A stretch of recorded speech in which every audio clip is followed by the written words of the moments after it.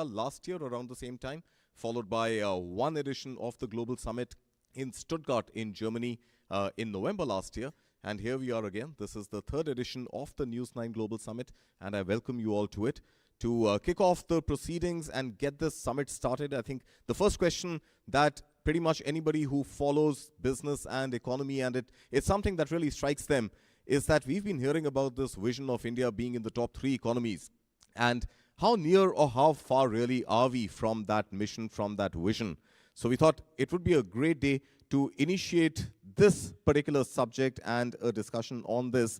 But first up, let's look at an AV on how near or how far really India is before we hear it directly from Mr. V. Anant Nageswaran, the Chief Economic Advisor of India, who will be joining us virtually, digitally, in just a few minutes. Thank you so much once again for joining us. Let's look at it. India in the top 3, how near, how far?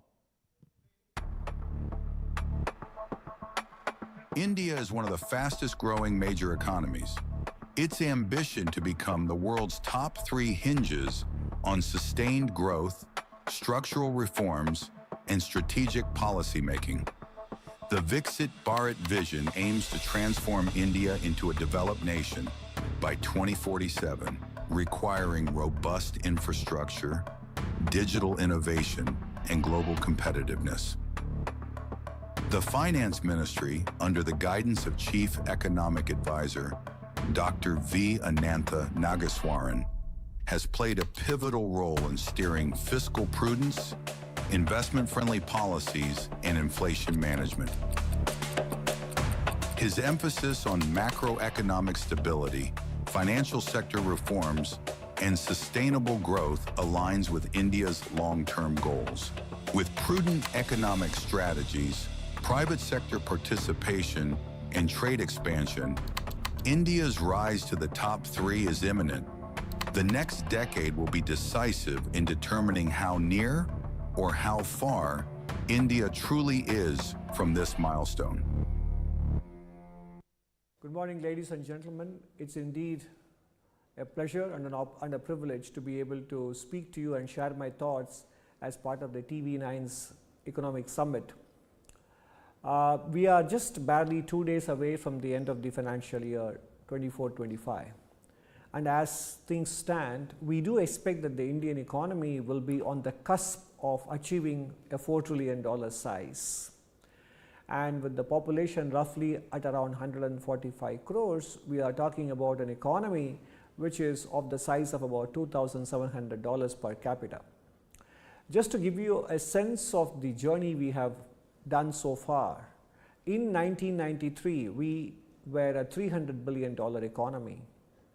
And today, 31 years later, we are more than 13 times the size that we were 3 decades earlier. Of course, there are other countries that may have achieved even greater growth, but then of course, India has also achieved it within the framework of debt sustainability, which some other countries may not necessarily have at this point. So there is much to be proud of what we have done. However, our journey is only half complete, because we are, as I said earlier, we are a country with a per capita of income of around $2,700 to $2,800. And to be able to reach even the middle income category, we need to achieve a per capita GDP of around $8,000 to $10,000, or by today's metric in the World Bank, it's somewhere around $11,000. That means we have to have a GDP size of between $12 and $15 trillion. And at the same time, the external environment has become more and more uncertain, volatile, and both geopolitical and geo-economic tensions have arisen. For example, in the first decade of the millennium, if you recall, 20 years earlier, many emerging market economies performed very well, and India was one of them. In fact, that was a time when the whole idea of BRICS came into existence, came into currency.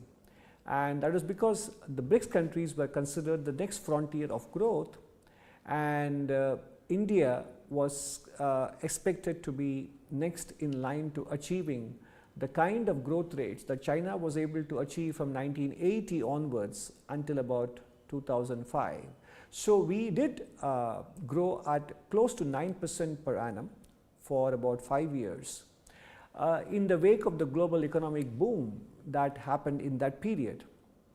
But the unsustainability of that boom resulted in the global financial crisis of 2008, and then developed countries had to drop interest rates down to zero, but somehow the kind of growth rate that we saw in that decade did not materialize in the developed world, and therefore our ability to grow our exports at the same pace that we could achieve in the first decade of the millennium, we couldn't sustain that in the second decade. And now today we are in the third decade, almost already halfway through, and it looks like the external environment for trade in the world has become that much more hazardous. Because if you look at the global trade policy uncertainty index, it is at a 10 or 12-year high. There is a greater sense of uncertainty, and at the same time, growth prospects in developed countries have become progressively weaker, partly because of aging, demographic profile, and partly because of the debt burdens they carry. So in this context, India has to therefore double down on domestic levers of growth, which is exactly what the budget announced in July 2024 and February 2025, both these budgets do that. What are the key policy priorities for India to be able to become the world's third largest economy from where we are today as the fifth largest economy? I think these, first thing to realize is that these metrics or milestones are only markers of progress. Ultimately, what we are interested in is to be able to achieve a certain living standard that people in our country can legitimately aspire for and are entitled to. If you look at the Edelman Trust Barometer for 2025, released sometime in January or February, what is interesting is this huge chasm that has developed between developed and developing countries. The ordinary people surveyed in this Edelman Trust Barometer survey in developed countries seem to have a very low trust of various institutions, social and economic and governance institutions in their countries. In contrast, in developing economies, including in India, the level of trust in the institutions of governance, society and the economy is much higher. The second thing where India stands out along with Saudi Arabia and China is the confidence that people have about the future. In these countries, the optimism about the future is very high, that coming generations will have a higher standard of living than generations gone by. Whereas in developed countries, the perception is the opposite, that future generations will have it worse than the previous generations. This contrast itself is something that India should be able to build on. In other words, the confidence that the youth of India have about their future is much higher than the confidence that youth in developed countries have about their own future. And confidence is a self-reinforcing and self-fulfilling phenomena. And we need to do whatever we can to repose to justify the trust and faith they have reposed on the economy, on the governance, that we will be able to deliver a better future. And that's exactly what the budgets do. As I said earlier, the government is seized of this responsibility that the public have reposed on them. So, what are the key policy priorities that we have and what the government's budgets attempt to do? The key priorities, of course, for a country of our size, there are plenty of policy priorities that are important, but I just, in the interest of time, I'll focus on just 5 of them. One is, of course, to ensure that the youthful demographic profile of the country is adequately educated and skilled. Because ultimately, the strength of India is its youthful demographic profile, and a productive, healthy youth population will be the key driver of economic growth. We have come a long way in terms of enrollments. Today, almost all children in India are able to complete schooling up to year 12.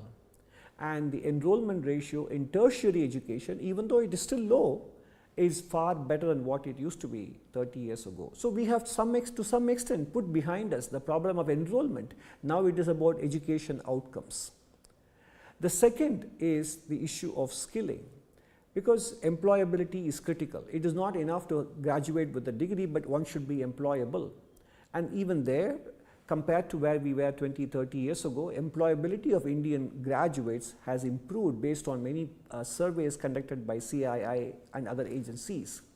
That is why if you look at the budgets of July 24 and February 2025, the emphasis on creating new AI centers of excellence, creating new higher number of medical college seats, and creating 5 centers for skilling with international collaboration, and then digital learning. All these, apart from the fact that the new education policy announced in 2020 provides for flexibility in curriculum and more learning choices for students, etc., all of these things constitute a viable policy package to ensure that education and skilling are done in a manner such that our youth are able to continue to contribute to GDP growth and benefit from it. The second priority is, of course, small and medium enterprises. Unless we have a viable small and medium enterprise sector, what in German language is called the Mittelstand, there is no manufacturing share of GDP prospect going higher. We need to ensure that SMEs constitute the backbone of the Indian economy, because that is what the development experience of other countries like Switzerland, Japan, Germany and the UK tell us. And that is why this government, ever since it came to office in 2014, has been consistently working to ensure availability of credit, skilling and training MSME entrepreneurs, providing credit guarantees, and also raising the thresholds for what constitutes MSME enterprises such that there is no fear of growth, and mandating that government enterprises, government ministries, etc., make sure that they pay MSME companies on time such that their working capital needs are met, and going to the extent of amending the tax law such that payments due to MSMEs can be counted as a tax deductible expenditure only when the payment is actually made, so that it incentivizes the large corporate buyers to pay their MSME suppliers on time. So various measures have been taken to ensure that MSMEs constitute a viable section of the economy. And the recent policy thrust with respect to MSMEs, apart from the financial side, is to ensure that the ease of doing business is specifically directed at micro, small and medium enterprises, removing the various obstacles and hurdles and barriers that raise their cost of doing business and reduce the bandwidth available to them to concentrate on their business development, which is now currently occupied in terms of compliance and inspection obligations. So that is the focus that the government is working on by with the announcement of a constitution of a high-level committee on regulatory reforms, which will follow very soon. Then the third priority is about boosting agricultural productivity. India has a large number of the population dependent on agriculture for livelihood. At the same time, India's agricultural yield is far below international averages, let alone best in class in the world. Therefore, agriculture is not an industry of the past, and as the economic survey says, it is an industry of the future, which means there is still room to extract additional 0.5 to 0.75% of growth for the economy from agriculture by boosting productivity, which means it's about ensuring that we have much more land covered by irrigation and that farmers are empowered both with respect to information and with respect to pricing and production choices, etc. So therefore, the announcement of the National Krishi Mission, Edible Oil Mission, and the development of climate resistant seeds, apart from the the monthly cash payments that are being made to farmers, etc., the Kisan Samman. So I think the emphasis is on ensuring that agriculture is able to witness a green revolution 2.0, particularly in the context of the global warming that India will also experience. And that is my fourth aspect of my discussion, which is that the energy, climate change, global warming. India is in the forefront of G20 countries in terms of meeting or even exceeding its nationally determined contribution. The amount of addition we have been able to make towards renewable energy capacity is immense in the last several years. At the same time, we also understand that development has happened historically because of cheap energy, and therefore both energy security and energy affordability are very important for India's growth and development aspirations. Historically, developed countries have grown on the strength of two parameters. One is technology, the second is cheap and abundant energy. We should not forget that. And climate change is something that will be with us even if emissions mitigation do not happen from today onwards, because the stock of greenhouse gases in the atmosphere will ensure that the world continues to warm for the next 20, 30 years.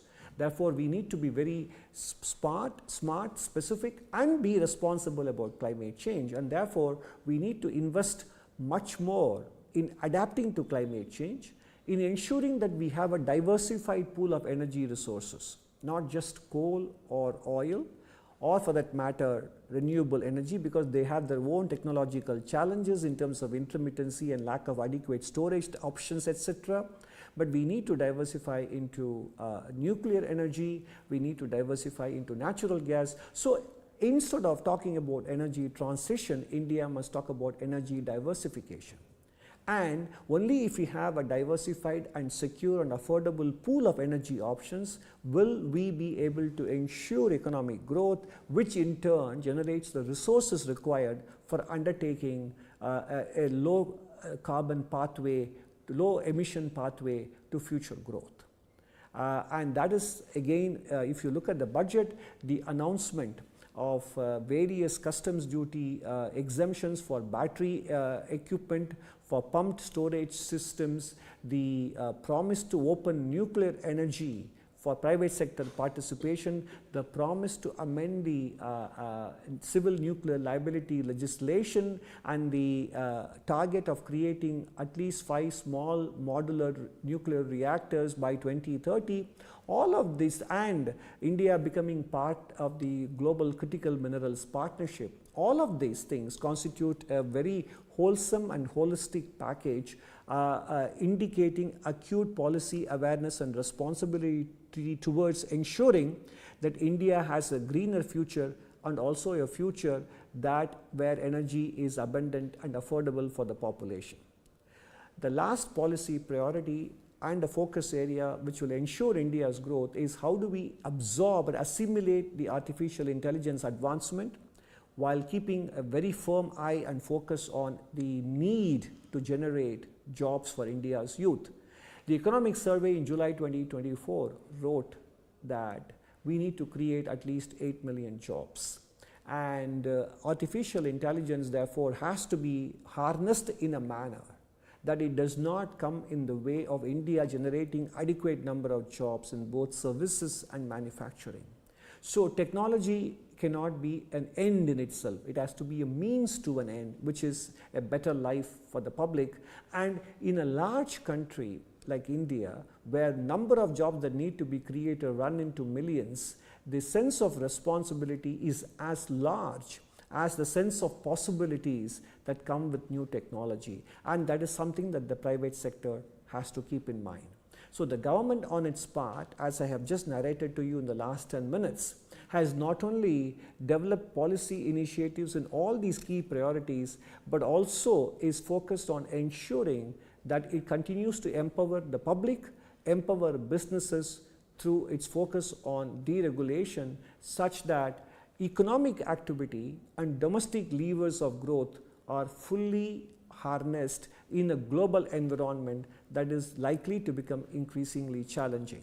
I think India is capable of rising to the occasion and be able to stand out as it already does with its high growth rates, with sustained economic growth and sustained improvement in living standards. Our track record over the last 30 years is testimony to the potential, the possibilities, and the capabilities that India has in ensuring a better life for the future. And that is what our citizens are expecting us to deliver, and that is the track record is what has given them the confidence that we will continue to do so, and the government is determined to ensure that their confidence is fully repaid in terms of actual delivery and performance with rising living standards. Thank you once again for the opportunity to share my thoughts with you. I wish the rest of the day's proceedings all success. Thank you very much. Well, thank you very much to India's Chief Economic Advisor, V. Anant Nageshwaran. And before we dip into the next session, the first session of this day 2 of the News9 Global Summit, I welcome you all to this important critical hall of the Bharat Mandapam, where different agreements were signed during the G20 in 2023 as well. But as I said, the first critical session of the day 2 is India in the New World Order. Let's dip into the introduction before we begin the discussion. In the rapidly evolving global landscape, India is emerging as a key player in shaping the New World Order. With its growing economic strength, demographic dividend, and strategic autonomy, India is positioning itself as a bridge between the global south and advanced economies. The rise of multipolarity, geopolitical tensions present both challenges and opportunities. Under Prime Minister Narendra Modi's leadership, India has pursued an assertive foreign policy, while championing the interests of developing nations.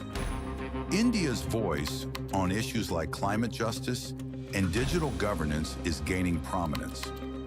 Balancing strategic partnerships with non-aligned pragmatism, India is navigating the complexities of rivalry, regional security, and economic resilience. By leveraging its soft power and democratic values, India is poised to play a defining role in the 21st century world order. Let's discuss India in the New World Order.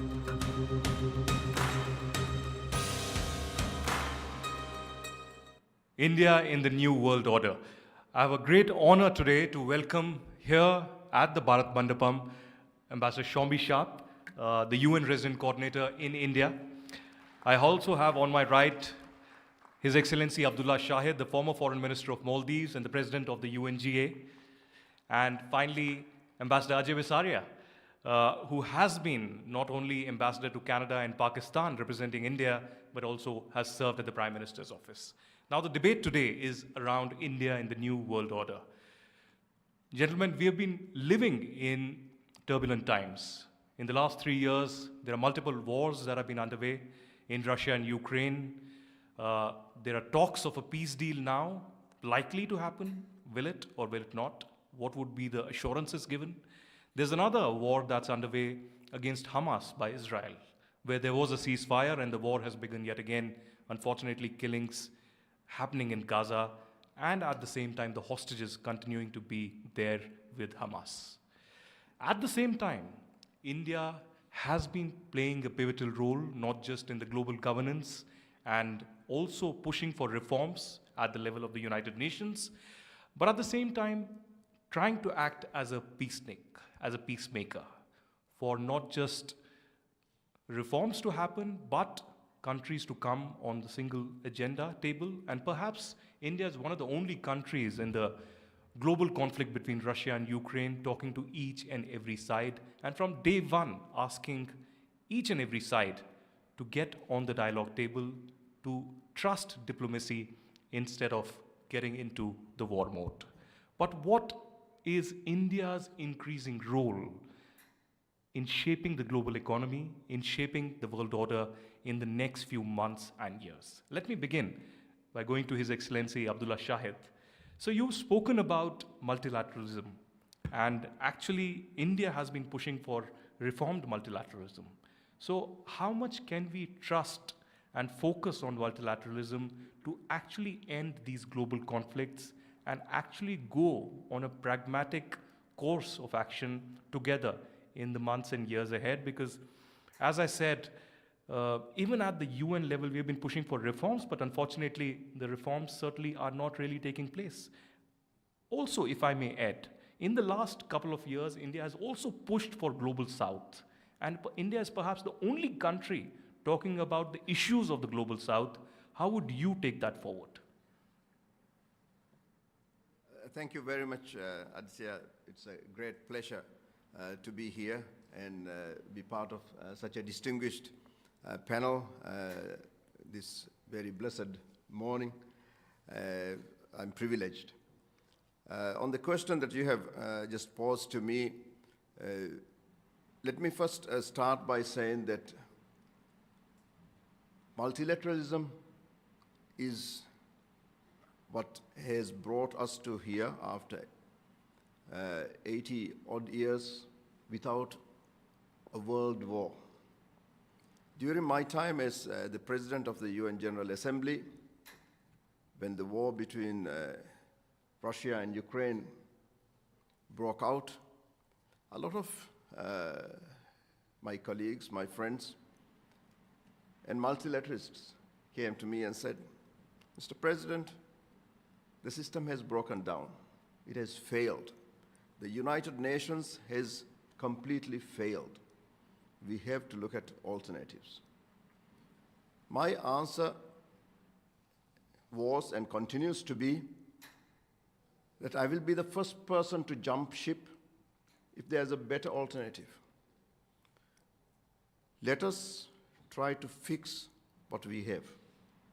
Let us identify the issues that has brought us to where we are today.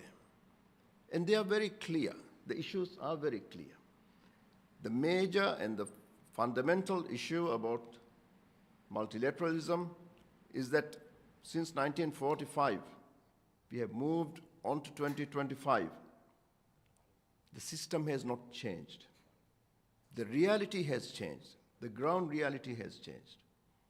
The number of states around the table at the United Nations as member states, more than a majority of the states were not there when the Charter was ratified. We were not part of it. We can be termed as Klingons. It's a winners' club. And we are just, of course, India, although India was not an independent country in 1945, you are a founding member of the United Nations. But a majority of the countries in the Pacific, in Africa, in Asia, Latin America, and so on, we are Klingons. We are just clinging on to a winners' club.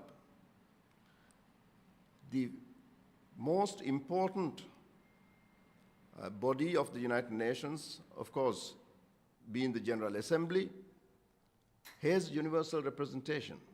It has universal powers. But the Security Council, where the enforcement measures are, is completely out of order. It does not represent the current ground reality of the world. A continent, the continent of Africa, is not represented in the Permanent Five. It's an utter shame. The Global South has completely been sidelined in the Security Council. It's an utter shame. India must be a member, a permanent member of the Security Council. Without representing 1.4 billion people and the strong economic powerhouse that you have here, the United Nations Security Council is not representative. And that is where the problem is. India, when we look at India and the emerging new world order, I think India has been the one country which has led by example how the new world order should be. And this was most clearly spelled out during the G20 presidency of India, the theme that the Indian government came up with, Vasudhaiva Kutumbakam, one earth, one family, one future. This is what the new world order should be. That is where we will be moving on to. Because the issues that we are facing today, the major issues, they do not know the boundaries, political boundaries that we have instilled. Climate change. My country is facing an existential threat. Our people, my country did not contribute to global warming, but we are going to be the first people to go underwater and completely get him wiped off the earth, on the face of the earth. So for climate change, we don't know. The issue does not recognize the national boundaries that we have erected. Recently, we went through COVID-19. The artificial national boundaries were not recognized by the virus. It moved around, killed millions around the world. What I'm trying to say and recognize is that solutions can come only through the concept of one earth, one family, one future, which has been so clearly spelled out in the Indian G20 presidency. Indian G20 presidency let the global south feel that we are part of this presidency. And that made us be more comfortable. Let me also point out that during my presidency of the UN, I traveled to different corners of the world, reached out to many remote areas in Africa, in the Pacific, the Caribbean, and many areas. I was impressed by how India has touched these countries so far away from you, how you have touched these countries during the very dark days of COVID-19 pandemic. Many prime ministers and presidents told me that it was India who came to us and provided us with the much needed vaccine. India did not need to do that, but you did, because it is in you that you don't take care of only yourselves, but you do take care of your neighbors, and whenever you can, you reach out to the rest of the world. And that is why, as the Prime Minister spoke yesterday, you led the creation of the Solar Alliance. That is why you led the creation of the Coalition for Disaster Resilient Infrastructure. These are what would make the new international order survive and be the stage which will take us from where we are, which is an era of complete chaos and ultra-nationalism and selfishness. But we want to move on to an era of one earth, one family, and one future. Thank you. Thank you very much, His Excellency Abdullah Shahid. But just like you mentioned, the tagline of the G20 in India's presidency, another critical issue that we are facing, and perhaps is a global fight in truly the sense, is climate change and climate justice. I want to come across to Shombi Sharp on this particular issue. You recently said that climate justice is about balancing adaptation and mitigation. But I understand that there are legal and moral obligations that countries really have. But how do we enter a cohesive fight in this arena when there are still climate finance disparities, when there are countries, developed countries if I must say so, who are really not keen or interested in fighting climate change, or actually contributing, instead pushing for more fossil fuels? And in fact, recently, after the Trump presidency, we had the US administration talk about pulling off from several of the treaties on environment and climate change. Additionally, I must also ask you, how do you see, you've been in India and you have said that you are truly a Dilli wala now, so how do you see India's contribution on the Sustainable Development Goals? Thank you. Thank you very much, Aditya, and really truly an honor to join Excellency Abdul Shahid. It seems like yesterday you were here on mission as President of the UN General Assembly, how time flies, and Ambassador Basaria as well. So aap sabhi ko UN Parivar ki taraf se mera namaskar to everybody. I think that, first of all, just in terms of the big picture, I fully agree with everything that His Excellency Shahid has said. You know, this is meant to be a milestone year. This is the 80th anniversary year of the United Nations. The very concept of countries coming together, you know, collective solutions to common challenges, and born out of the ashes of the Second World War.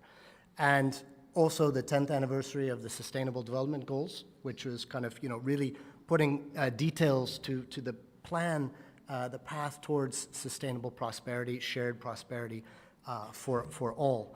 I think that, you know, as you're sort of mentioning, unfortunately, we also seem to be hitting another unexpected milestone, which is that suddenly many powers are kind of withdrawing from the collective space, from the very concept of multilateralism. I think it's, I don't know if it was John Lennon or Vladimir Lenin, one of the Lenin brothers, who said, you know, life is what happens when you're busy making plans. And this seems to be happening now in a very fast and negative way. So precisely at the time when we are seeing climate impact, we're, as the Secretary General says, it's not climate you know, change or warming, it's boiling. If you want to find, look at the hottest year, you look at the last year. The hottest 5 years, the last 5 years. It didn't used to be like that. And can you imagine that our children in the future will look back, and when they see this 50 degrees centigrade in Delhi, they'll think, wow, that was so cool. You know, what is it going to be for them? Is it going to be 60 degrees? I don't know. But we are on a very, very bad path at the moment. So this is precisely when we need to be coming together. You know, the glaciers, the Himalayan glaciers, 2 billion people rely on that, the kind of the third pole. And yet there are estimates that those glaciers could be gone, or rather, you know, 80% gone by end of the century. I mean, what sort of world are we looking at? At the same time, climate justice is fundamentally important, and the right to development is fundamentally important. And this is where India, I think, has really staked a very strong leadership position, and we've seen this playing out. I first, you know, arrived in India just after COP26. India put forward the very ambitious Panchamrit targets and 500 gigawatts of renewable energy, which will be very, very difficult to achieve. At the same time, recognizing the right to development of a very, of a large, growing, aspirational population with, say, 2/3 of India's cities yet to be built. So this has to be balanced, and I think India is pursuing a very, as the Chief Economic Advisor Nageswaran was saying, you know, a very balanced and purpose-driven path in that regard, balancing the need for disaster-resilient infrastructure with the need to really amplify a green transition. So we don't see probably anywhere else more exciting investments in terms of renewable energy at such scale now as here in India, in terms of renewable energy, electric mobility, electric vehicles, green hydrogen mission, you name it. And at the same time, though, people in India, people of the Global South, as India very rightly says, absolutely deserve and need the right to development, need the infrastructure, need energy security, need you know, decent jobs, all of these things that the high-income countries of the world were able to attain in a very non-green growth path. So India has contributed, as was mentioned, I think only 5% to the global sort of emissions budget, and yet 18% of the world's population. So I think it's a very right and proper message that India is bringing. But beyond that, and the G20 presidency, we saw how much aligned that was with the Sustainable Development Goals. But beyond that, India is also is showing, it's demonstrating how to achieve important development solutions at enormous scale. And you mentioned about the Sustainable Development Goals. This is a time when we need to come together around the 2030 objectives more than ever before, not move away from it. And I believe we see that the 2030, 2030 agenda is basically a stepping stone on the same path to 2047, to Viksit Bharat. These are the same, this is the same path, right? And so India is bringing to bear, for the benefit also of other countries, through South-South cooperation, through a number of different initiatives, not just voice for the Global South, but solutions for the Global South. And not only the Global South. We see the world-class, world-leading digital public infrastructure, the ability to provide efficient, effective, accountable public services at scale that has no bounds. We've seen digital financial inclusion for women, for example.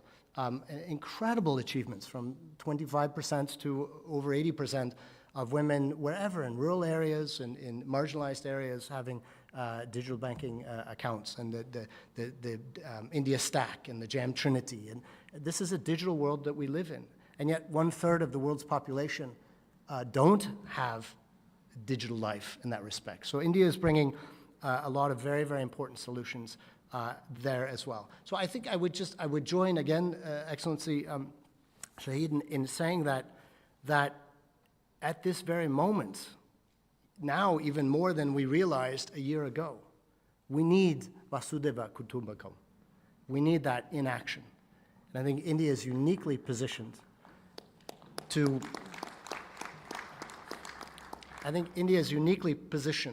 be a very important player in all dimensions of that, whether it's the peace and security or whether it's the development, right to development. And I think we're seeing that in action, and that's why it is so very important to be having this conversation right now, right here in India. Thank you. Thank you very much, Ambassador Shombi Sharp. From global conflicts and climate justice, the fight for climate change, to another bigger issue, at least in the last 3 months, that is the international trade wars. Ambassador Bisaria, I'm tempted to ask you a question on the forthcoming elections in Canada, and also, with Balochistan boiling, on what your views are on Pakistan, but I'll hold on my thought and first ask you on the bigger critical question on the international trade wars. Only this morning, the Foreign Secretary of India, Vikram Misri, has had a conversation with Deputy Secretary of the US State Department, Christopher Landau, and it says that they discussed ongoing efforts to reduce barriers to achieve a fair and balanced bilateral trade relationship, strengthen collaboration in defense technology, and boost security and prosperity through the Indo-Pacific. Trump also came out with a statement just a few hours ago, and he said, India is very smart, Prime Minister Modi is very smart, and it's going to be good, and we are going to perhaps resolve whatever this is between India and US. How are we going to resolve the tariff challenge with America? Thank you, Aditya. Thank you for that question, and great to be part of this very important conversation. Before we get on to tariff wars and D-Day coming on the 2nd of April, yes, and try to crystal ball gaze into what exactly will happen, I think I'd like to add to what Excellency Shahid and Ambassador Sharp said about the state of the global order. Yes. And, from India's point of view, the world has been in geopolitical flux pretty much since the end of the Cold War in the 90s.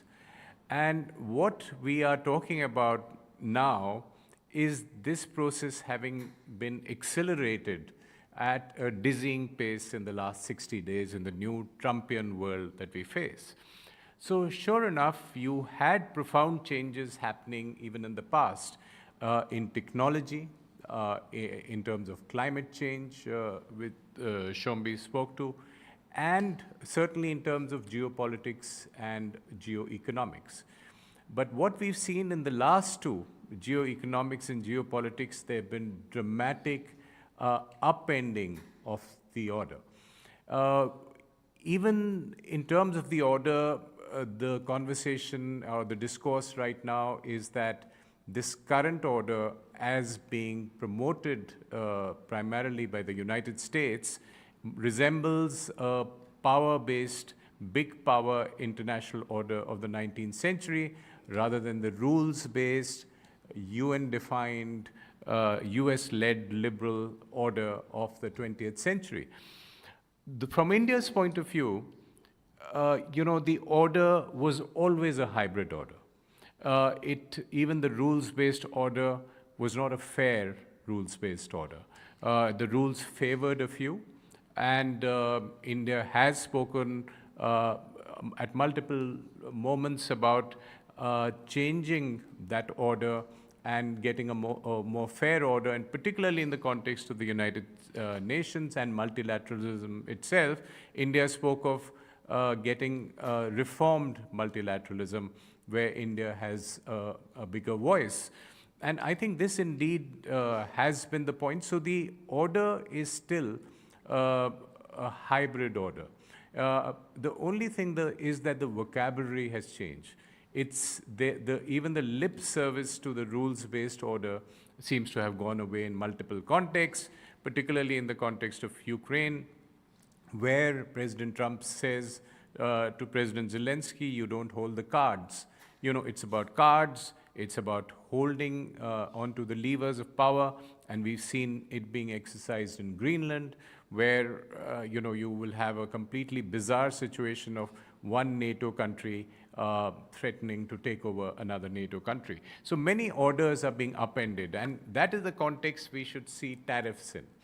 And for all the disruptions of the Trumpian order, the positives is that the president seems to want to end the shooting wars, but he's certainly willing to start the tariff wars. And for India and for multiple other countries, this is serious. For instance, you mentioned Canada.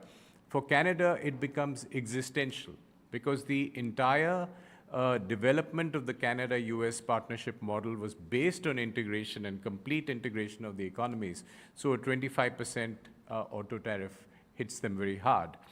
India adopted a different view. And there was a discourse in India that, perhaps India should wait and watch how the Trumpian world and tariffs unfold before addressing the issue. But India decided to take it head on and to preempt conversations by talking to the United States. What will happen on the 2nd of April? Perhaps a unilateral tariff, but at least the conversation is about India and the US developing a trade agreement, a bilateral trade agreement, a limited trade agreement by September, hopefully, when President Trump might be here for a Quad summit. So India is taking on the issue head on. And the impact on the Indian economy won't be so dramatic as for many other trading partners of the US.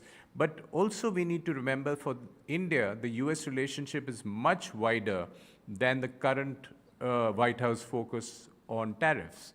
There is energy, there's defense, there's technology, and there is a strategic partnership at play here. So I think India is taking the big picture view, and I think India is pretty much factored in the uncertainties of what might happen on the 2nd of April, whether it's a unilateral tariff or India gets an exemption to continue the conversation on the trade deal. We'll have to see. Ambassador Visaria, let me actually, I can't let you go without actually commenting on Pakistan. So in the context of, India-Taliban conversations that have happened, we heard Vikram Misri, go there. We have Minister Piyush Goyal joining us here. Very welcome, sir. Yeah. Get another chair. Sir, yeah. Please.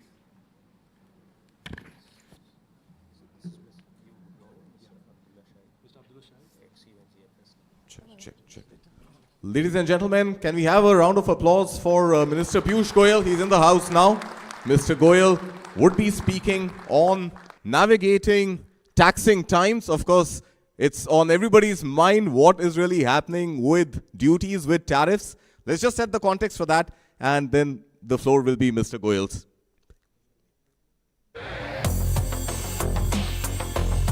In an era marked by shifting global dynamics and rising protectionism, India is navigating taxing times.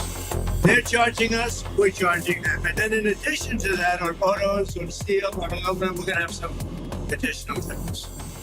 It requires strategic foresight and adept policymaking.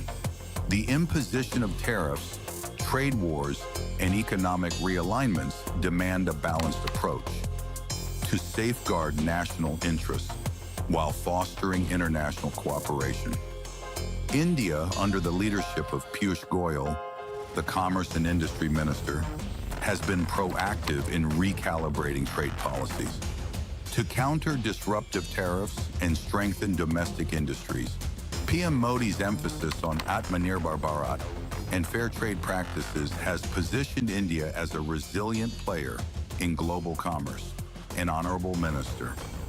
By renegotiating trade agreements and engaging in multilateral forums is mitigating the impact of punitive tariffs.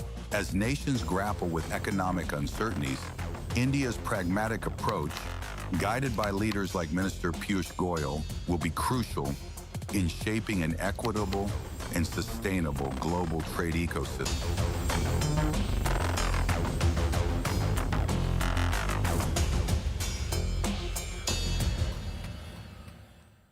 Minister Goyal, sir, thank you so much for joining us here on the News9 Global Summit. Let's have another round of applause for Minister Goyal, who joins us now.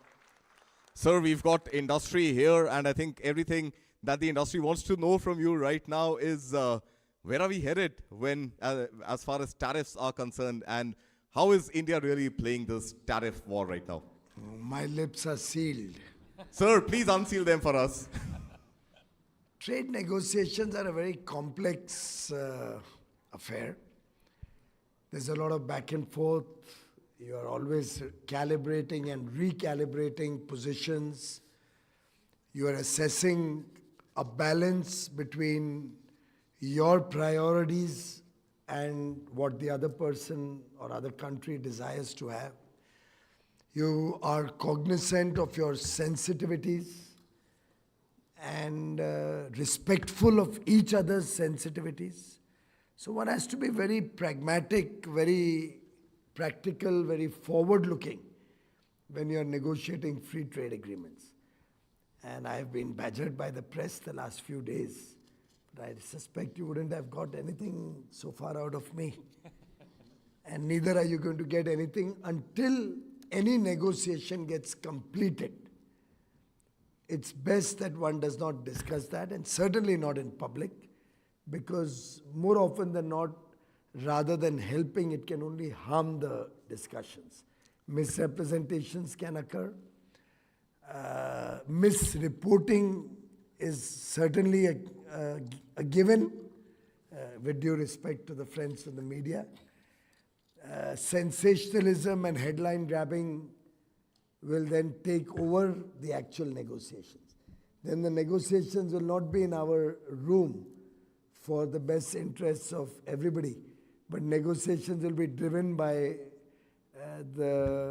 like you have the media trial, we'll have media negotiations going on. So we'll not push you on the negotiation, sir, but the first tranche, fall of 2025, is what we know. Are we on track, sir, after Mr. Lynch has concluded the first round of talks here in India? Does it seem to be that India and US are on track to at least conclude the first tranche of an agreement by fall of 2025? We are always on track. And our effort is that the train should never get derailed. Just like in a aircraft, there may be occasional turbulence when the pilot tells you to strap your seatbelt. And then after a few moments, it goes away and you're back to normal and you can even use the restroom. Yes, sir. I know you're talking about the commander and the pilot. and, We know the commander is completely in control, and so is the pilot in And this case. if I may complete, and ultimately, the commander takes you down to a safe landing. And then you have many, many, many, many more safe and successful travels to do, as we all do. Well, let's hear it for the commander and the pilot. Well, of course, the pilot is here with us. The commander was here with us yesterday. But, so we'll And be I can happy assure you the commander is completely in command. He knows what is best for India. And you have seen the astute leadership he has demonstrated over the last many years, over a decade now, more particularly in the current discussions.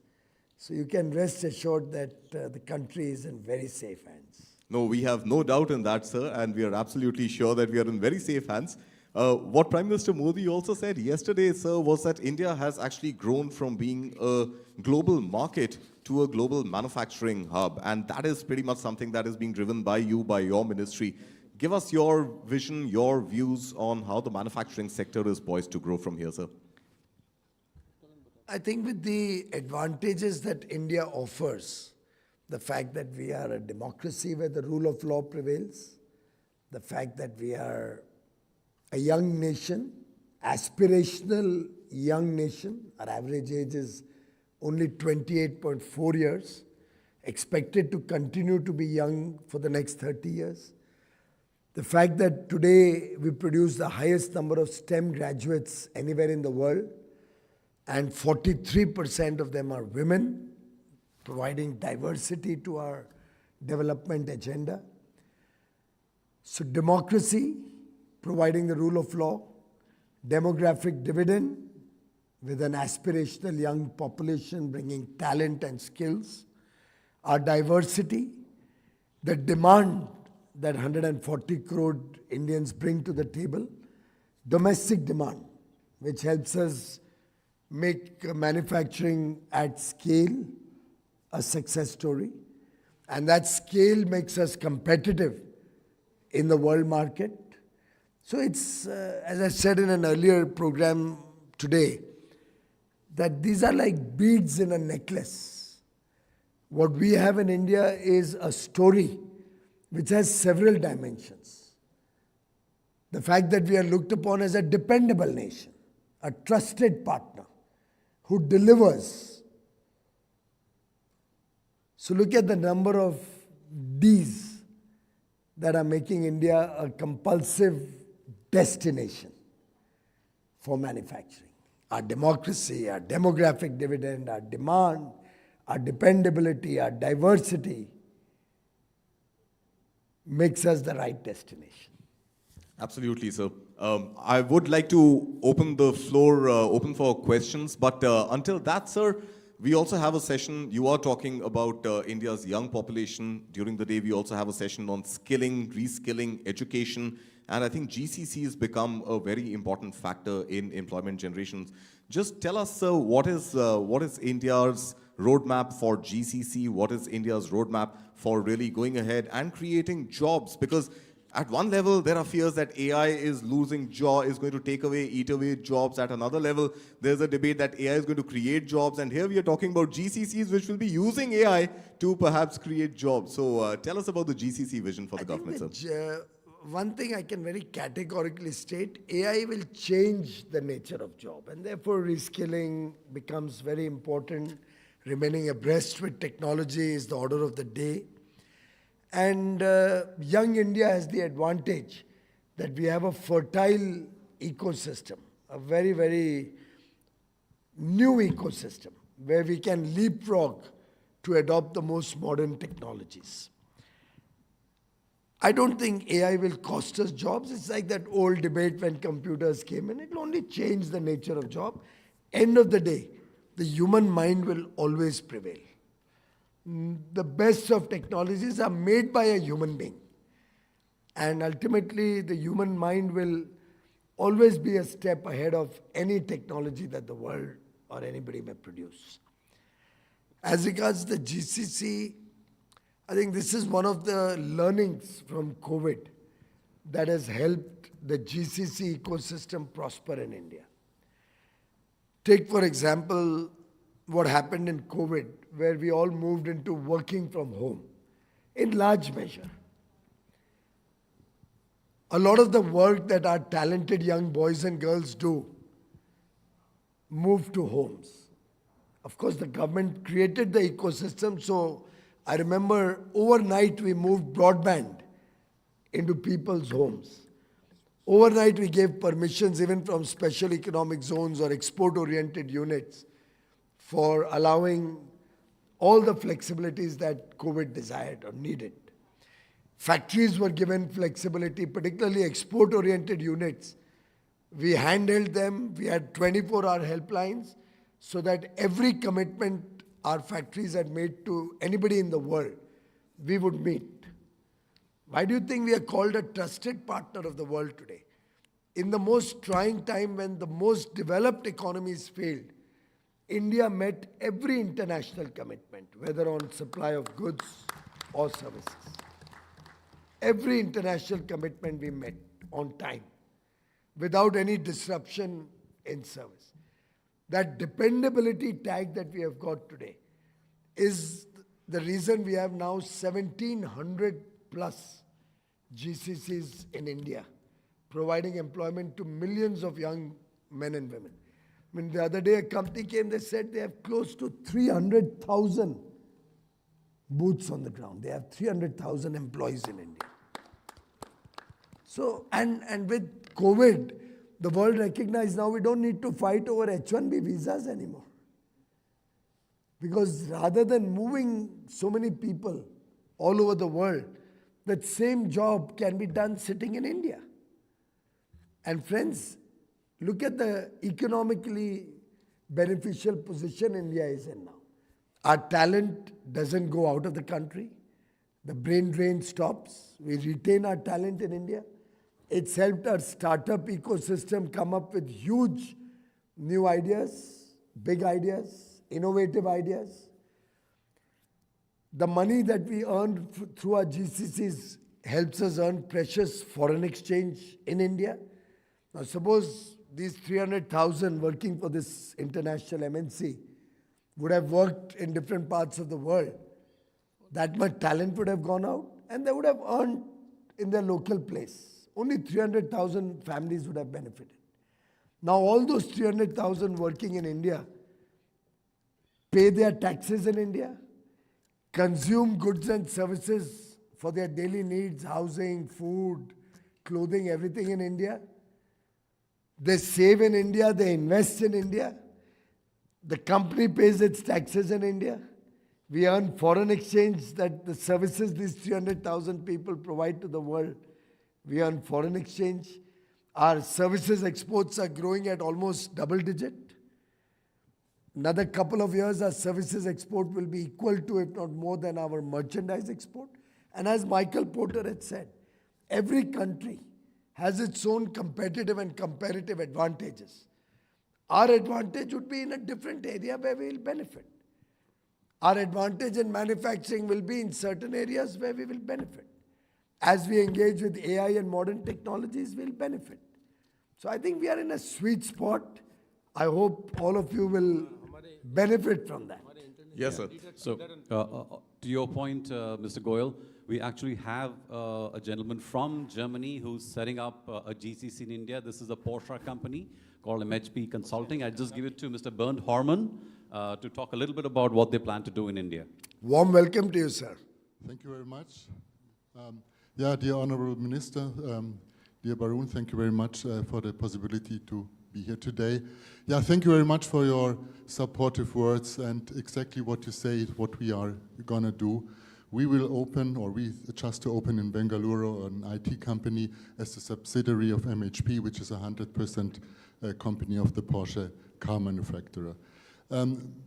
My name is Bernd Hermann. I did the same last 15 years in Romania. We opened up a company there, and the next logical step was to go where the right place is, and this is India. So we are starting in India our activities now this year, and this was always my journey of global delivery.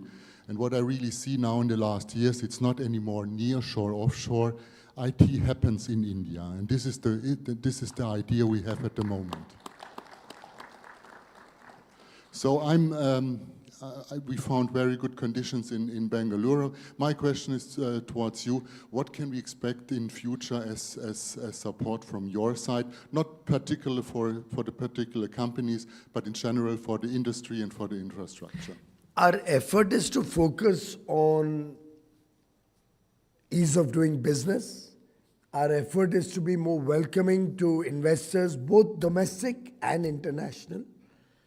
Our effort is to make sure that we can improve the infrastructure, which includes our digital infrastructure. So we are already probably the world's fastest rollout of 5G is happening in India. And we already started work on a 6G bed so that we remain most contemporary and help companies like yours which need that high-speed connectivity to get at affordable prices. In fact, the price of broadband in India would probably be 1/10 of what it would be in Germany or anywhere in Europe, if not even less than that. So I think our effort and our support would be in the form of being more welcoming, with an open door policy, hand-holding you through Invest India. If you have any issues where you need help with the government or with any other body in the country, our effort will be to ensure that the rule of law prevails, which our democracy proudly flaunts. Another D, by the way, the rule of law that democracy provides, where there will be non-discrimination with domestic or international investors or between businesses. You always have the confidence that justice would be at your doorstep, justice would be available to you. And that's a big comforting factor, that you cannot be discriminated against, you cannot be wronged. And justice will always be available. You have a vibrant media, very ferociously independent judiciary, a responsible bureaucracy, which has to work within the ambit of the law of the land and the constitution. And what Prime Minister Modi is bringing to the table is another D, and that's decisive leadership, willing to take strong decisions to transform the nation, reform our processes, and help you perform. Thank you. Thank you very much. So from somebody who's building a GCC in India to perhaps somebody who may end up constructing one, sir, I'd like to introduce to your left is Mr. Abhishek Kapoor. He's the MD of Puravankara Group, based out of Bangalore. I think he has a question for you. Sir, given what's happening globally and our strength now with Prime Minister Modi positioning us where we are today, do we think that in this current trade environment and with the big T playing the whole world the way it is, the new variable in the global equation, do you think that we will gain more traction in Make in India and in not just from the US but from other parts of the world? Well, I think every country always has to protect its own interests. Just like we have India first, I think every country has the right to protect its national interest. We see nothing wrong in America first. We will take care of India first. And as the Honorable Prime Minister said, together we are a force multiplier. Two democracies, large democracies, one very large, the world's largest economy, one aspiring to become the third largest in the next 2.5 years. Fastest growing large economy with a big talent and skill pool, which complements the American growth story, which is not confrontational, which is not in competition, because what the US with an $82,000 per capita economy can produce is very vastly different from what India with a $3,000 per capita income can offer.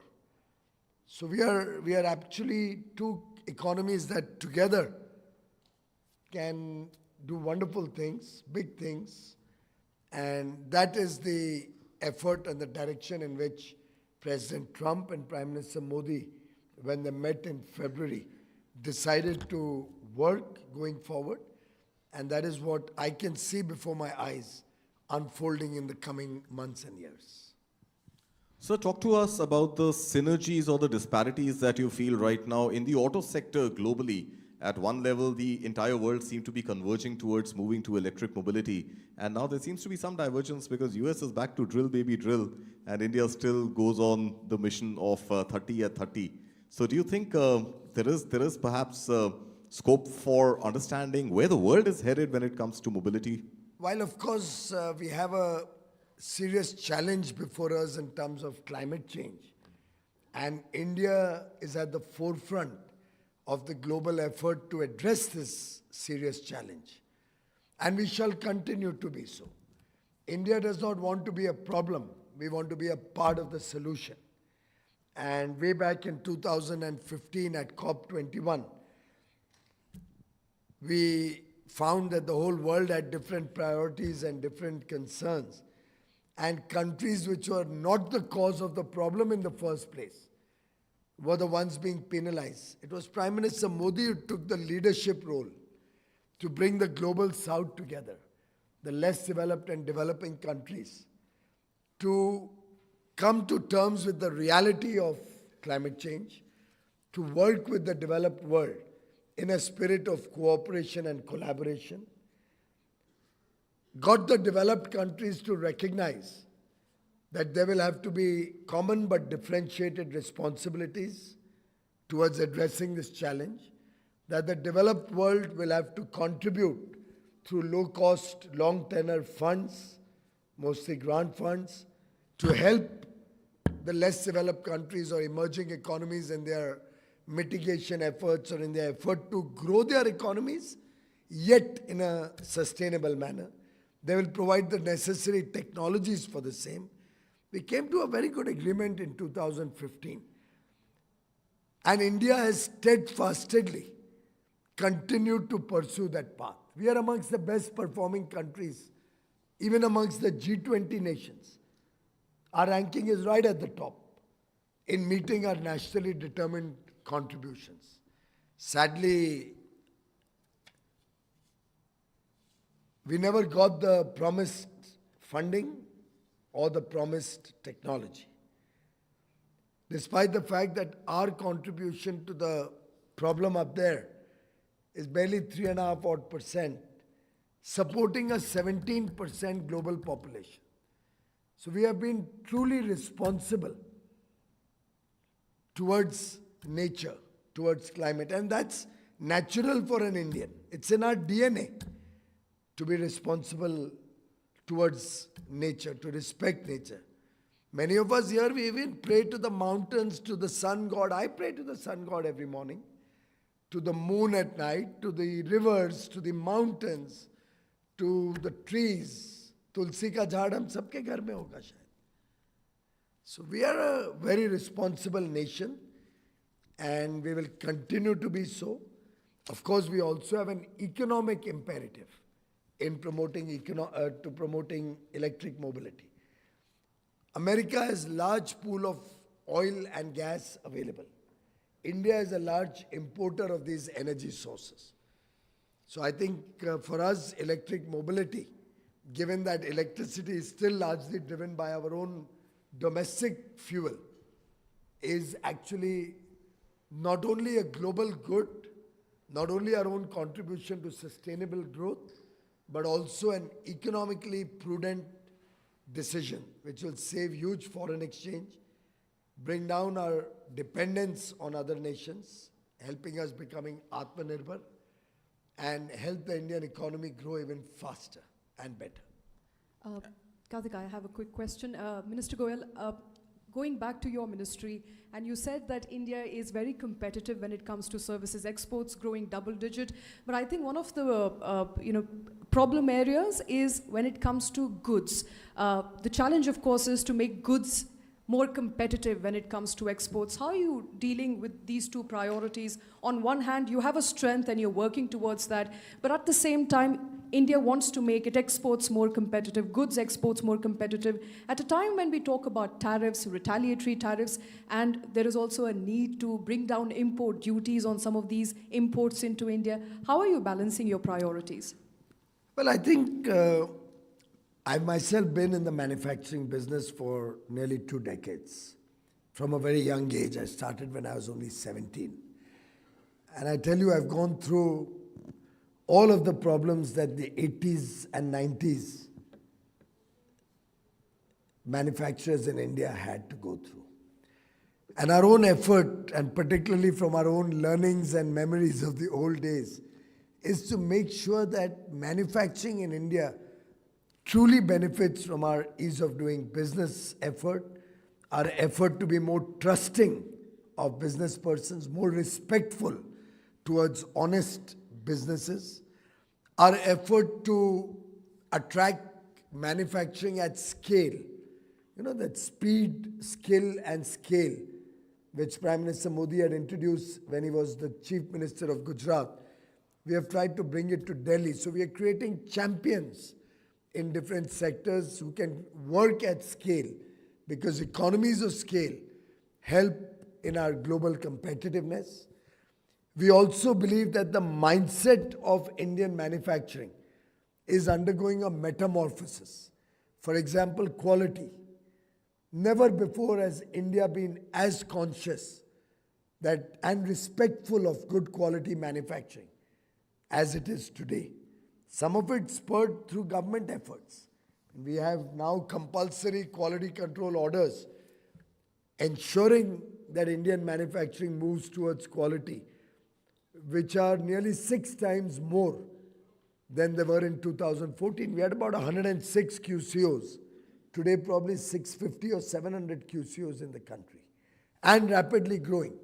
The idea is not to create roadblocks, but to create the culture of quality amongst Indian manufacturers and consumers. What some countries did is dump goods in India, substandard products, at predatory prices, literally killing Indian manufacturing. Because ultimately, how long will somebody be able to survive through honest business when somebody is subsidizing their exports to India massively and the consumer is getting often substandard goods at such prices at never before prices? And this kind of work by some of our neighbors and some countries in the world has really hurt Indian manufacturing. We are trying to make sure we can put an end to that. We are handholding and supporting Indian manufacturing through these turbulent times. And what I have always looked at, this kind of predatory pricing and this kind of dumping of goods, is that this is like an opium. And I've said it on many public forums before. We have to wean away the Indian consumer from this opium also. Because this then becomes ingrained in the Indian consumer's mind. He doesn't recognize that the Hawaii chappal that he buys or a footwear that he buys may look seemingly cheap, but is only going to last him a few months. But if he buys a good quality product, and quality is never expensive. Quality is not difficult to maintain. In fact, maintaining quality, you reduce waste, you can get better scale, you can capture bigger markets, and ultimately a quality product will always be cheaper than a low quality product. But it's that education and that understanding that sometimes becomes difficult, which we are trying to take and get the whole Indian ecosystem to absorb. And before I let you go, sir, can I just ask you one final question about good quality manufacturing? Just one sec, sir. Good quality manufacturing of Tesla cars or BYD cars happening in India anytime soon, sir? everything that we will do will be in national interest. Thank you. Thank you so much for your time, sir.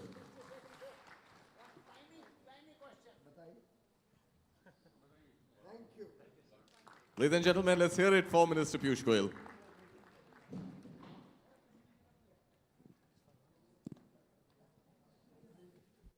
Aditya, I'll request you to continue from where you picked up and conclude. We will be moving to the next session from here. My apologies to the panelists to cut short because of the Union Cabinet Minister's entry to this hall. But yes, we were talking about tariffs, and he is the man in action negotiating the tariffs with the US government. But I was coming to you, Ambassador Ajay Bisaria. We have just about 5 or 10 minutes more. Ambassador Bisaria, what are your thoughts on the current boiling situation in Pakistan, particularly Balochistan, which shares a border with Iran as well, and they've had a hot and cold problematic relationship as well. Because this is at the borders of India, this has repercussions on the CPEC, this has repercussions on the Gwadar port, this has repercussions on the connectivity in this new international order that we are talking about. And in many ways, this has repercussions also on the IMEC connectivity corridor that's being thought about, and there's been brief hiatus because of the Israel-Hamas war. So the current boiling situation over the last 3 years in Balochistan, in the last couple of weeks itself, we've seen a lot of attacks taking place. Are you seeing this as a minor deviation from what we have seen in Pakistan? Or do you see that this is perhaps the beginning of a larger rebellion or confrontation that the Pakistani deep state will face at a time when they are seeing an economic collapse, a political turmoil, and the security situation, particularly in Balochistan and Khyber Pakhtunkhwa, worsening? I think what is happening in Balochistan and in fact more broadly on Pakistan's western border is a manifestation of the dysfunction of the Pakistani state. Its writ does not extend deeply in a lot of the periphery. It's also a mindset issue. The Punjabi center views the rest of the provinces as periphery, and events there have to be handled with a sledgehammer rather than with careful negotiation. And to some extent, it's also the failure of the Pakistani state to negotiate with, dissenters in a democratic way. It is always seen as a law and order problem, and typically the insurgencies have a civil unrest element, which is organic and real people protesting real issues, and also has a militant element. But painting the whole dissent as a militant challenge to the army is part of the problem. And since it's the army that is really governing the state and making these decisions, when you have a hammer, every problem looks like a nail. And what it is taking Pakistan towards is deepening the poly crisis. You mentioned it has multiple elements: an economic crisis, a political crisis, a civil military problem, and a problem of decreasing faith in the military as an institution which continues to govern Pakistan. So I think while we are seeing the security, it's in the news cycle, the security attacks, because they're so brazen, hijacking an entire train with 500 people is something really, really brazen, even by Pakistan standards. But what it really shows is a deterioration, but it is not yet a collapse, because the Pakistani state and particularly the military has the ability to control much of these problems. And unfortunately, for its people, it does so in a very, very hard power using sort of way, rather than democratically negotiate the dissension. Let's not, of course, forget that two of the most leading Baloch voices, peaceful protesters, Mahrang Baloch and Samidin Baloch, have been arrested, and there's been a move to crush democratic, peaceful protests in Balochistan. But for those listening here, I would tell them to actually read Anger Management by Ajay Bisaria to actually know about the diplomatic discourse between India and Pakistan in recent times and the history around it. But let me go across to Shombi Sharp again. One of the other critical issues in the last few months, or should I say a couple of years, and ever since Trump presidency, is about illegal immigration, is about xenophobia as well, but there's a deep divide over it. There's one concern over radicalization and certain elements entering the borders of Europe and United States and many other countries, creating problems. We've seen many unfortunate attacks taking place, car rammings taking place that have been associated, unfortunately, with illegal immigrants. On the other side, there is a huge push of these migrants coming in from Ukraine, one for Europe, and secondly from Palestine as well, and other parts of the globe where conflicts have been unfolding. What's the solution to this? Is there a global consensus that can certainly be achieved in tackling, the fear of the foreigner? Thank you. I think that, absolutely, first of all, just to live in the world of facts, in the U.S., migrants, including undocumented, are on average much more law-abiding than the broader citizenry. So I think we can all be very easily swayed by headlines. One can read a terrible headline about a plane crashing and then conclude I should be driving instead of flying in a plane.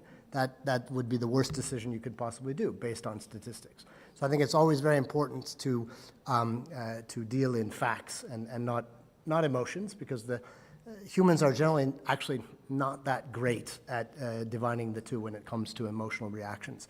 But I think this just really speaks to several things. First of all, the critical importance, as we were discussing before, about and the India's G20 presidency really focused a light on this.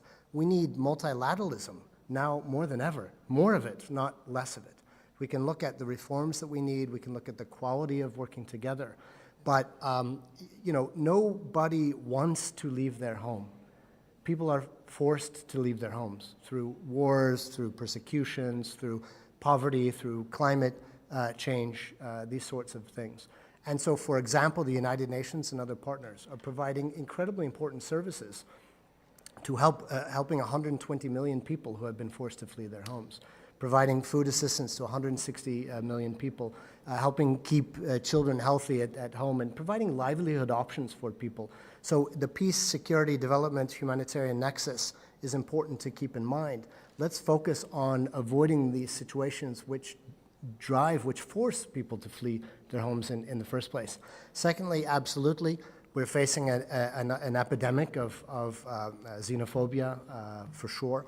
And I think that the role of the digital world that we're living in, social media, for example, is just exacerbating that. It's very easily weaponized.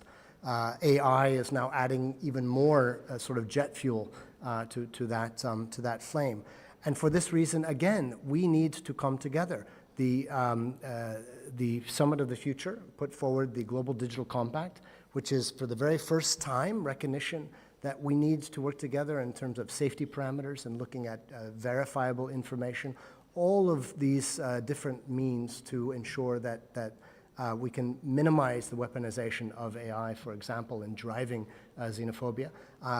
Ambassador Amandeep Singh Gill, who's the former Indian ambassador and is the tech envoy for the Secretary General, was here recently in India as well, absolutely sees India as a vital force in this move forward, how to preempt and prevent xenophobia. And just to say that, the United Nations itself is probably one of the, if not the greatest, anti-xenophobic, anti-racist, anti-colonial projects that the world has seen. And that's why it's important to continue to invest in it. If the fire is raging and maybe your hose isn't working as well as it needs to be, don't throw it away, but look at how to increase the water pressure, how to maybe inject chemicals that you need to put out the fire more efficiently, these sorts of things. So I think that's really was the message of the prior comments there. And transnational crime, for example, counterterrorism, AI, these are all new emerging frontiers where we have to work more closely together, not be moving apart. Fair enough. Thank you very much, Shombi Sharp. But my director is telling me to wrap up. We are out of time. But one final question to His Excellency Abdullah Shahid, and I have to ask you on India-Maldives ties. You've flown down specially for this summit from Malé. And you have often defined in the last 2 decades India and Maldives ties as all-weather friends. Unfortunately, after the recent government came in, there were brief hiccups that really happened. But with the recent visits that have transpired between the president from Maldives coming in, the foreign minister coming in at least a couple of times, there seems to be some mending or the course correction that has truly happened. Do you believe so? Do you believe this all-weather friendship will continue under this new regime, or are you suggesting some reforms that the current government should undergo under the President Modi's leadership? Thank you very much. Yes, I'm a firm believer that Maldives-India relationship is a dynamic one, and that the friendship between our two countries is an all-weather friendship. It's a time-tested friendship. India has stood with us at our most difficult times, and Maldives, in turn, has also stood with India in its all weather situations. It was most unfortunate that the current Maldivian government came into office on a platform of India out. I was foreign minister at that time. I kept on advising the opposition, now the current government, that if you are seriously interested in governing, don't stand on this platform. Because when you step into the government, you will realize that the reality is different. That next door to us, we have a true friend. Very soon, the current administration has realized, yes, India is a true time-tested friend.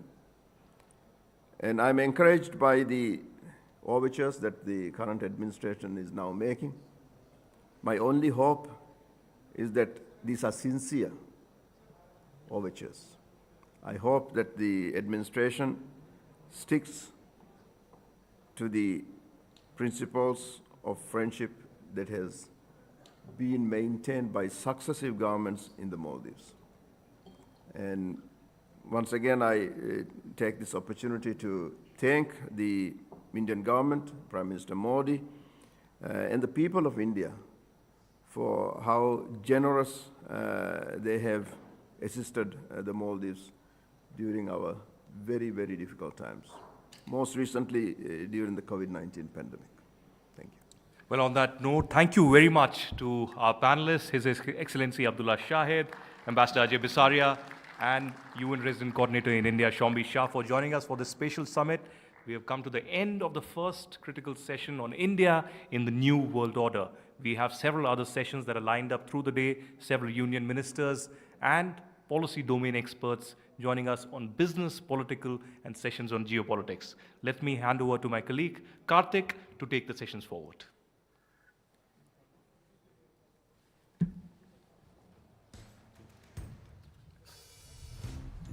Thank you, Aditya. Thank you, gentlemen, for joining us. Pleasure having you here in India talking about this very interesting India in the new world order. Ladies and gentlemen, it's time to gear up for the next session. And this next session, I'm sure, is of interest to all of you as we drive into the future with mobility of the future. Let's take a look at what this session is all about. The globe is shifting towards electric mobility. Amid push to reduce carbon emissions and climate change concerns, and India is not holding back. With an ambitious target of 30% EVs, by 2030, India's EV journey has just begun. Electric vehicles offer a cleaner, more efficient alternative to traditional ICE vehicles. Despite policy push, challenges remain. High upfront costs, lack of charging infrastructure, battery technology hurdles are slowing adoption. But India has the potential to overcome these speed bumps. The country can accelerate e-mobility revolution for the world. As India drives toward a sustainable electric future, the question is, how fast can we get there? E-mobility, overcoming the speed bumps.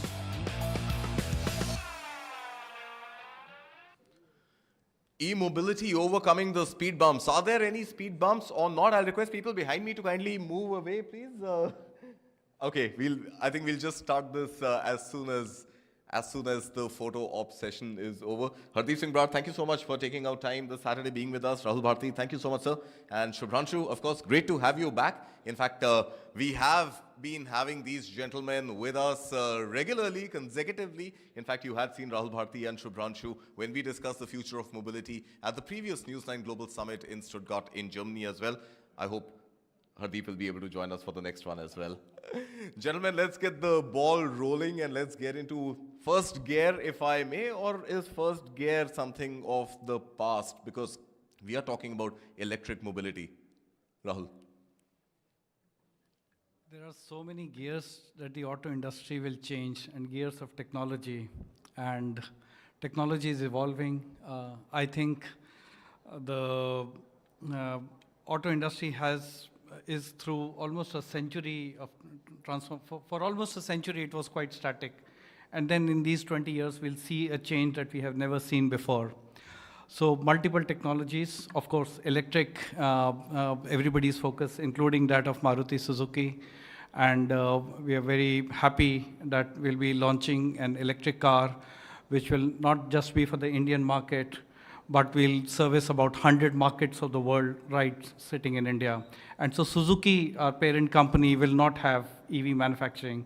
They will locate it in India, and from India in Gujarat, we will be exporting to Japan, to Europe, to many other countries, and of course to the Indian customers in our home.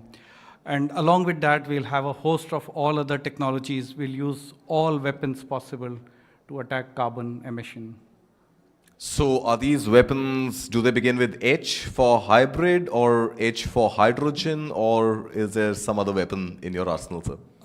You're right, both these H's are valid, but what is also very strong and very uniquely positioned for India is biofuel.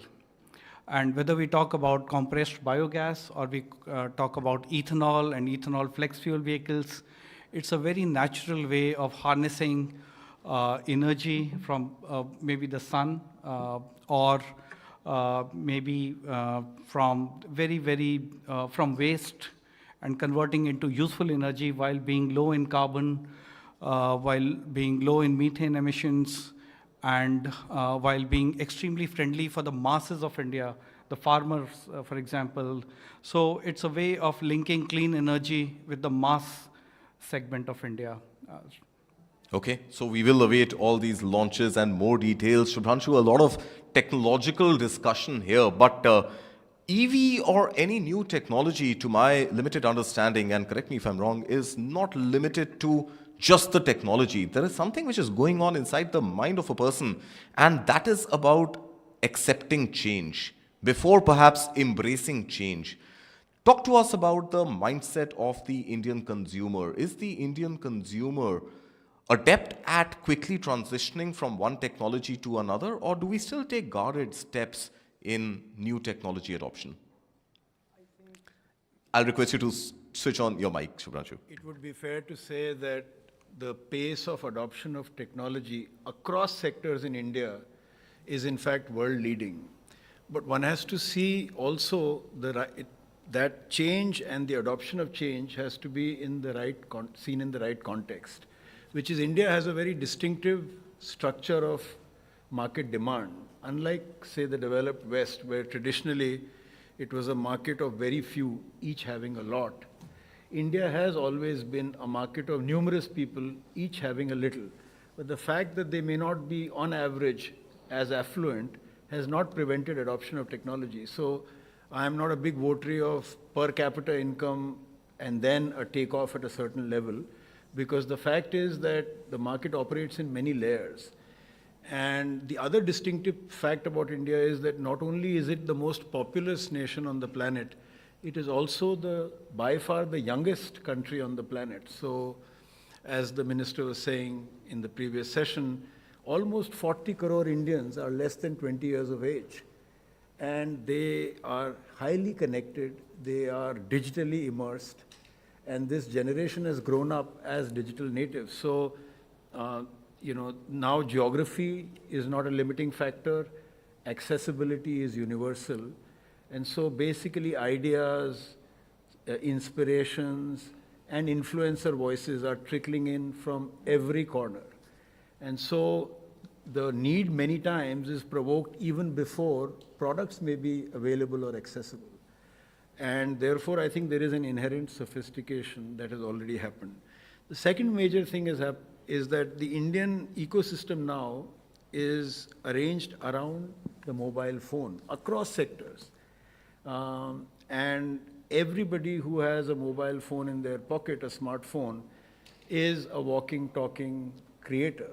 And so basically, you have multiples of marketing information, consumer interactions, and the power of networks is immensely multiplicative.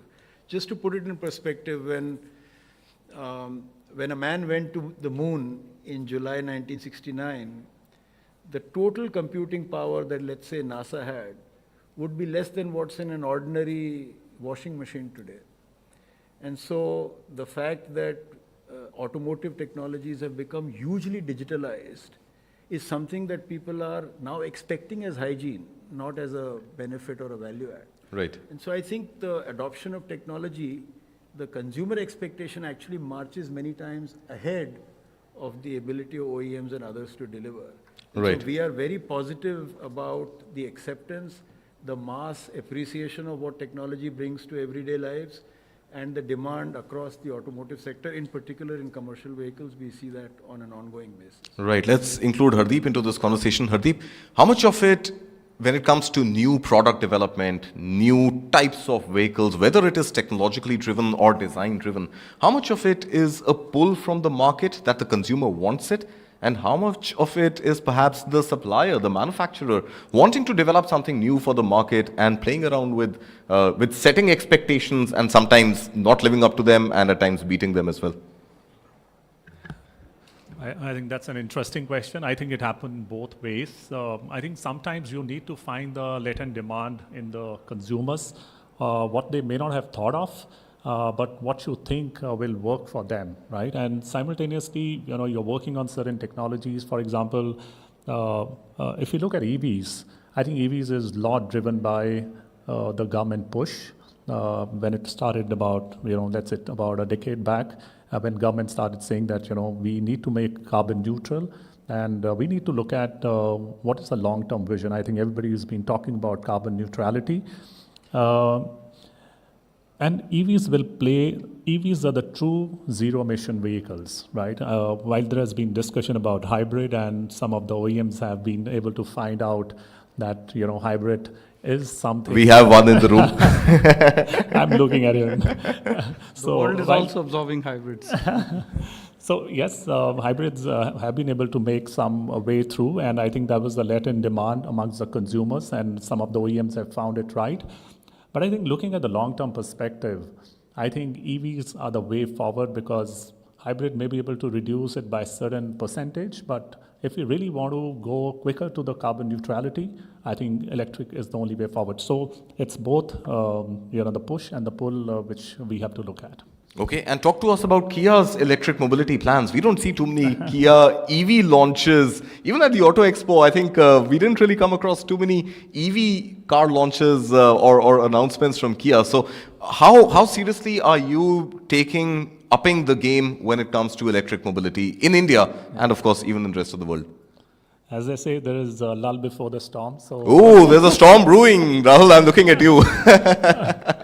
So Kia globally is working on 14 electric vehicles with investment of about $20 billion.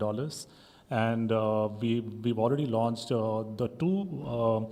Let me tell you, the EV6 was the World Car of the Year in 2023, which we launched in India, and the response have been phenomenal. 2024 World Car of the Year was EV9, which we launched this year, and we have started the bookings.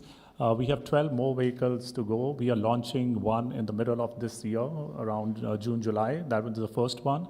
And the second one would come early next year. So 4 cars in a span of 3.5 years and more to go. And you'll see many Fantastic. more. Ladies and gentlemen, for those of you who have been waiting for Kia EV models, well, you have Hardeep Singh Brar here telling you that there are some coming soon. But what could perhaps be coming soon, if not sooner, and Rahul, let me take this to you, is the advent of perhaps Tesla into India?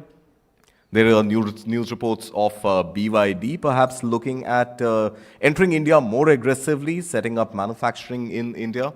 Unconfirmed reports, of course. But my real question to you is that competition in the auto space is now not limited to these 4 or 5 big players. There is a lot of form competition. Electronics manufacturers are getting into mobility. Take Xiaomi, for example. Take Japan's Sony, for example. These are companies which are historically being built on foundations of electronics engineering, and now they are taking the game to you, right into your garage, and competing with the likes of Maruti Suzuki. How do you see this entire emerging competition scenario playing out? So this concept of form competition has been around globally for a while now. There have been earlier attempts, for example, the Apple car. What is happening is that traditionally the auto manufacturers, they are building more and more electronic controls and software into the car, and the electronic or even the telecom giants of the world, they were also thinking of getting into the car business. Now, one thing that the IT industry possibly underestimated about car manufacturing is the amount of quality, reliability, and the rigor and the detailing that goes into it. A car is a mechanical machine which houses some of us and is responsible for our lives. And it has to stay on for 10, 15, 20 years, maybe more, seeing all kind of abuse. All kinds of conditions, high speeds, velocity, acceleration, braking, accidents, God forbid. Ozone, all kinds of corrosive environment impact.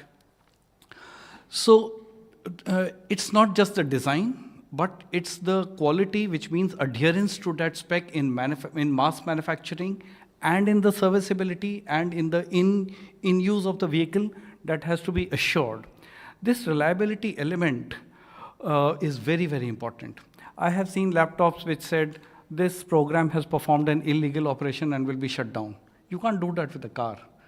So whether it's drive-by-wire or anything, you have to build reliability and be conscious that human beings are seated inside and they are stationed outside the car. So that element is important, and I think both sides are discovering they are coming close to each other. The traditional auto manufacturers are building more and more. They have something called software-defined vehicles. In our own technology roadmap, we have a very key imperative in our R&D strategy called software-defined vehicle. So we have to be compatible, including on concepts like data security. So the auto manufacturers are embracing IT skills, including AI and robotics at a very fast pace. Similarly, the IT sector is trying to imbibe that also. And this is good for the consumer. This kind of competition is good for the final consumer, not just in India, across the world. Good for the consumer, but are auto brands, traditional auto brands, ready to embrace this competition is something that I really wanted to understand from you. Are we ready to take on this form competition head on, or are we going back to the drawing board and figuring out, hey, they have something we don't, and perhaps the industry is moving in that direction? This phenomena, it is not just competition, it is about collaboration also. So if you notice, when we talk about electric vehicles and the element of participation of the non-traditional kind of players will shoot up drastically. You'll have software developers, you'll have new business models, there will be people who will work on insurance, on aggregation, so many aspects. It will throw up opportunities for all, and we can benefit from them. For example, Maruti Suzuki has a major startup program. We know that there are some skills which come naturally to startups. So we have the humility and the curiosity to learn from them. So we are engaging with many startups. We are giving them free proof of concepts. We are throwing them challenges, and we are saying, can you develop a solution around it. So it's about collaboration also. And improving up to competition is also healthy. I mean, it brings out the best in favor of the consumer. All right, I will let you go. I believe you are speaking at another venue now, Mr. Bharti. Thank you so much. But Shubhranshu, I want to bring you into this conversation and diversify the conversation. By the way, ladies and gentlemen, we also have Mr. Nishant Arya with us, Vice Chairman, JBM. All those beautiful long electric buses that you see plying in the city are JBMs. Shubhranshu, I want to come to you about the role of the auto industry. And the auto industry is not just limited to the cars that we drive and the ones that Hardeep makes available for us, or Rahul Bharti does. But we are also talking about commercial vehicles, which are pretty much the lifeline of the economy. And these are responsible for transporting everything that is produced, whether it is your onions and your tomatoes to any other factory produced items that come to your doorstep and eventually get delivered to your house.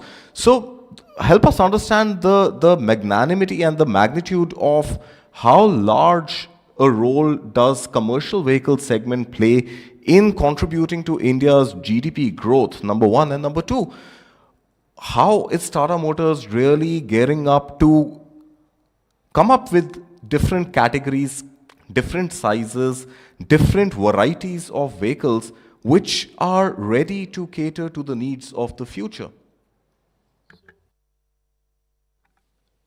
It is well known that across the world, road-based logistics is an essential platform on which the economy is sustained and grows.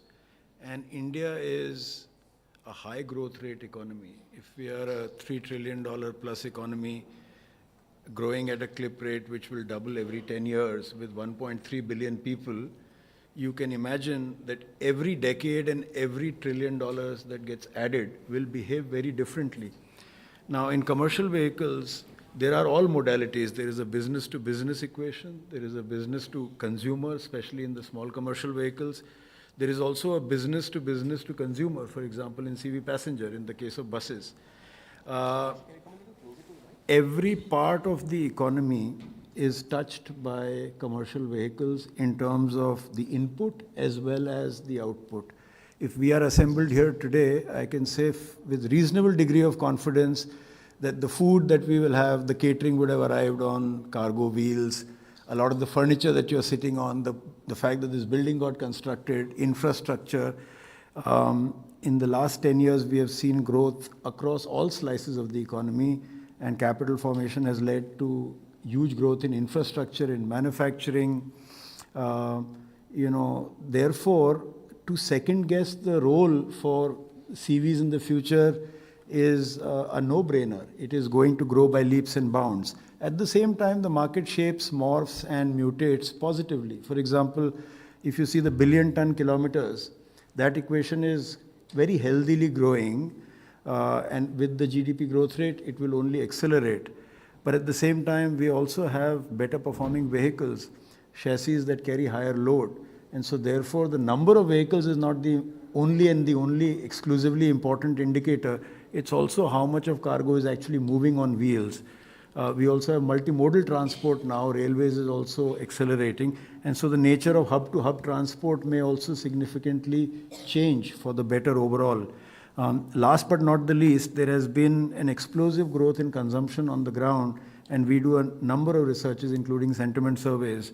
Last mile transport, say from the period of COVID lockdown onwards, the proliferation of mini trucks, micro trucks, even three-wheelers for that matter, indicates a very positive sentiment for last mile connectivity.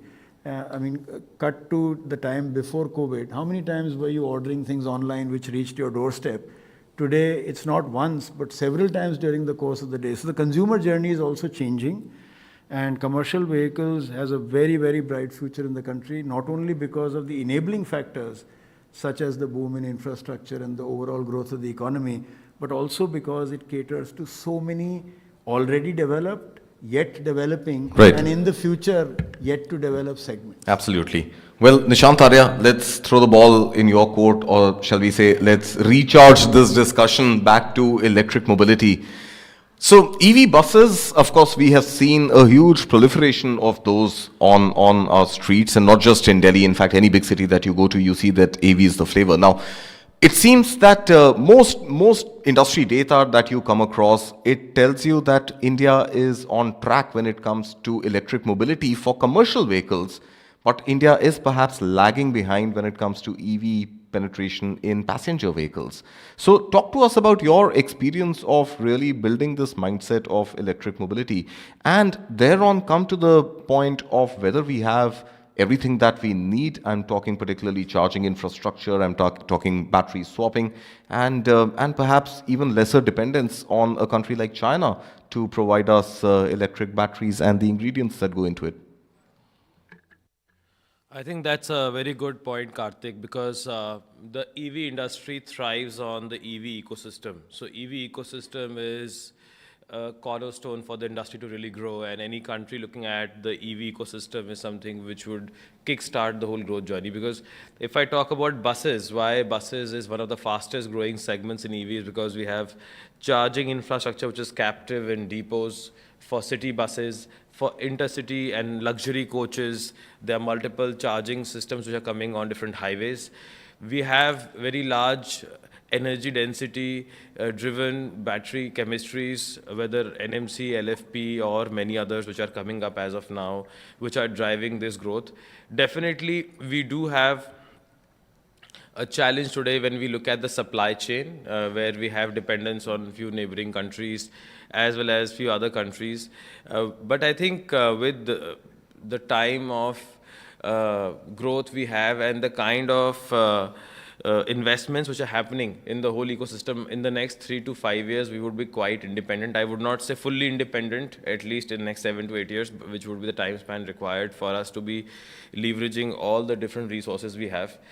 But definitely we are moving in the right direction. Multiple countries, I was in Europe this week, I just got back, that the kind of growth we are seeing in our country in commercial vehicle segment, whether it's trucks or buses or three-wheelers or two-wheelers, I think is unprecedented. And people have been able to understand and really see how they're contributing back, especially after COVID, the importance of health and environment which is attached to this, especially when we are working towards a 500 gigawatt renewable energy programs. At an ecosystem level, we generate green, we consume green whilst we do this.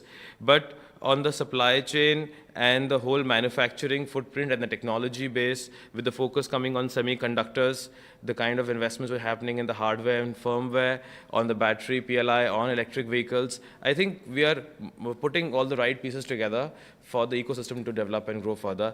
But definitely, in the passenger vehicle segment, there are few good companies which have launched products, but the customers are looking forward to many more products as they go forward, for them to really see that EV is not only the second vehicle which they may want, but becomes the first and the primary choice when they compare to other ICE vehicles. So I think that transition is where we are at this point. And being an industry which is driven by TCO, so total cost of ownership becomes very relevant. And what we've seen why buses grew very fast was, in a city segment, you have about 200 to 250 kilometers of utilization per day, which takes about 75 to 80,000 kilometers a year. And in a lifetime, you go to close to 1 million. So when that happens, you have a definitive route, you have utilization, and it's a focus because it's meant for the Aam Aadmi, for the public at large, and it's catering to the common man there. Similarly, in other areas also where TCO is promising, today actually even without subsidy, these segments are able to scale up. I always feel that subsidy is a great catalyst to kickstart the industry and for people to understand how things would work, for having proof of concepts and for cities to do pilot projects. But eventually the industry has to stand up on its own and to really grow from there. And even the focus around the financing bit is coming in a big way. A lot of impact funds and other institutions are focusing on this. But I feel that the infra tag which is required for the EV industry is very important for it to get the next fillip of growth.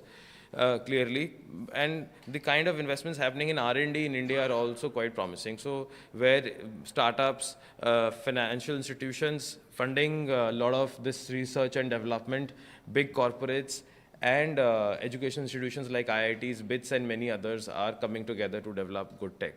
Absolutely, couldn't agree more with you. Hardeep, let me understand this from you, and I think that's a valid point that Nishant just raised about subsidies being a great ignition, but then the drive has to be carried forward by real demand and real need. So, subsidies also, we saw subsidies in the form of fame come and go.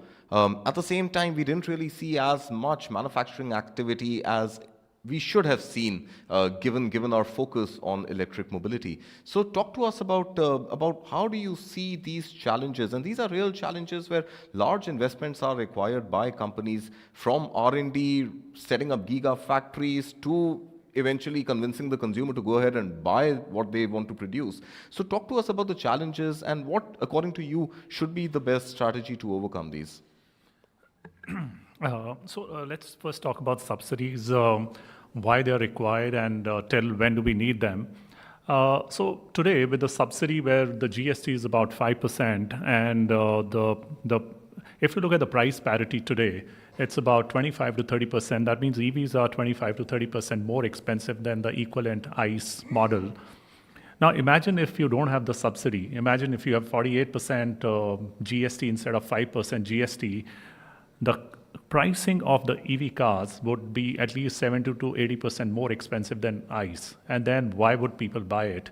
Even with a price gap of 25 to 30%, there's so much of resistance for consumer to buy an EV because there are other challenges as well. Talking about other challenges, I think in comparison to all the other mode of transportation, as you rightly mentioned, cars are left behind.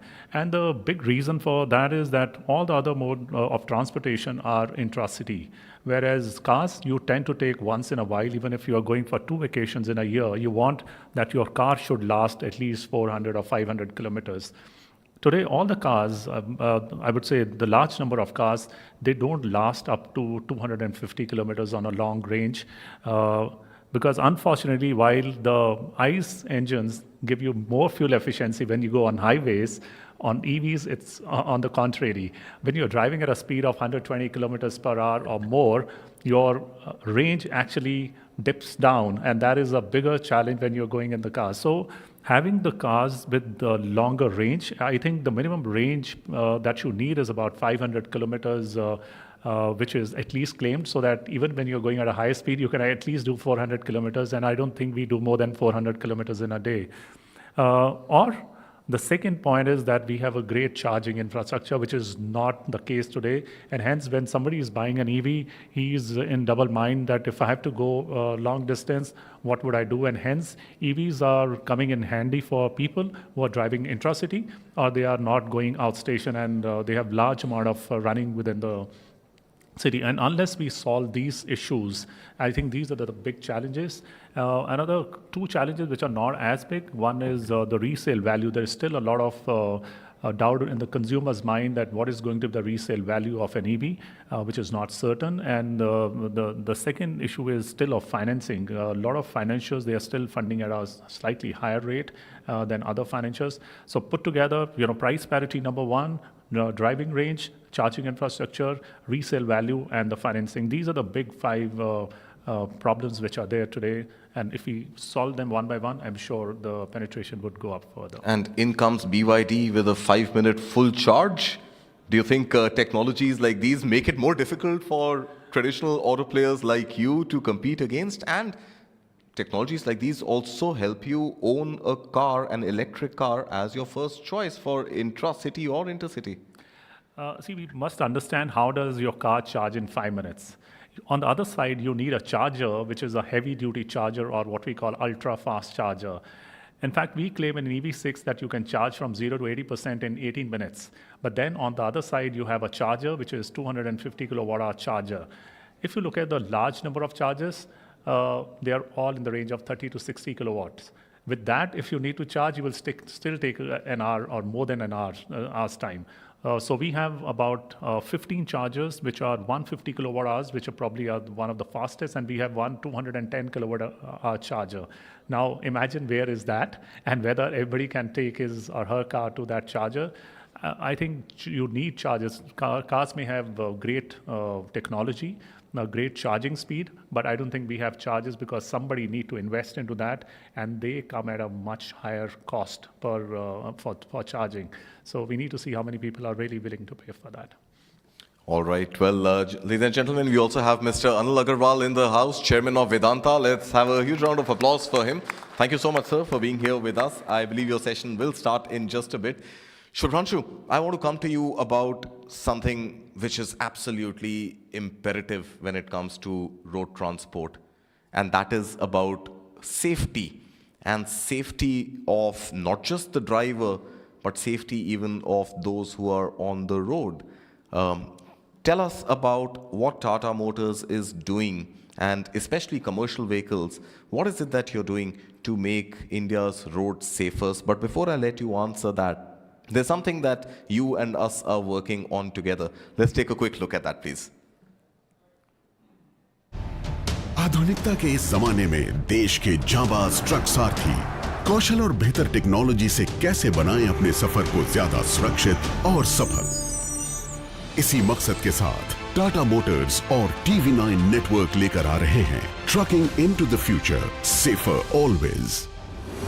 इसके जरिए truck सारथियों को मिलेगी सुरक्षा और उन्नति की एक नई दिशा।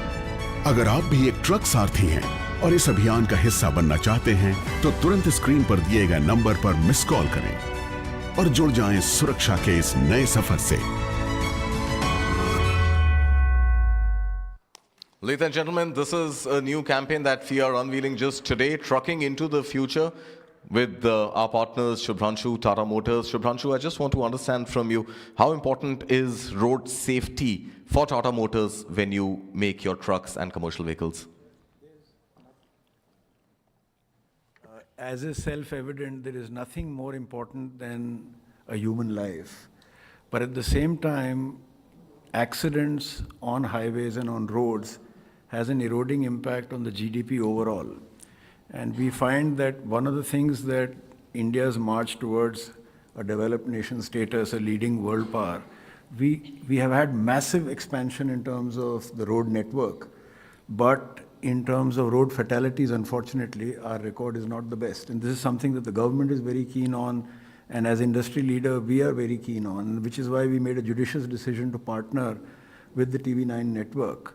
There are three inputs here. One is inherent to the vehicle: safer vehicles, better cabins, driver alert systems, lane departure warnings, monitoring, telematics, everything that is inherent in the mechanical object, in the ecosystem, in the digitalization itself to make road journeys safer for everybody on the road as well as for the drivers. The second is the mindset and the ecosystem that evolves around the consciousness of safety. And one of the things that we don't celebrate enough is the critical role that commercial vehicles drivers have in driving the economy forward. They are frontline warriors. They are leading overall very difficult lives. It's a life of rigor. And the least we can do is to make their environment much safer. As a part of that, we are not only doing content, we are also doing ecosystem enablements like health checkups, eye checkups, safety boot camps, and also consciousness for everybody else. There is also a mindset issue about, commercial vehicles on the roads. And the last is culture creators, editorial teams, owned media, earned media. It must be very resonant. We must be able to promote the consciousness that you are safe if everybody else on the road is safe. We are, in a sense, there is an umbilical cord tying everybody to everybody else once you're on the roads. You cannot be safe all by yourself. Besides that, we are trying to take this massively into the influencer space. And a lot of what you're seeing and what will follow, and the editorial, my compliments to the editorial team to have understood and imbibed this so fast, is actually life on the roads. What does it take to be safer? And then how inherently the products are safe, that needs to be understood through training and through actual use. As Clay Sharkey once said, it's easy for society to invent things. It's difficult for society to adopt them and to adapt them fully into their lives. So the effort is a very credible effort. We want to institutionalize this. Every year we've been doing trucking into the future. This time it is exclusively trucking into the future with an emphasis on safety. Our belief is we are doing it for the economy, we are doing it for the nation, we are doing it for the countless number of drivers who are our partners, but we also want to create consciousness among stakeholders, whether they are regulators, government authorities, traffic authorities, fleet owners, logistics service providers, OEMs, and of course Tata Motors Commercial Vehicles as market leader. Thank you so much, Shubhranshu, for this. And I just want to conclude this conversation now. Hardeep, if I can bring you in. Bharat NCAP, why is it voluntary? Do you think safety needs to be made compulsory? Safety ratings need to be made compulsory? And in the interest of the consumer, should there be perhaps penalty, higher taxes on cars which are not safe enough? Yeah, this is a very interesting question. I think while, yes, the safety of the cars is, there's no two doubts about that. Safety of the cars is extremely important. But let me bring in a few more perspectives here. I think NCAP takes care of the passive safety of the consumer. You know, your car shell comes into play when the accident happens. I think we need to work a lot on active safety features. You know, for example, you know, you need to have sensors in your cars, you need to have safety alerts in your car, you need to have ADAS. So while you can add number of features, but very important, I feel, is the active safety feature. But moment you start adding more and more safety features, you start making cars stronger, goes up. You start adding more tech into your car, the prices go up, right? And we are already seeing the bottom of the pyramid is, you know, the hatchbacks and the sedans, they are dipping with every passing year. It used to be both put together about 60%, now both put together about 30%. And it is going down because even after so you have two big rocks here, you have emissions, you have safety. We have already seen with BS6 coming in, the prices of the entry-level cars have gone so high, the income levels of the Indian population has not caught up with that. And hence we are seeing at the entry level, the demand is very, very weak. Now imagine you want to make NCAP and you want to add that, the prices would go up further. And people at the bottom the cars will become costlier and it will become unaffordable for that consumer. So you have to strike a balance. And also another very important thing is, as with NCAP, another flip side is that the cars will become heavier. So your fuel efficiency actually goes down. So that is putting pressure on your you know, import bill as well. So you have to strike a balance. We have to see which consumer wants fuel efficiency, which consumer wants safety, and we have to give it to everybody. But yes, I think the responsibility of each OEM is to make sure that the cars are safer than ever before. Right, and I want to give the last word to you, Nishant. I want to understand from you this fascination with buying cars. I know Hardeep is not going to like this question, but this fascination of 4 million cars being sold in India and everybody housing 2 to 3 cars in the country, and we don't really take enough public transport. So do you think the future of mobility for India, for cities like Delhi, Mumbai, Bengaluru, Hyderabad, congested, bursting out of the seams, do you think there is something that we should do to make city commute using public transport a little more convenient for those who can afford buying cars? No, I think it will be a multimodal transportation system where last mile connectivity would become very essential, that how people who are using cars may not use personal cars at all times going forward. As you see cities like Singapore going forward, 25 years fast forward, 2047, Viksit Bharat, what kind of cities in India would we be looking for where anybody and everybody is using public transportation, is also owning cars when they need to use cars. But different modes of transportation would make it a lot more comfortable for people to move from point to point. And owning cars will be important but may not be a necessity for anybody and everybody at that point in time. So I think that is where one would want to be at that juncture, where it is so convenient that you're using all modes of transportation based on where you need to go. Well, let's hope that happens sometime soon. But yeah, I think Hardeep wants to respond to that. Hardeep. Yeah, I just want to give us statistics that India has the lowest per 1,000 car Car population. adoption, We are yeah. only 33. So while, yes, it may look like that, there are a lot of cars in the metros, but on the whole, 33 per thousand is the lowest in the world. Ladies and gentlemen, Hardeep wants you to buy more cars, and of course, Nishant is hoping that we take the buses. But anyway, I think let's leave it at that for now. Thank you so much, Nishant Arya, Hardeep Singh Brar, and of course, Shubhranshu Singh for joining us here this morning. In fact, almost afternoon now. Thank you so much for your time. And up next, of course, we have a very fascinating session coming up for you. And you will be joined on stage. In fact, we have them already with us, Abhishek Kapoor, MD CEO of Puravankara Group, as well as Khurshid Gandhi from Cushman and Wakefield. My friend Krishna Kumar will moderate that session. But first up, let's look at what that session is all about.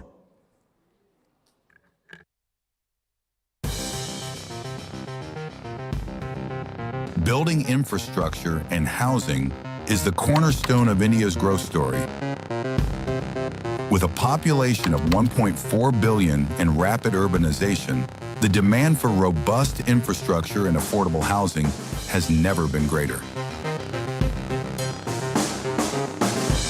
Initiatives like Housing for All, National Infrastructure Pipeline are driving transformation. Smart Cities mission is also making strides. Yet challenges persist. Land acquisition delays, funding gaps, limited private sector participation remain hurdles. Affordable housing isn't just about homes. It's about access to water, sanitation, and electricity.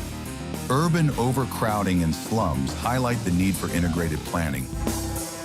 Let's take this opportunity to come together and build India. That's right. Building India, the Infra Agenda. Ladies and gentlemen, a very warm welcome to all those who've taken time out to join us here for the News9 Global Summit. I am Krishna Kumar. Let me begin by introducing the panelists for this discussion on Building India, the Infra Agenda. Mr. Abhishek Kapoor, Group CEO, Puravankara Limited. Thank you so much for being with us. Mr. Khurshid Gandhi, Managing Director, Strategic Consulting at Cushman and Wakefield, India. Thank you, Khurshid, for being with us. And Mr. Monu Chauhan, Founder and CEO of Manu Bhumi. Thank you, Monu, for being with us over here. Thank you, gentlemen. The biggest and the most important question when it comes to India and its future, India's economy and its future, and that topic that many find it difficult to understand but love discussing is infrastructure. It's a topic that affects all of us because infrastructure is everything. Infrastructure is the roads that we traveled on to get here. Infrastructure is the house that we left, before we got here. And infrastructure is what we have over here as well. So multifaceted, multi-pronged development of infrastructure that India, frankly, has been extremely serious on for the last decade or so. Where are we going with it? Let me put a basic fact on the table first before I take it to the gentlemen on the panel. Nearly 11.5 crore rupees. That's the budgetary allocation for developing infrastructure in India. 11.5 crores, 11.2 lakh crore rupees to be precise, 11.5 lakh crore rupees, beg your pardon. Out of which, nearly 50% goes to roads and railways. That's the state of play as far as India's infrastructure is concerned. And this at a time when everybody is wondering, how are we going to buy homes? Considering at what rates they're selling in and how, and where wages are, how are we going to buy homes to live in from where we get onto the roads or railways to travel where we have to travel? And of course, in the last 10 years, the big focus has always also been on developing airports and ports in case we want to leave the road and take it to the air. Abhishek, let me bring this to you. You're a company that builds homes. When it comes to building infrastructure in this country, your home sales are going to depend a lot about the quality of infrastructure that surround these homes, isn't it? And I'm going to begin by asking you a very basic question. Nearly 11.5 lakh crore rupees. Do you think that outlay is enough? About 3% of India's GDP. I think, honestly, it requires a much larger allocation. Okay. Currently, where we are in our journey, and I think we face those challenges every day in many cities of this country, is the fact that today the infrastructure which becomes the backbone for a quality living. And when I say infrastructure, we keep talking about road and transportation, but we forget water supply. We forget sewerage. We forget, today we want to recycle our garbage because that's becoming a big challenge. That's all part of the infrastructure, the whole service component of it, right? Sustainability infrastructure. Very big, very big. Power supply. And, those are the challenges with this rapid urbanization that's happening in this country. We're going to be having more than 40% of the people living in urban areas. Imagine that. And I think the population that's going to live there has to move around, has to consume, has to work, has to move within the city and outside of the city. The challenge is huge. I think what is really required is that infrastructure, which is the backbone of the country, has to get truly integrated into development of the cities and within the country, right? Great point you make over there. In fact, I was just talking to Khurshid before we began, and he was talking about the same thing. We need more cities in this country, isn't it, Khurshid? I mean, there is a budgetary allocation of about, 48,000 crore rupees for the National Smart Cities Mission, yes, which is very important in its own way, of course, definitely, the smart cities. But it's not just about developing smart cities in India, it's about developing new cities. India doesn't have enough big cities. Thanks. Let me see if I can give a little stats to this, right? We've got about 40 plus cities which are in the million population. There's about 350 cities which are population between 100,000 to a million, right? And if you look at that compared to anywhere in the world, no one has so many cities of this population, right? With the exception maybe of China, but that's another story, right? Always. What we've missed out historically, and by the way, our urbanization rate, that's low, right? We intend to be about 40% in another 5-7 years. So where are we creating new economic systems? The so-called tier 2 and tier 3 cities of India are core critical to building economic ecosystems and driving our economy, right? And I think the last 15 years has been a testament to how much infrastructure has been plugged in to connecting those cities, right? Most people live in tier 1 cities, Bombay, Delhi, Hyderabad, don't see what's happening on the ground in rural cities, right? Rural connections. We've done more electrification, we've done more roads, we've done more water connections, we've done more digitization. I think the big real one is digitization. It's a force multiplier that's happened and that's connected our economy. That's the real driver. These things, it's a snowball effect, right? And we spent the last, I would say, 30 years, because really India's, in my opinion, has grown since 1991. Really grown, right?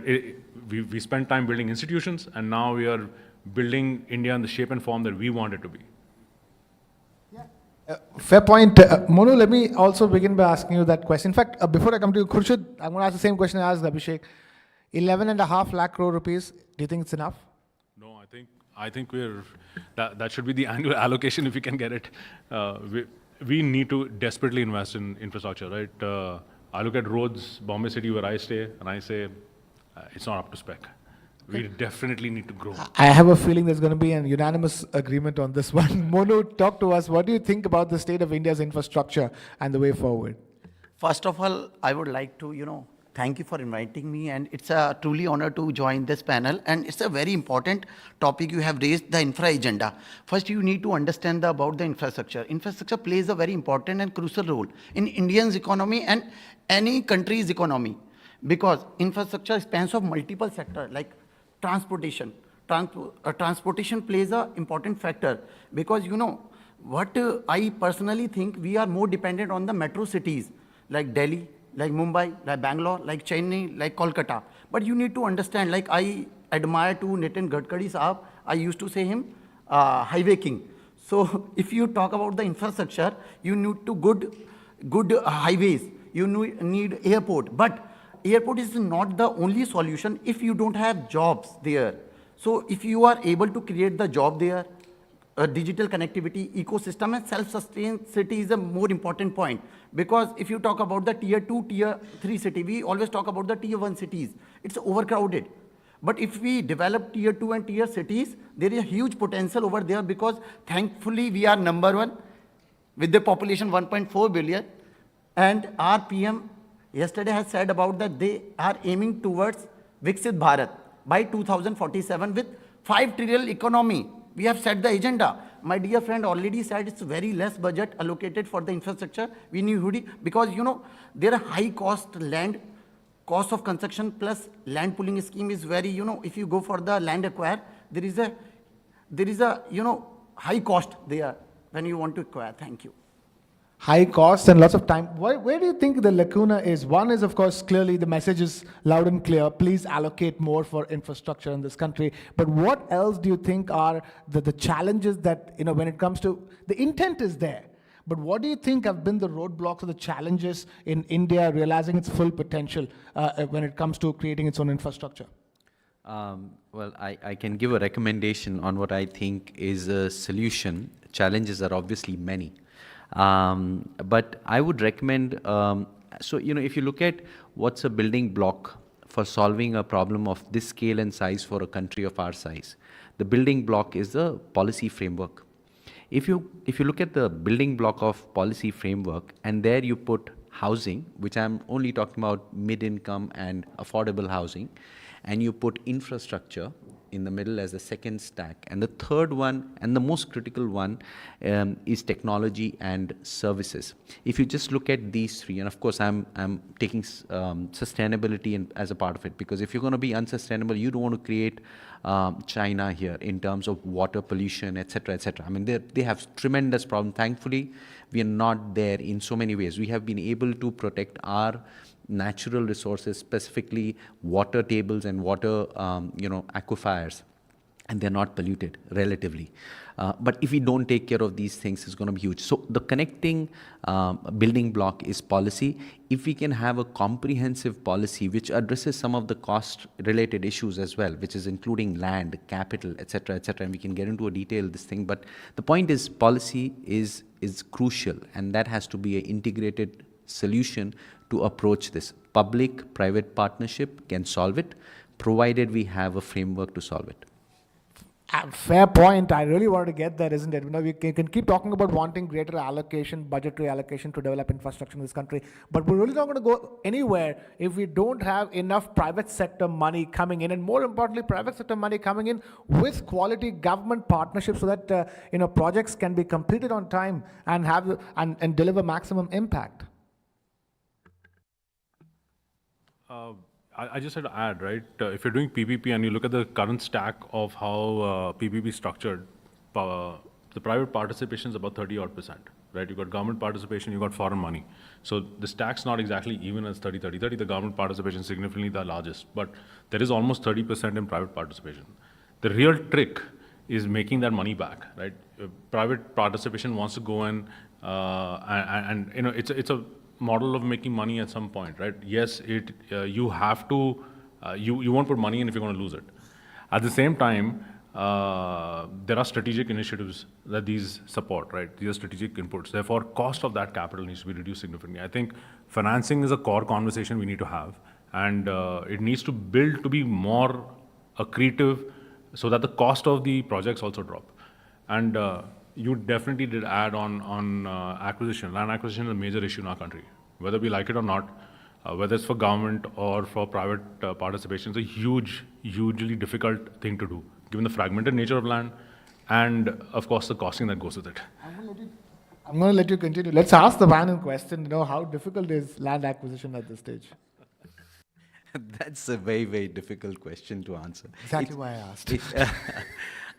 It's quite hard in our country. I think, but the government has made great initiatives, great steps in digitizing land records. I think those are steps in the right direction. The cost of transaction is very high because there is a mix of state and central relationship over there.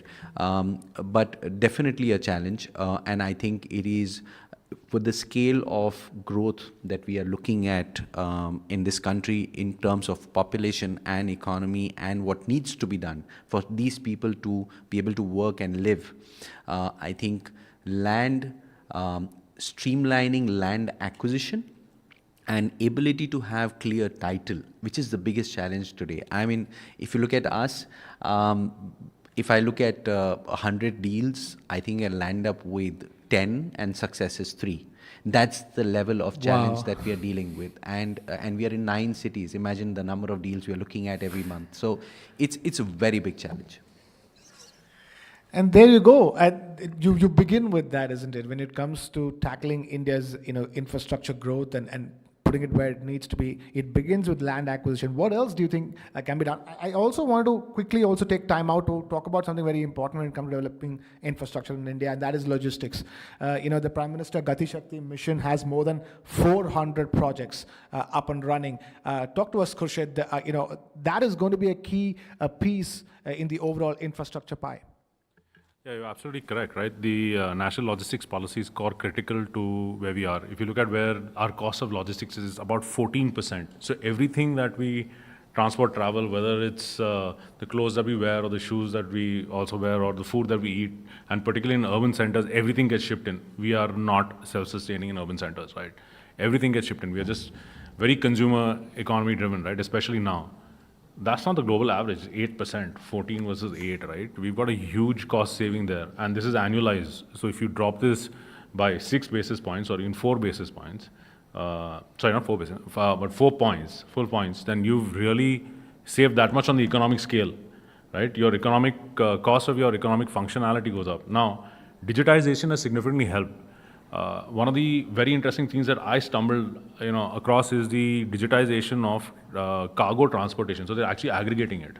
There are like Uber, right? You take a cab and you go on. There are people who've got apps out there, and it's happened very quietly, where they're essentially aggregating transportation loads.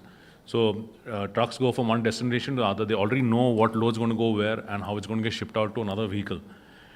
That's actually saved cost, right? Our GST was one big, fillip in changing the way we costed our economy. It definitely spurred it. So I do believe multimodal transportation systems, logistics hubs, interconnected with our ports. And by the way, we've had a silent revolution on ports. People haven't realized it, but we've pushed very heavily on that. We've over time lost our strength to Singapore. We're now in the process of taking it back. I really want to get there as well. A huge focus in the last at least 5 years has been the development of ports and airports. We're seeing the results on the ground, but still, even just airports, we have so much more miles to go before we sleep, as the adage goes. That's true. So I think, like Khurshid, I'll just take on that further, because efficiency. See, we are a very, very cost-sensitive nation, and rightly so. We have too many mouths to feed, and we can't waste money in any way, right? And in our cost of services or cost of product, one of the biggest costs is transportation and efficiency and wastage. Like today, if you look at agricultural wastage, it's massive. How do you solve for bringing that efficiency? I think, so in my view, the way I see ports and both seaports and airports, I think it's going to be a huge solution to movement of goods and services, and including people. I think at Noida, we are making the largest one in the country, and I believe that that's going to be a huge solution for this part of the country. But I think we are looking at the population we are looking at is so large. The economic activity, I think we need to really prepare for the future in far more significant way than where we are today. But we are making the right moves. We're making the right moves, but I'm just out of curiosity asking, when will homes get affordable? That's a good question. No, so very interesting data point I'll share with you. More than 58% of recorded transactions in the country in residential real estate space is about 58% is in 50 lakhs to 1 crore category. That's mid-income. Affordable is commercially for private sector unaffordable. That's the honest truth. And you can, like Khurshid mentioned, you can do business if it's profitable. And how do you make it profitable for the private sector to participate actively to provide for that housing, I'll go back to my policy framework and say, for that, there are 4 costs really in the cost structure where you bring in that efficiency and you'd be able to reduce the cost of acquisition for people. First one is the land cost itself and the transaction cost, the kind of stamp duties you are paying and the approval cost. This is one piece of our cost structure. The second piece of our cost structure is construction cost and the GST that you levy on the construction cost. Now, for some people, it doesn't matter because in Bombay, you're selling at 1 lakh rupees a square foot. You don't care about the construction cost. Khurshid is shaking his head. But you know, for people who are living in tier 2, tier 1 cities or smaller cities, you're looking at construction cost is actually 35 to 50% of the cost structure. And imagine adding GST to it, right? So you've killed that cost structure there, right? So that's the second part. The third part is the cost of capital. Now today, if you look at the cost of capital, the industry, if you're doing affordable housing or even mid-income housing, that is again a big part of the cost structure. Now, if the government decides to give this an industry, we are the second largest employer in the country in terms of people. If government decides to give you the industry status and gives you cost of capital for specifically for this sector at a particular price point, that will bring in the required supply, and it is required. Trust me, I'm saying, you know, this is for law and order in this country. It is critical to have housing, and that's why, you know, the Prime Minister has initiated this PMAY. It's a huge initiative and it's working, but I think we need a far more robust policy framework to be able to get private sector to participate and provide the solution. Yeah, please do. Before that, let me also put in my quip as well. India is that strange country where 4 to 5 crore rupee houses fly off the shelf on day 1 of the launch, and there's just not enough affordable housing. Yeah, well, and Abhishek is going to gripe when I say this. I don't think the definition of affordable housing is right in India, right? Especially Bombay, any of the tier 1 cities, we've got it completely wrong, right? Affordable, given the nature of our population and their, you know, their size of pocket, is absolutely, you know, the bands are just wrong, right? It's just wrong. But it also feeds into the problem we've created. The problem is land acquisition. The problem is financing. The problem is regulations that take time. The problem is ability to put it up. There's technology. It's a cascading series of issues. How do we solve it, right? One of the solutions is tier 2 cities and focusing on growing economic systems in tier 2, tier 3 cities and spreading out growth evenly because we are lumpy, right? Maharashtra is perhaps the only state where there are a lot of multiple economic centers all over the state, and a couple of others are following suit now. UP, I think, is a great example of how they've invested very heavily in the last few years to build that. Our problem fundamentally is we've got to truly make affordable. We've got 350 million houses in India, and that's a great statistic, but if you look at the actual, I mean, how much of grade A or how much people can live in, it's not going to work. We need differential strategies. In my mind, affordable rental housing is core to the solution, whether that's for industrial housing, whether that's for students, whether that's for seniors. That's the answer, but it needs to be capped. It can't be open-ended. Fair enough, but where is this affordable rental housing going to come from? Okay, so again, we're back to the same original question. You know, if we have the right framework of policy, you can do it. I want to just add one more part to what you were saying, Khurshid, earlier, is the infrastructure part. See, look, we have kind of not done many planned cities. The last one we did was Navi Mumbai. Before that, we did Chandigarh. After that, so Noida, yeah, that's the three, right? But how do you create the infrastructure backbone? So there are two parts to the cities, and we should just address this. One part is the rejuvenation of shanties and cities and dilapidated areas. And this is, right now, only Mumbai has a good scheme, government-operated scheme, which is providing that facility. NCR, Delhi doesn't have it at all. Delhi needs it desperately. I mean, imagine the quality of life people are living in Chandni Chowk, for example, right? So how do you bring in policy in all the cities in the country to have cluster redevelopment and solve for it where you already have the infrastructure. That's part one. Part two is, can you take the infrastructure backbone and connect it to another area which has got a planned city like a Noida or like a Navi Mumbai or like a Chandigarh, and then you start solving for that because you provided for people to feed in to those cities in affordable land costs and affordable way. I want to add further in this because, you know, when you talk about Noida, I come from Noida, it's no more affordable now. It was affordable 15 years back because, you know, one developer has, launched one project and pre-launch it sold out, 8 crore property worth. So when you talk about the affordable meaning where anybody and everybody can afford. But people want to pay 20 lakh, but they want services for 1 crore. How it is possible? If you want good services, you need to pay. And secondly, you want to take about the private and public partnership, then it is possible if public sector invites private people, come, we are providing the huge subsidy on land and regulation, and authorities are helping you because it's a long delay process there, to be honest with you. In Noida, what happens? First, authority acquire the land from the farmers. In Haryana, it's vice versa. If you are a developer, you can directly take land from the farmers. So when you go for the bidding, then again, land cost is a problem. Secondly, if you talk about the international airport, so my dear friend has raised, Noida. It's a Noida International Airport. It's one of the huge and biggest airport of Asia. But it's not only the airports. If you talk about the surrounding, there is a film city coming up. It means there will be a generate of several thousand jobs. There are many other industries coming up here because I'll count you as a tier 2 and tier 3.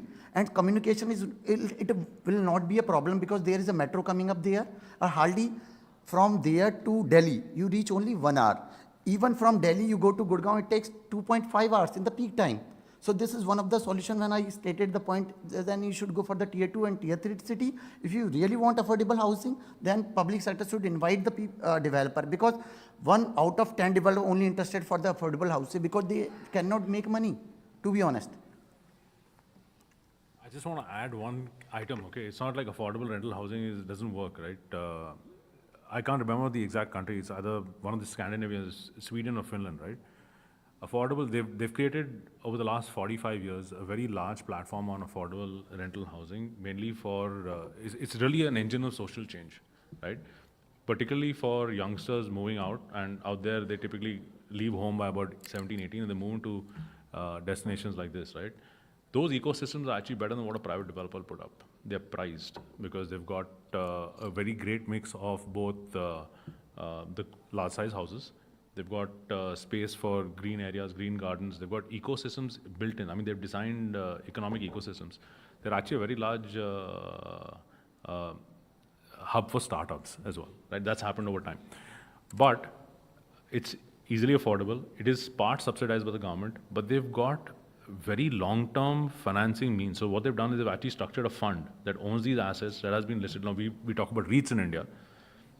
These things have matured over time such that they're putting more money back into the system, right? And that's what we really need to think about. When we think about housing in India, it's, I'm going to sell it, I'm going to sell it, I'm going to sell it, right? I'm gone, I'm out, right? So Abhishek, so maybe that's one of the new REIT models for you all to consider. Okay. Before Abhishek responds to that, I think Shri has a question. Shri, please go ahead. So this question really comes out of genuine curiosity. You mentioned there's a developer in Noida launching for 8 crore. And it's happening in Gurgaon also. You launch and get sold out. So my real query is, who are these people who are buying these properties? Because if I were even a rich person, and rich people are rich because they're not stupid, right? What is the economic rationale for buying something which is like, let's say 8 crore, 10 crore, when the rental on that property is going to be minuscule? So it's a genuine query I'd like to know because you guys have the database on your customers. So who are these people who are buying these fancy properties? I want to answer this question because, people from this state only, they are not alien. But after COVID, what they realized, they are not, believing in savings. They are spending money on luxury. So people, what they think of, because there is a gap of demand and supply. If you talk about 15 years before, there is huge supply. But if you talk today in Noida itself or in Gurgaon, there is no supply. Can you see people, DLF or other developers, sorry, I am not taking name, but any developers coming and they don't have inventory much because previously one project was selling in 3 years. In today's era, one project is selling in hours only because there is a huge demand and less supply. That's the reason people are taking and, getting the inventory. I have a view which may not be appreciated, but I'll still say it never the same. I don't know where it is coming from. And I think it'll unfold in next 12 months. Because real demand, if you look at it, is for couples who are earning and wanting to buy between 2 to 3 crores. In fact, it'll be much larger, as I mentioned earlier, below 1 crore, between 50 lakhs to, that is the segment which is end user driven. I don't know who is buying there. Talk to HDFC, they'll tell you that the average ticket size for home loan is about 45 lakh rupees. You're right.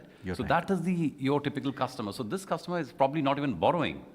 So if he's not borrowing, then I'm not sure where he's paying from or if he's paying at all. And that's what I'm saying. So we'll find out in next couple of years as to how it unfolds. It is logically difficult to process saying that almost everybody and every sold out project in the market today, especially in NCR, is between 7 crores and now we are talking about 100 crores and 190 crores. I have no idea. So, I don't know exactly where it is coming from. I'll give you, you like stats, right? I live and breathe that stuff. So I'll give you the outcome of that, the summary. We've looked at all the data for the last 30 years across any key market, and you will notice prices rise like this and they plateau. They rise like this and they plateau, right? And when they rise, it is initiated by speculators. And then end users feel it's FOMO, so they jump onto the bandwagon, suddenly realize it's not going anywhere because of the speculators are bright money, right? They've already seen, the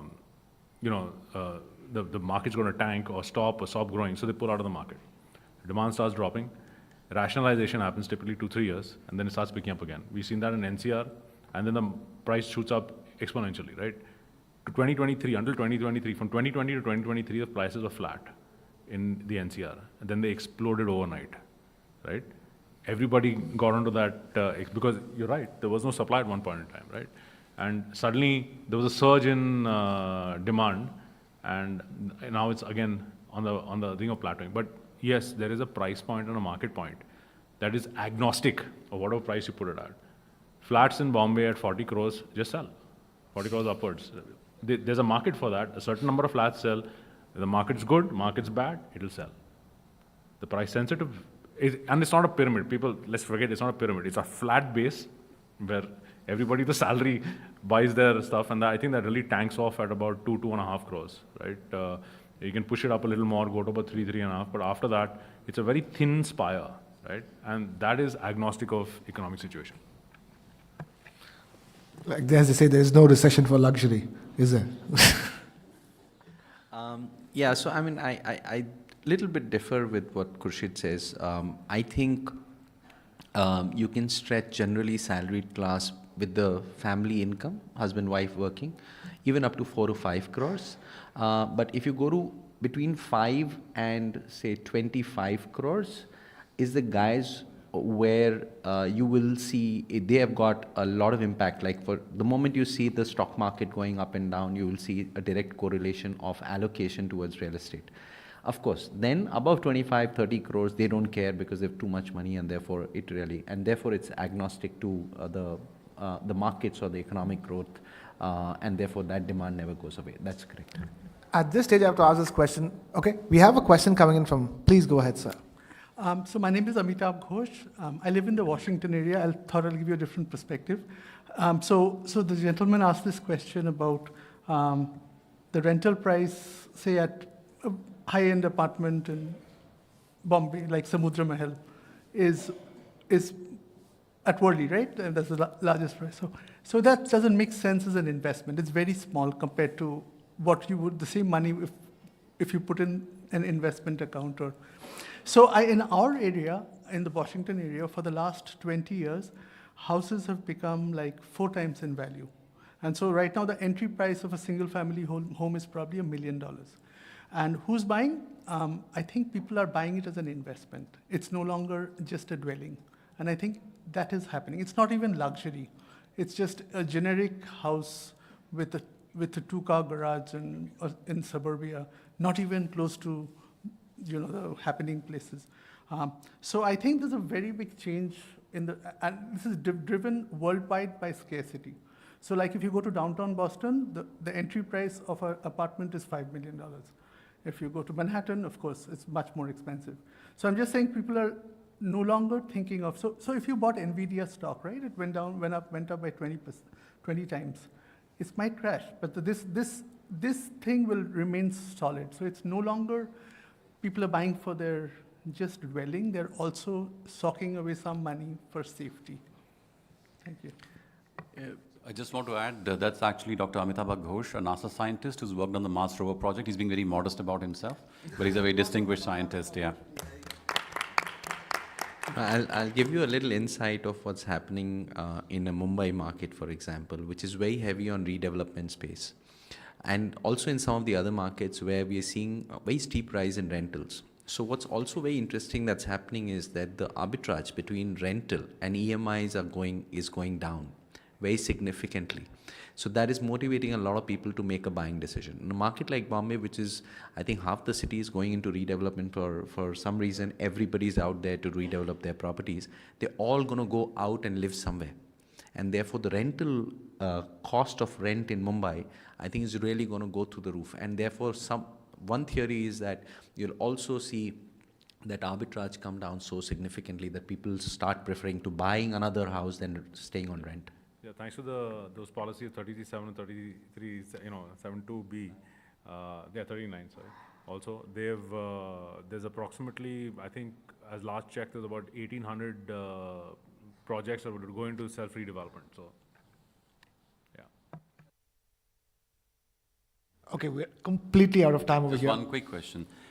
If you look at the real estate market in India, we don't seem to ever have a serious bubble or a bursting of the bubble that typically happens in other markets. Is it because the fact that there's a lot of, non-accounted for money that comes into the market, or why is it that it seems fairly immune to all the rules of economics, except for the law of demand and supply? We haven't seen a big burst. I mean, please correct me if I'm wrong. That's the only one that matters. We are so chronically undersupplied, right? That's the only answer that we have consistent. We are chronically undersupplied. Khurshid, I think we had the longest down cycle in the real estate sector, which lasted 10 years. 2013 to 2023 was actually 22. Actually, was a cycle which was the longest down cycle in a manner of speaking, where developers generally, relatively, where. See, the thing is that there is demand, there is demography in this country, and there is clearly, what is also happening is, so I'll give you one data point. In 2013, we had about 50,000 plus developers. That number of developers dropped to about 1,300 or so in 2021. And that is, is a clear indication of the down cycle. The fact that people went out of business for multiple reasons, of course. So the industry is matured to the extent that industry now also is able to modulate the supply. Wherever you will see suddenly the supply stacking up, people will slow down the launches. And therefore you'll be able to kind of modify your supply side scenario, and therefore you may not see significant drop in prices. What may also change is that people will start making different ticket sizes. For example, you will see people going back towards smaller units in times to come because the prices have gone up and affordability may be a little restricted. Those changes may happen, but we have the demography on our side, and therefore demand is always going to be there. And the worst that will happen is that you will see plateauing of the price, which Khurshid talked about earlier. All right, I think this is such an interesting conversation. We can keep having it over and over again, and we'll still be wanting to have more of it, but I'm afraid, unfortunately, we're completely out of time over here. Ladies and gentlemen, huge round of applause for the panelists that we got for this.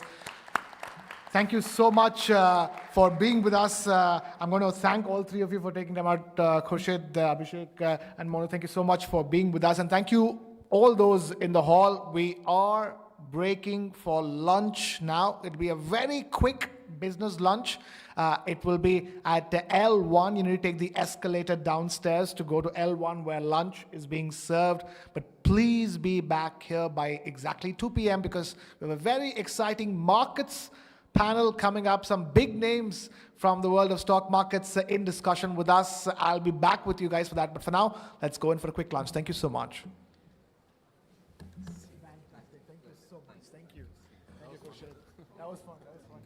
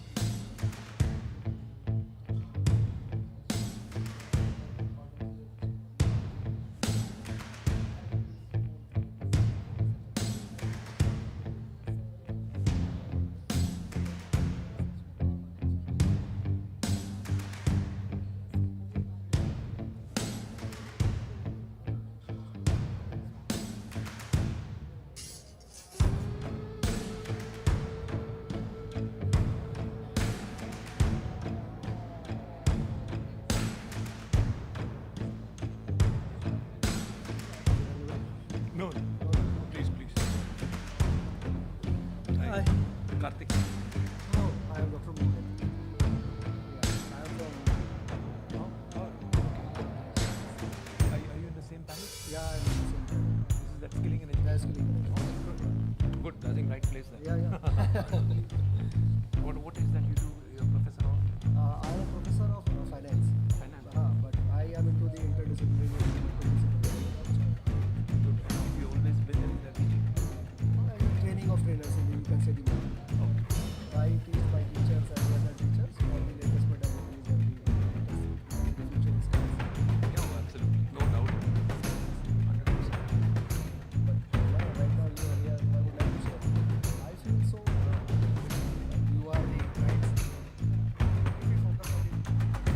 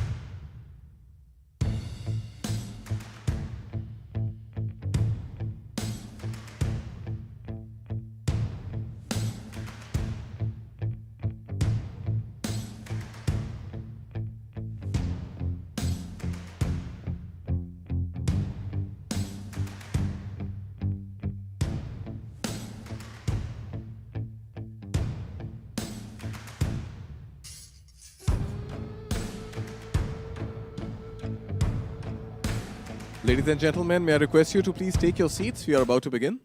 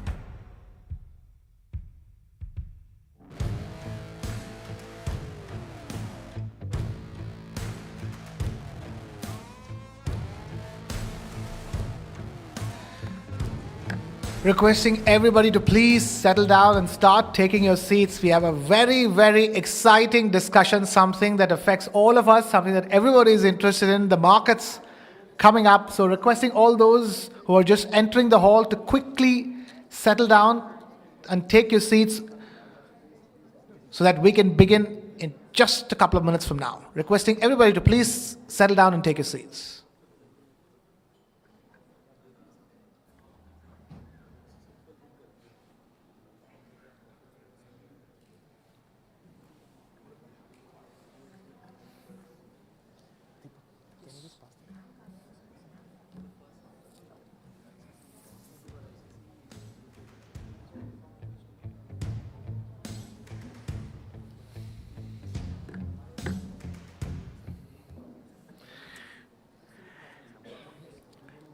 Hello and a very warm welcome to all those who are joining us here on the News9 Global Summit India edition. We have a very exciting discussion that we are just about to begin, and the theme of that discussion is bears versus bulls, SIP or SIP, the volatility.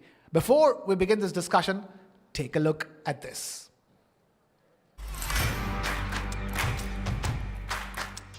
The battle between bears and bulls is back.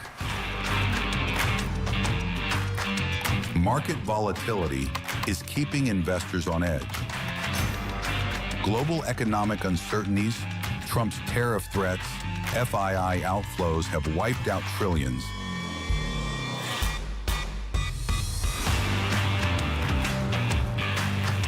Should investors cash out, or is this a buying opportunity?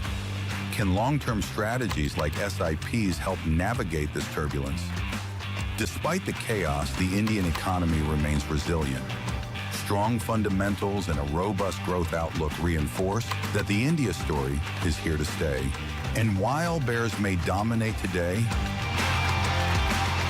the bulls will have their day.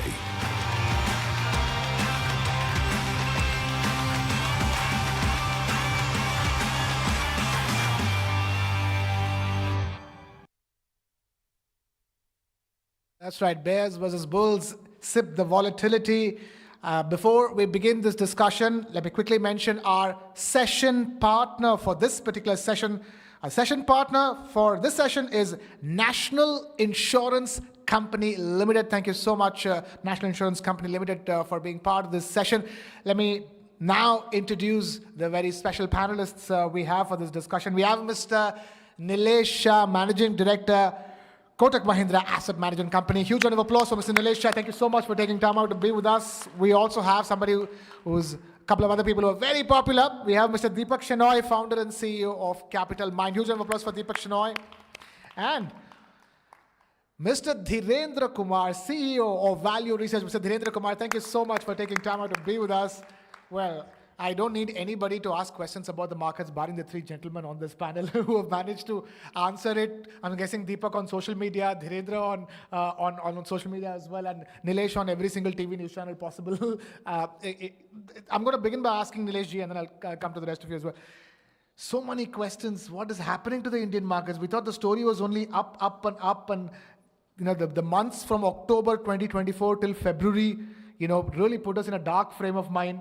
And then came March, and a wonderful, fantastic rebound rally. And just when you're about to say rebound rally, the winning streak gets cut short. Are we in a bear market, Nilesh? I don't think so. We are in the bear market. And, there was a legendary opening batsman called Sunil Gavaskar. Every time he scored a century, he will take a fresh card. And someone asked him, Mr. Gavaskar, why are you taking fresh card after 100 run? You must be seeing ball as a football, not as a cricket ball. And he said, I don't want to lose my wicket. After scoring century, I'm taking fresh card, so I'm resetting my meter at 0. No wonder he ended up becoming the highest run getter in the world in his time, with highest number of centuries and breaking Donald Bradman's record. Now, Sunil Gavaskar was a legend. Unfortunately, हम लोग नहीं हैं. तो market ने हमें सिखा दिया fresh card कैसे लेने का. Back to basics, क्यों करना पड़ता है. Market never goes up in one direction. It always goes up as well as down. And many people had forgotten that market में downside भी होता है, valuation भी कोई चीज़ है, and fund manager भी जरूरी है. So this was one nice way of telling buy market, go back to basics.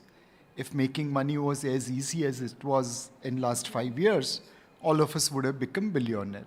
Okay, we'll get there. I'm going to probe you more on that, but I'm going to ask the fundamental questions again to Deepak and Dhirendra. Deepak, are we in a bear market? Yes or no? No, technically because 20% down, I think, universally is acknowledged to be a bear market. We didn't get there, or we got there only very, very marginally in February. And we're back down to, I think, minus 14% from the top on the Nifty. Your stock could be in a bear market, because you may be down 40, 50% and so on. But that is fine, because a bear market is not a bear market because there's an animal. You just have to bear it. You sometimes. I think that I'll take. It's a big takeaway. Bear market means it's a market to bear with. So yeah, I mean, in my limited experience, markets do the same thing over and over again. It is people like us who tend to forget.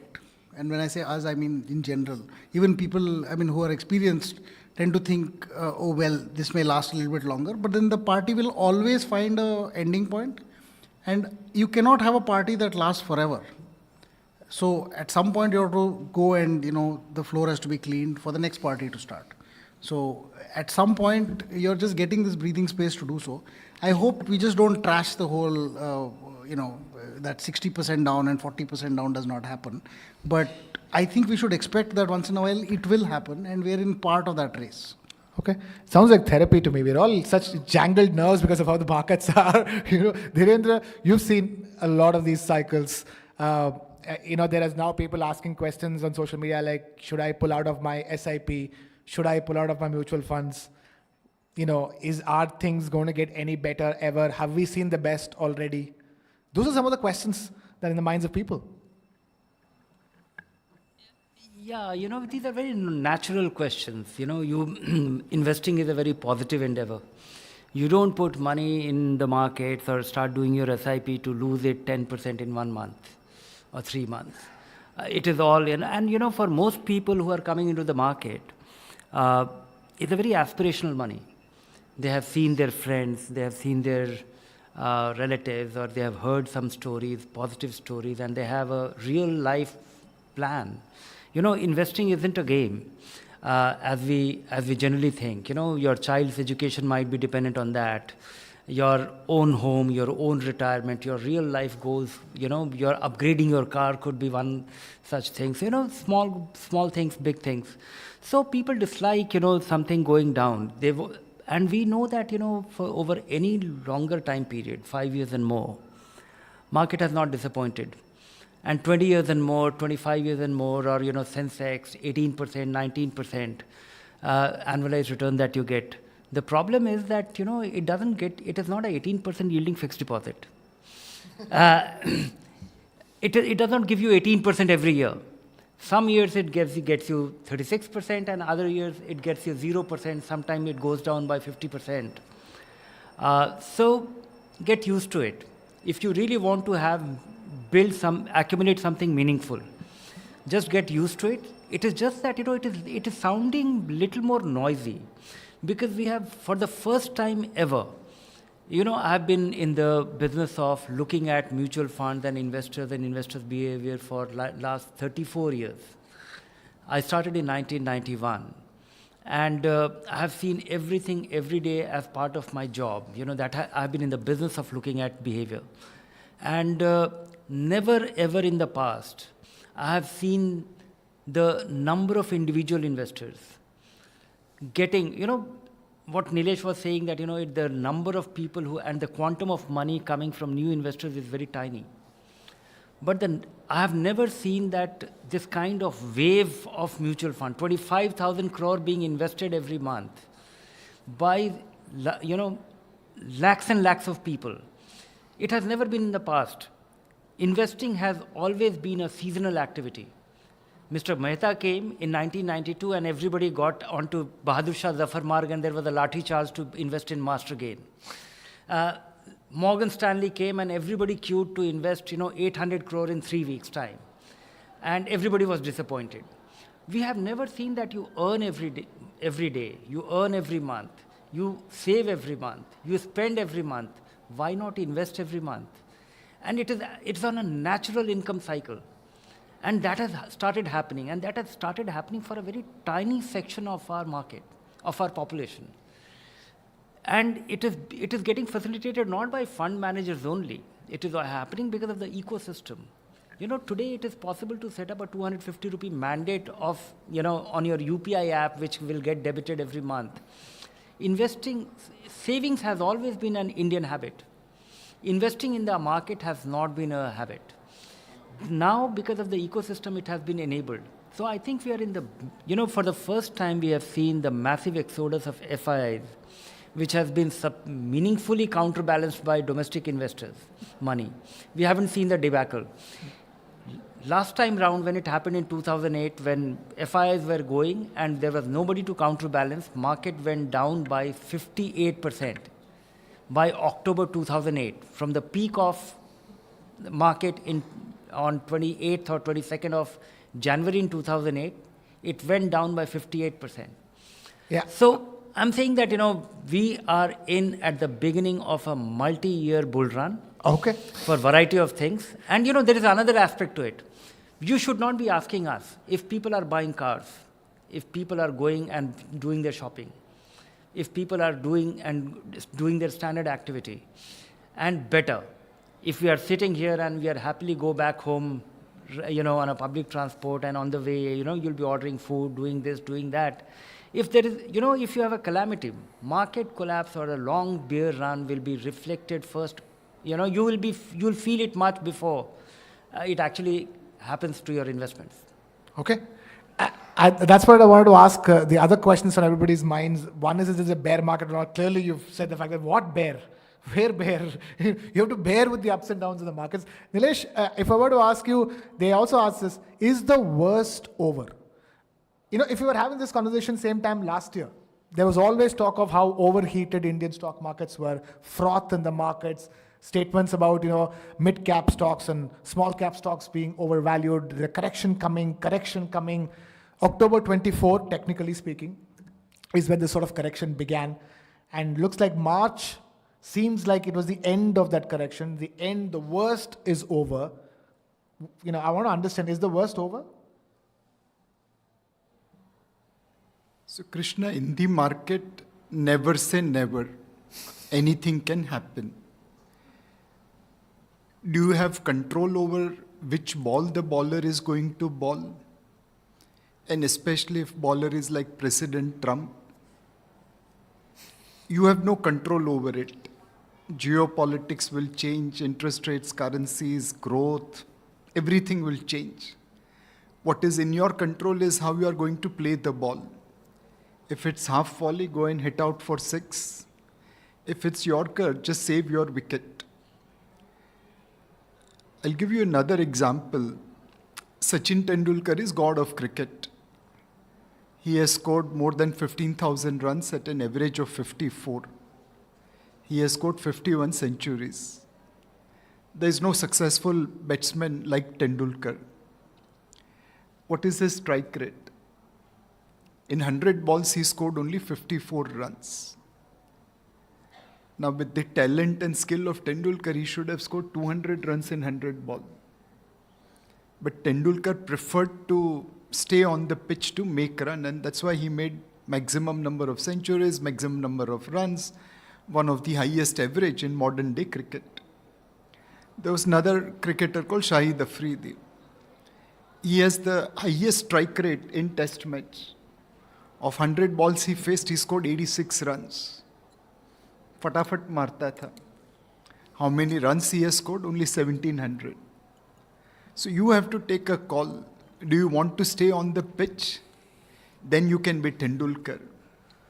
If you want to go and hit every ball for a 6 like Afridi, your strike rate will be higher, but your total runs will be 1/10 of Tendulkar. Deepak, and that's the message, isn't it? It's don't go by what happened in the last 1 month, 3 months, 6 months. Think about what happened in the last 30 years, and that will tell you what to do with your investments. Yeah, I think there is the problem that we have is we look at the market in terms of months, but the times when we actually need this money to work for us is the times of years. We're saving for our kids' education, which is 15 years away. But we will think of what happened last week to determine how much to invest or not to invest. Because every time you make these decisions, somebody told me decisions are like, you get a fixed number of decisions you can make per day. Once you reach a certain number of decisions, after that, any decision you make it's based on mind fog. The more decisions you make, this is why Steve Jobs used to wear black t-shirts, because he didn't have to make that one black, Decision fatigue. Decision fatigue. So every time that you're looking at the market and saying, I have to make a decision now whether I want to invest or not, you're wasting one decision that will ruin your day. And then people are making these decisions multiple times in a day. And I'm sorry, but we are in an age of where media has also, created this as a monster. I'm guessing clearly because of all your experience in portfolio management services, you're getting that many calls from the investors. Or rather, investors are naturally confused. They're like, should I add more now or should I add more later? Now, my problem is I sound like a broken record every time. Just invest according to when you have money to save. That is when you should invest. Because at some point, you don't need this money right now. You need it in the future. If you need the money right now, please take it out.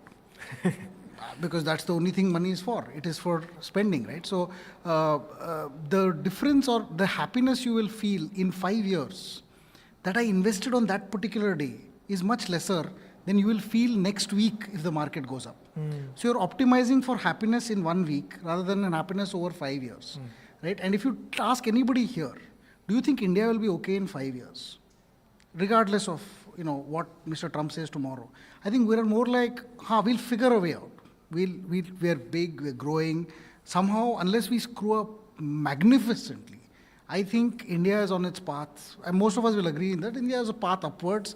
From 10-minute delivery, maybe we'll go to 8-minute delivery. And we will not go into, we will never deliver you anything within the. So I think if the story of 5 years is more visible than the story of the next 1 or 2 months, and your investment path is 5 years.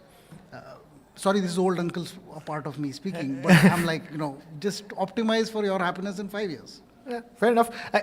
Dhirendra, the reason why this conversation is happening is because people are right now wondering which asset class should I park my money in for the long term? What will be the one that will give me peace of mind? I mean, look at the rate at which gold prices are going. So many are wonder whether you can park money in big chunks in gold.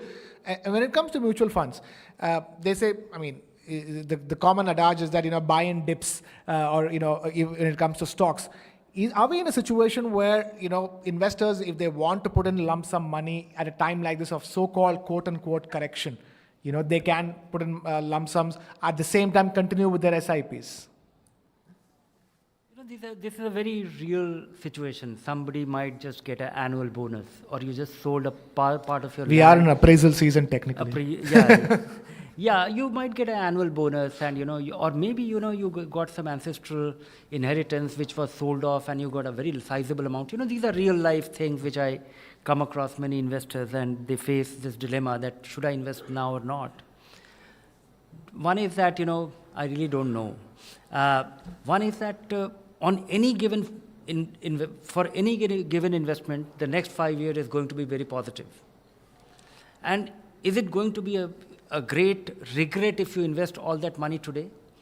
If that money is very critical. And for this, I have actually devised a rule for myself which has absolutely no basis in science. What happens is that, I also get my annual bonus, and I spread it over the next 3 months. Because if I don't do it, the moment I invest a meaningful amount of money and next week the market goes down, you normally have this natural instinct, regret. Though it may not be meaningful in the overall scheme of things, that your accumulation could be 100 rupee and you are investing this 3 rupee and you are obsessed about this 3 rupee. And if you invested and it goes down by 10%, your 3 rupee actually becomes 2 rupee 70 paisa. But if I knew it, my 100 rupee goes down by that much, 10%. That fall is 3 times more than what I'm going to put. So it really is a meaningless exercise. I think there are 3-4 rules which every investor should follow, because every saver is going to face this dilemma every now and then, which is invest whenever you have the money, disinvest whenever you plan to require this money well beforehand, and any of your goal will be a negotiable or a non-negotiable one. Your child will get into the college on one given day. You tentatively know the month. You tentatively know the first year fee as well. There are things which are negotiable. You want to go on a holiday, you want to buy your house, you can make it plus minus 6 months, 2 years, or be in reasonable preparedness. Real life goals, I think one should approach. There is no basis, there is no specific thumb rule which to be followed. Invest for the long run. Never invest your short-term money in the market. And as about gold, I think, it is having a flight of fancy for the last couple of years for a variety of reasons. In 2006, first ever financialization of gold happened. Before that, you could only have it in physical form or jewelry. Then came financialization, and now governments are beginning to buy it. And then we saw the ETF and a new demand getting created, so you can have it in your demat account. But the underlying thing is that equity, you get ownership. Fixed income, you lend the money. This fellow just sits in your locker. Don't miss that. And it's not a productive asset. It is it's a store of value. I'm only asking in terms of percentage of returns it's able to give, say over a 1 year to a 3 year period. Is it right now at a stage where it's better than financial products? Nilesh? So we have bullish view on gold. The central bankers of the world post-Russia-Ukraine invasion have realized that gold is the actual asset they are owning. All other securities kept any part of the world can be seized. Today, Russia put $250 billion in Belgium, $250 billion in Europe, zero money in US, but they were all invested in securities denominated in dollar, yen, euro. And even a small country like Belgium froze their asset. On this $500 billion, whatever interest they are earning, it's going to Ukraine, it's not coming to Russia. Now, undoubtedly, central bankers of the world are realizing that gold is the only asset we own. On dollar, they have written, in God we trust. Effectively, they are saying that in God you should trust. Don't ask America to give money. It's the God who has to give the money. The central bankers of the world are becoming like Indian housewife, buying gold and not selling. The world is not producing enough gold to satisfy demand of both the sets of investors. So undoubtedly gold will go up higher as long as central bank buying remains. But should you put everything in gold? Well, at one point of time we were told by De Beers that diamonds are forever. Now, thanks to lab-grown diamond, natural diamond prices have crashed meaningfully. Yeah. Who knows, if gold prices go higher, a lab-grown diamond could come. Lab-grown gold, you mean? A lab-grown gold could come, like lab-grown diamond. I have put a Google alert on lab-grown gold. So far, I haven't heard anything. But I'll keep a watch. Never underestimate technology. Never underestimate ingenuity of human intelligence. Fair enough. The only reason I'm asking about gold, again, Deepak, is that that's where the money goes when there's a lot of volatility and uncertainty. And one is to sort of stick with that uncertainty and ride it out over a long period of time. And the other is, how do you calculate, short-term strategies? Forget about 10-year strategies. What about 3-year strategies? With gold? With your investments. If for a 3-year strategy, does it make sense for me then to, invest a significant chunk of my money in gold? And with the financialization of gold, he's talking about, if it is going to be SIPs, might as well put in an SIP into a gold mutual fund, isn't it? Well, if you look at the history of gold investments, are there enough periods of 3 years where gold has given you negative returns? The answer is yes. So, in the last decade itself, you've had multiple 3-year periods, overlapping perhaps, but that have given negative returns on a 3-year basis. Remember, gold at some point was $2,000, 2011. Then it was $1,200 in 2014 or 15 or 16 or something like that. And so it had fallen 30 or 40% in dollar terms. It didn't fall so much in rupee terms because the rupee depreciated in that time frame. 2013, the rupee went to 68 and so on. So you had, and plus India put a 15% import duty. So naturally the gold prices in India were 15% higher than the world. So you got that as a flip. So if the gold price fell by 40, 15% duty, 5 or 10% as this thing. So we fell only maybe 10 or 15%. But we did fall 10 or 15%. After 3 years, if you have 10 or 15% less of your money, even if it's invested in gold, will you be unhappy? If you had bought physical gold, you lose 10% the minute you buy it. Physical gold. Because there's some making charge, there's some wastage. I don't know what this concept means. Who wastes gold? But okay, there's some 3% wastage. Scrappage would be a good idea. Scrappage or whatever it is. And then there is a difference between the buy price and the sell price. The same guy who sells it to you for 8,600 rupees a gram buys it back from you at 8,300 rupees a gram. Why? I don't know. It's universally accepted. The minute you buy gold, you've lost 10%. It needs to go up by 10% for you to break even. If you're thinking of this to happen over a 3-year period, and inflation is, well, the country's inflation is only about 4.5%. And gold is a hedge against inflation in the long run. You're probably going to get this 10% as just the inflation move itself. So you lose 10% on entry, on physical gold. And 3 years later, you just about recover your investment. Then in 3 years, isn't our FD better? I'm just saying that, you could get a move like this, which we've had in the last 1 year. Or 2 years, but I don't know whether you can bet on this move happening every 1 year or 2 years. Okay. We should perhaps, and remember that India has now reduced the duties. Correct. From 15% down to 6, it might come down to 3, considering the world's, or at least India is saying that tariffs are not, we're going to lower tariffs. We might actually, because there's a 6% duty and a 3% GST in India, so 9%, on 1 kg of gold, which is roughly this in gold, less than this in fact. 9% is of 86 lakh rupees, which is 1 kg of gold, is nearly 8 lakh rupees. No wonder there's so much smuggling coming in from the world. There's daughter of a police inspector or I a knew chief you were was caught. talking. I knew you were just alluding to the latest headlines on the gold Headlines on smuggling that. case from Karnataka, from where you come from, actually. Yes. It's quite startling, but it's not surprising. Yeah. Because if my win is 8 lakhs and my loss is once in 15 years, I'll get caught, and then people will forget after 2-3 months. The reason why I was even discussing this is because, Dhirendra, how should people be careful? One, if they're investing directly in the markets, they should be careful. It's not like you just throw in money and you're going to make money come what may.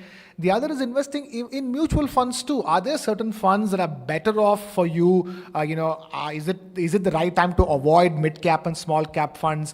Do flexi-cap funds work better in the long run? If you're looking at an investment horizon of 5 years or 10 years, do flexi-cap funds do better? Sectoral funds are there. And, would you say then gold MFs are a good idea? So people have to be careful in terms of which MFs that they're putting their money into. Yeah, like it is, mutual funds are, where they were supposed to, or they were invented to simplify people's life. You can't invest in the market wisely, or, all the principles, or it requires a knowledgeable guy who has the understanding. But then, like most other dimensions of life, you go to choose a car and there's a problem of plenty. So is with soaps, so is with a shampoo. Mobile phones. So, you run a program which actually tells you how to choose one, or maybe the supply. So is with mutual fund. But that doesn't mean that, you can't do with a simple solution. There is a simple solution for, 5-6 kind of funds can actually fulfill most investors' life and well and comprehensively. But then it requires, as somebody said that, simplicity is the ultimate sophistication. But it takes many years, decades to actually appreciate it, or to really have the maturity to embrace simplicity. Most long-term investors investing in equity, their needs will be fulfilled by a multi-cap fund, and that's good enough. And maybe one, at most two. Somebody who is in his 40s getting started, maybe investing for next 10 years, beginning his SIP and some periodic investment, maybe a multi-asset fund, because he may not be, because I'll tell you, the real life experiences. I live in Delhi, and I'm in touch with many bureaucrats, and many of them are getting older because they're a little senior to me and they're retiring. And they come with all their superannuation benefits, and they say this has to be invested. And when I come across a 60-year-old bureaucrat who has never invested in the market, it takes me a lot of time to actually, persuade him to invest in an aggressive hybrid fund. Because when I ask them that, what is your income requirement? Post-retirement, they are still rich guys, they will be getting inflation-adjusted pension. So they said that I don't need income, I don't need this. But, it takes me time for them to be persuaded to invest in a market, in an instrument, which can still potentially go down by a couple of percent in many months. And some of them actually choose not to. So it takes time to get used to it. But when it comes to these mutual funds, I think 3-4 kind of funds can be useful. If you have money for a couple of months, consider an ultra short-term bond fund. Money for a few days, liquid fund. A multi-cap fund will do most of your equity investments heavy listing. If you are a first-time conservative investor and little older who will get upset if it goes down by 5% in a month, start with aggressive hybrid or a multi-asset fund. And these 4 kind of funds can actually fulfill all your lifetime goals. Wow. And you can ignore the rest. Rest of Index it is a story. funds? Index funds? Index fund is a substitute of your multi-cap fund, but unfortunately, the index funds, we don't, what you come across as an index fund is a Nifty 50 or a Sensex, which is a large cap fund. Yeah. And it does not get you enough diversification. If you look at any 10-year period, we are missing the point that most actively managed fund, over 10-15-year period, has beaten the index by a modest margin or a handsome margin. There you go. But the way index fund is being touted as if it has to really beat the index on a month-on-month basis, on a quarter-on-quarter basis, or year-on-year basis, people don't get up on 1st of January to invest to beat it by 31st of December. That's how it is being computed. That is how it's being compared. But, there are many excuses why people don't invest in market, and one of it is choosing is complex. If that is an objection, by all means invest in an index fund instead of a multi-cap fund, because you will still be able to derive 80% of the benefit that you will derive from participation in equity. It's better than not participating in it, isn't it? Nilesh, again, it's a question if I ask you, same question I'm asking Dhirendra, what would be your advice to retail investors who are looking to invest money in mutual funds, be it in lump sums or in SIP, in a market like this? What would be your advice? What are the kinds of funds that they should choose?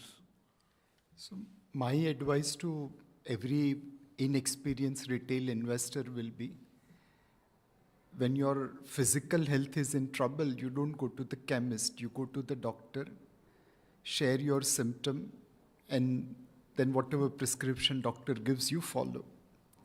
Normally doctor will give you 3 days medicine, morning, afternoon, evening. You don't take all the 9 doses at one go and hope to be cured.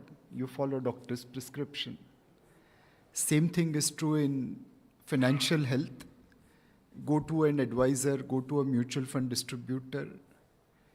First, share your risk profile, share your investment goal. Ask him or her to give you prescription for financial health, and then follow it. 2 examples I'll give which shows why there is a need for someone to guide you. In COVID time, a colleague of mine called up. He was talking to his doctor, and his doctor requested to redeem all his equities and mutual funds to move into fixed deposit. So the colleague said, why don't you speak to Nilesh Bhai? I was speaking with the person for the first time. And in COVID, we were worried about our future. What will you tell others? So my request was that let's wait for 3-6 months. Some medicine will come, then we'll see. Doctor didn't listen to me, sold everything around bottom of the market, put money into FD, converted notional loss into real loss. And after 3-4 months, called back again saying that Nilesh bhai, jo market mein return 3 mahine mein mila, wo to FD mein 3 saal mein nahi milega. Ab kya kare? On the other hand, I have never met this lady, a 75-year-old widow. She had earned her money and she was getting some pension, and she got some inheritance from the husband. And in the COVID time, her investment was geared towards bonds, debentures, debt mutual funds, hybrid funds. And she called her broker कि बेटा मेरा सारा पैसा equity में shift कर दे. And the broker was puzzled, saying that माँ जी इतना risk लेंगे? And she said, बेटा ये उम्र में अब risk नहीं लूँगी तो कब लूँगी? And she shifted all the money into equity funds around bottom of the market. Today, her wealth is 3-4 times more than what she had earned over 75 years of her life. And many a times, when we make such statement, तो लोग तालियां नहीं मारते सरदार जी, लोग बोलते हैं नीलेश भाई जिंदगी में पैसा ही सब कुछ थोड़ी है, 75 साल पे तो रिश्तेदारी काम में आती है, पैसे से क्या कम चलेगा? तो let me assure you, in the 75 years of her life, जितने relative उसने बनाए थे, आज उसके पास इससे ज़्यादा relative हैं.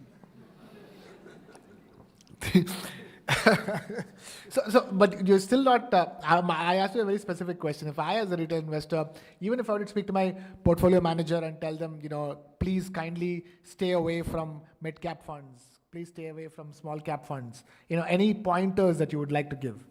So I will still recommend go to a good distributor advisor, and suppose if you don't want to go to a third person, then please put money in what is known as multi-asset allocation fund. It's a Harfan Maula fund which divides between debt, equity, and precious metal like gold and silver. The fund manager takes view on a longer term basis on how much to allocate in which asset class. Industry has many multi-asset allocation fund. And my guess is that 99% of retail investors has underperform multi-asset allocation fund performance over a longer period of time. 1% would definitely outperform that kind of fund. So if you don't want to get into financial planning and share your goals and objectives with a third person, just keep on investing in multi-asset allocation fund whenever you have money. But please give long-term to fund manager. Fund managers are not magicians. They can't generate return in a short term. Give them time. Your dreams, your aspirations, your financial goals will be achieved. Deepak, would you concur with that? I see strong agreement coming in from both you and Dhirendra. Net, if you were to sum up this discussion for all the doubts and fears in the minds of everybody, go out there, pick a multi-asset allocation fund, put lump sum in it or SIP in it, whichever way you do it, you should be fine. Just forget about that money for the next 5 to 10 years. Honestly, fund managers will say that, no, because I mean you're listening it. You're asking a barber if you want a haircut at some level, right? But I think it's also a very interesting thing about mutual funds is we have seen that behavior is the driver of investing, of your investments. You invest because your behavior is in a certain way. Markets are down, you want to invest less, you want to cut SIPs. Your markets are up, you want to increase SIPs. That's natural behavior. And one of the reasons these multi-asset or these hybrid kind of funds work is that if I told you to put 33% of your money in equity, 33% of your money in debt, 33% of your money in gold, there will be times when equity will be doing really well and you will be saying, "Ye debt mein kyun rakh raha hu? Why am I?" And then someday gold will be doing maybe not so well as equity, and you'll say, "Gold ka nikal ke equity, gold kaun khareedta hai? Wo to ghar pe pada hua hai." All these questions are because now you're seeing them as individual parameters. If I said, forget all this, there is one thing that does all them, and it mixes the price. You're getting the appreciation on 33% of equity and 33% of debt and into one NAV. That NAV is not going up by 20% or 25%. It's going up by 12% or 11% or 10%. And when it falls also, it doesn't fall as much as equity because the debt thing cushions you. But you don't see the individual component. So your behavior is different. So if you're a person who reacts to the prices because you act like this is your 10th standard report card every day.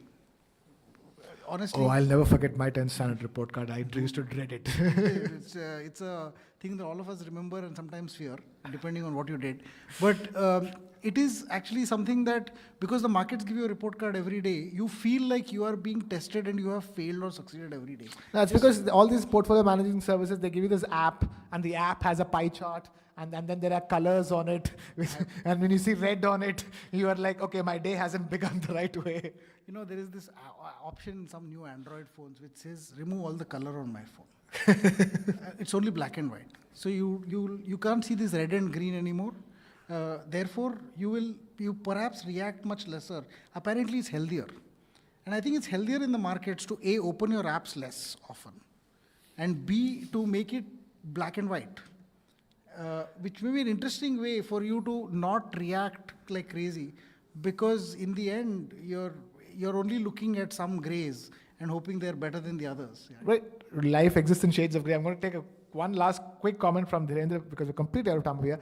Dhirendra, one simple line of advice to all those watching this, for all those who sort of found ways to stop their SIPs or take money out of mutual funds and are sitting on the fence right now, wondering, looking up at the skies, going, Bhagwan, kya hone wala hai?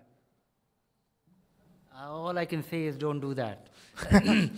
Because, you'll be depriving yourself. In fact, this multi-asset hybrid and all these things, there is one very nuanced, thing which has come about. Equity investing was, all the returns were tax-free not very long ago. Now, every time you have gains, you want to rebalance it, you want to move, assuming that you choose to invest 50% of your money into equity, 50% into debt. And every time one thing became 60, you changed it, reset it to 50.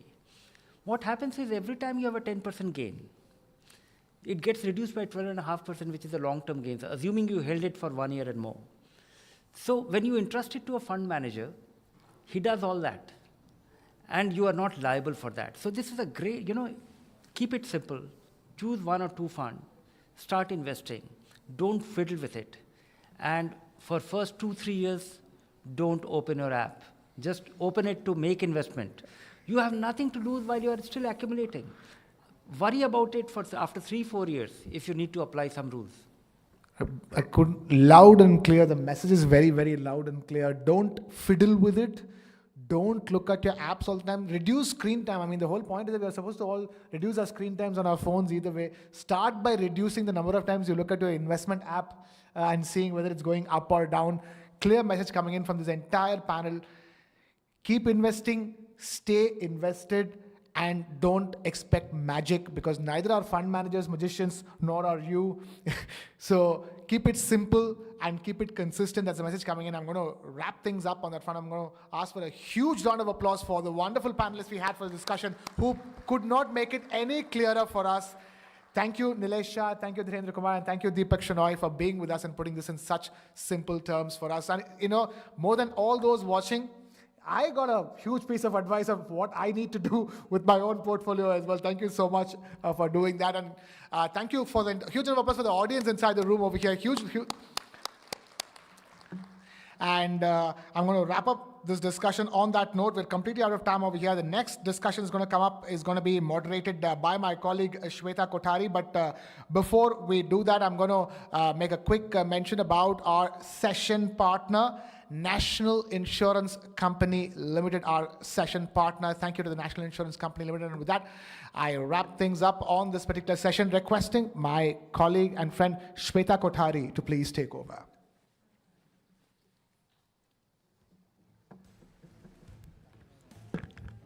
Thank you very much, Krishna. I don't think I can match up to his energy, but I will try my best nonetheless.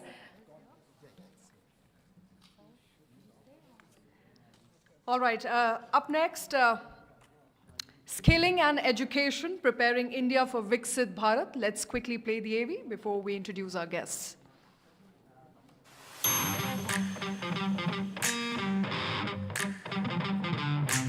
India is on a mission to become Viksit Bharat by 2047. But to achieve this vision, skilling and empowering its workforce is critical. A skilled workforce drives innovation, productivity, and global competitiveness. With rapid technological advancements, bridging skill gap has never been more urgent. To address this, India must revamp its education framework. Skilling India isn't just about creating jobs. It's about building a future-ready workforce that can lead globally. By investing in education, technology, and lifelong learning, India can unlock its demographic dividend. Pave the way for a prosperous, inclusive future. Together, let's skill India for Viksit Bharat.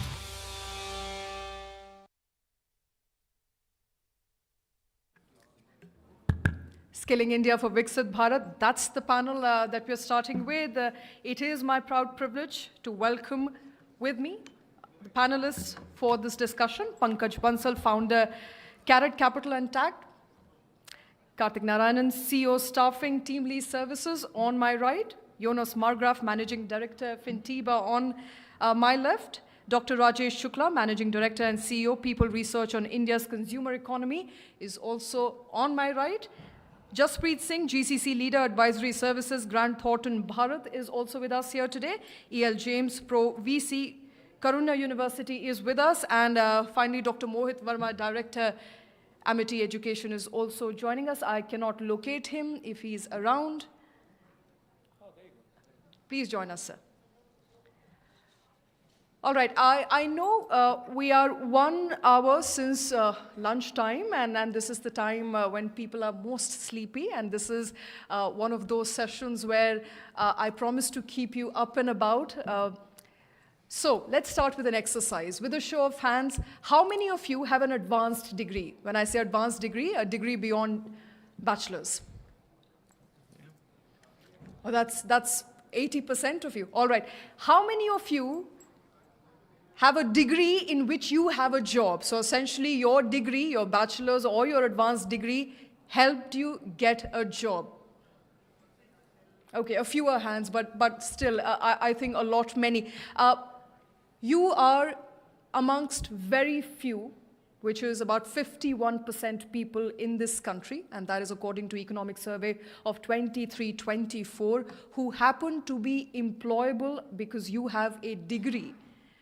The Economic Survey suggests that only 51% of people in this country who are graduates are actually employable. Essentially, 49% of this country's population, which is the employable youth, does not end up getting a degree, does not end up getting a job on the basis of their degree, which means that there is a skill mismatch that we are looking at. It is alarming, and it is a problem that we must nip in the bud as soon as we can in order to reach our goals of Viksit Bharat by 2047. And with that in mind, let me quickly begin by asking you, Karthik. You and I have had previous conversations on how much the jobs market has changed in the last decade or so, more pronounced in the last year and a half. And there is a buzzword, AI, which has rattled everybody, especially young graduates. They don't know whether they're going to be employable. They don't know whether they'll have a job or not a year or from now. And data tells you that India needs at least 1 million AI-skilled workforce by 2047. How far are we from that dream or achievement? No, thanks, Shweta. I think, first things first on the point, that you mentioned about skills and employability, especially. We are a large, I want to say people supply chain company, contract staffing company. And what I see is, and on any given month, I have 20 to 30,000 open positions and I can hardly fill 1/3 of it. Right? So when we speak about, Are these AI-related jobs? They're not, they're all kinds of jobs. Okay. They're all kinds of jobs. If I have to give you a quick answer to that particular point, I don't think so AI is going to fundamentally replace. I think people who have some knowledge of AI will be able to do slightly better than everybody else right now. So it's not complete automation which is going to replace, everybody's job. People's, ability will be enhanced. But to the point that you mentioned, is an important point for us, because I think the point is not really understood in depth.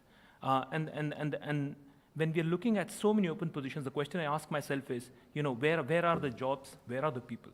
I think the number one problem which is coming across, which is very poorly understood, is obviously education levels, no questions on that. But more importantly, the 5 southern states are aging. Okay, so there are not enough people, there right now for them to be employed. A lot of young people out there are where they're available is actually up in the north, in Uttar Pradesh, in Bihar, Jharkhand, Northeast. Their education levels are at a particular level, right? So fundamentally, the number one problem is, how do I make sure saying I'm able to get those people skilled at a particular level and being able to get them down? I think that's problem number one. I think there are multiple such issues with respect to quality of skill as well, right? As to what levels they are in. They need to migrate to a different location altogether. I think all of these are, fundamental problems for us being able to harness the youth and being able to get them jobs as well. So there's no one answer, to the question that you're stating about. All right, so it's a complex problem, but what you're essentially saying is 1/3 of the jobs that you have remain unfilled because you cannot get the right talent. That's right. All right, and so where's the talent and what is the talent doing? Let me get in Dr. Rajesh Shukla. You mentioned about the fact that you are soon going to release research, Dr. Shukla, on where the gaps are in skilling. Can you share some insights with us? Thank you, Shweta. It is actually the important thing to just know, knowing the and addressing and understanding the issue actually. You see, India is now globalized world actually, so we are not actually working in the, one should not work in the isolation. But if you look at the international classification of standard occupation, which is defined by the ILO, you will find that of the total India's workforce is hardly 4% belongs to level 4, and where China is 25%. And what do you mean by level 4? Level 4, when we are saying level 4, those who are, as you have asked, those who are graduated, those who are formally engaged into the services. They are having postgraduate degree, they are having actually graduate and postgraduate, and also doing the professional job actually. So You're saying only 4% of India's population have Means- are on level 4? As 4% is hardly, those who are highly specialized tasks requiring theoretical knowledge and decision making, these are the doctors, engineers, teachers, senior management professionals. Who amongst here is a doctor, engineer, senior manager? Show of hands, please. How many of you are doctors, engineers, senior managers, people in management? Karthik, your hand too, please. Dare say, not an engineer, not a doctor. But a senior manager. Again, once again, please, show of hands. How many of you are in senior managerial positions? All right, I think we have a very interesting crowd here, Dr. Shukla. I think majority of us, at least in this, in this chamber today, are highly specialized people. So this is actually issue actually what we are addressing actually. We are addressing just a drop to the ocean actually. 70% India lives into the rural India. Means skills, if you look at this type of, I am saying it is 70%, which is Korea, which is looks like the US. But in Korea, total workforce, if you look at it, is 90% is level 4. 90. US is 75%. China is 25% actually. And we are 6%. So I am saying here is the requirement. So one is size matters. But most important thing is what is actually requirement. Second thing, Sweta, I would like to also mention, because we are looking for the Viksit Bharat. Whatever the normal, you can see, issue we are facing for 75 years, it will be not the problem for next after 5 years actually. पानी सबके घर में होगा, बिजली सबके घर में होगा, सबको टीका लग चुका होगा, सबके घर में गैस के सिलेंडर होंगे. Problem will be entirely different actually. To deal that and to create that, we need different set of skills. For that, actually, we have to work hard. Actually. All right. All right. And what will these skills be? Jaspreet Singh, we spoke briefly before this session, and you talked about how it's going to be very difficult for young people to find a job, and to retain that job if they don't skill themselves.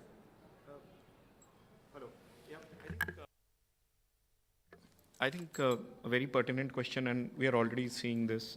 Pick up any newspaper in the last 3 to 4 weeks. It's a global phenomena where freshers are still struggling to find jobs, right? And I think I have a very different perspective to what Karthik said.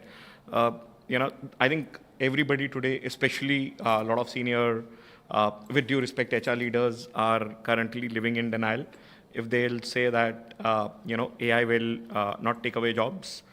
This is the classical case that we are seeing from just look at ITS companies' hiring pattern in the last 1 year. There are so many jobs that AI will take, but that said, I think the time is when you need to reskill. And reskilling is not going to be easy. And why are we only talking about IT, ITES, or technology jobs when we talk about AI? The problem is much larger. How do we adopt, and you said, where are the future of jobs going to be? Future of jobs is when we look at all such technologies and adapt to them to each industry, and not only go after one particular industry. There's a hype cycle that Gartner promotes. Today, AI is the hype cycle. Everybody starts talking about AI. Till about 2 years ago, everything was on cloud, right?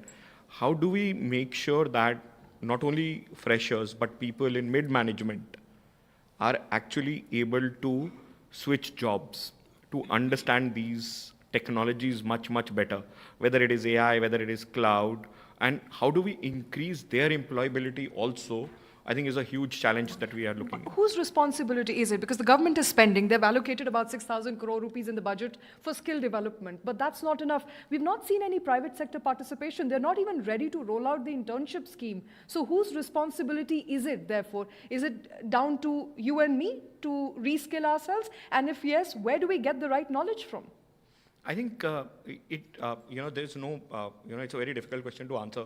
First of all, there is no one size shoe that will fit everybody. I think obviously it's one individual's responsibility. Today you don't need a fancy degree. There are so many micro-segmentation courses available, 20-minute YouTube videos available while you are stuck in a traffic. You could look at those videos. But I think it's also the responsibility. They help you in skill building, but do they help you get a job? If you look at the traditional workforce, right, where everybody needed a higher education degree to get a job, I think the pivot is changing. Look at organizations that hire techies. It's no longer necessary that you have a fancy engineering degree. If you are very good at what you do, you'd still find a job any day. And that's what's happening.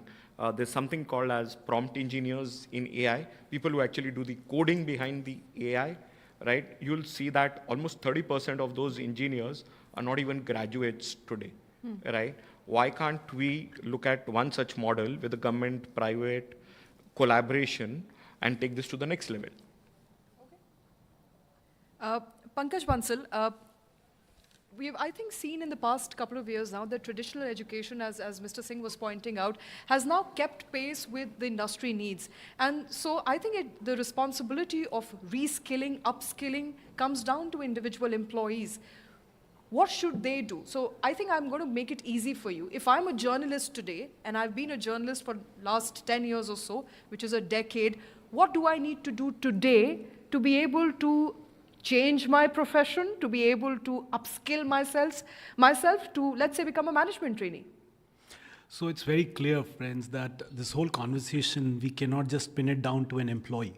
The problem or the stakeholder that at least I hold responsible is not government. I can give you 10 schemes where government has done what they're supposed to do. I can give you 10, there are 4 ministries who are working on it.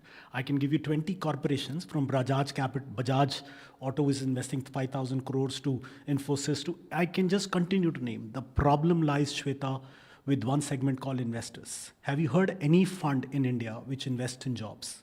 Tell me the name. There is fund for finance, there is fund for everything, insurance, real estate, but there is no fund for this. Why is that? Our category of jobs is not categorized. Right? That's the big problem. That's the reason it's not happening. And is the returns not available? Look at a company. I'll give you a real example. Avigna, India's largest gig service provider. This company was 85 crore valued, exited at 900 crores. I've been tom-tomming about it that please, I request investors to come and invest in the category called jobs and skilling. It's not happening. Number 2, coming to the institutions, we cannot continue to do degrees. I'm not, sir, a great fan of graduation and post-graduations anymore. You will hire a person if he or she is skilled, ask him, probably he'll agree. Look at the last year's number. Shweta, you quoted 51, it's actually 54%. We own this India Skill Report that you quoted. It is a great story. India is a land of dichotomy. In 2013, when PM Modi took over, we started the report. The number was 33%, 34% of kids were employable. Today, this year, when we concluded, the number is 54%. It's VBox Report ETS, which owns TOEFL and GRE. That's a great news, but it's not a great news because still there is 46% to be taken care of. It's a great news that we feel that skilling so much is done. It's not a great news because you just asked, people are worried and scared about AI. Let me give you one more number. Look at the companies last year. 22% jobs were filled last year, non-IT companies, which were from AI. Can you imagine? Non-IT company. I'm not talking like AI company. So even in your company, probably if you check last 2 years what hiring they've done, you will be surprised to see how many people came from AI skilling. Answering your last question, that what you should do or any of us do. Let me ask a question. People who are 50 plus, are you not scared? Tell me. I'm an investor. I built a company called People Strong. I'm an investor. I sometimes feel when I meet youngsters, the pace at which they work. My son built a company with 2 people. I know companies which have 8 employees and their revenue is $20 million. Can you imagine? And you are saying that AI is not going to impact us? It is not correct. So the only answer is that next 2 years, we all should promise ourselves making a list for Parchun to the work we do. We will use AI to do that. We will have an agent called Shweta for Shweta, and Shweta will learn how that agent will work with Shweta. Next time when you will be interviewed, I can promise you 2 years later, you'll be asked your CV and the agent, because your agent will be doing 70-80% of your work. If you cannot find and build an agent, it's our problem. That's my take. All right, those are very bold predictions, but I also want to engage the other stakeholders in all of this, and that is the education system. E.L. James is with us. Mr. James, I think you as pillars for education in this country have a huge responsibility. You want to come and build people who are ready to take some of these entry-level jobs, at least as you know, people who are in education.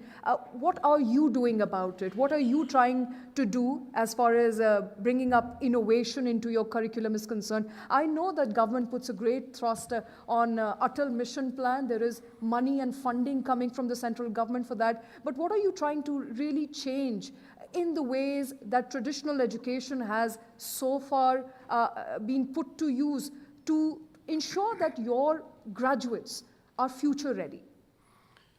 Before you go into the responsibilities of teaching organizations, let us just think how these teaching organizations are accredited, how these teaching organizations are ranked in this country. This is something which we'll have to think of. You have introduced AI, ML, data analytics, and all that, big data, all that in the syllabi.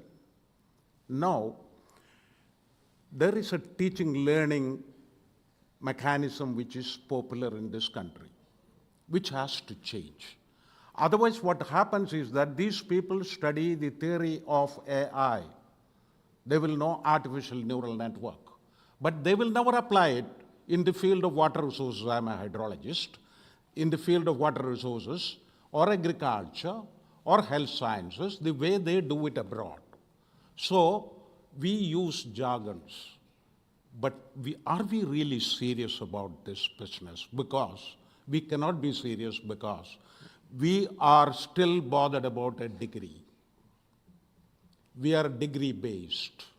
We are not skill driven. As long as we are degree conscious, and you go to a parent, ask him, okay. So I wanted to ask you that, do you try and change that in parents also? Do you try and counsel parents as well that the world today doesn't care about the degrees of your kids, they care about what skills they learn?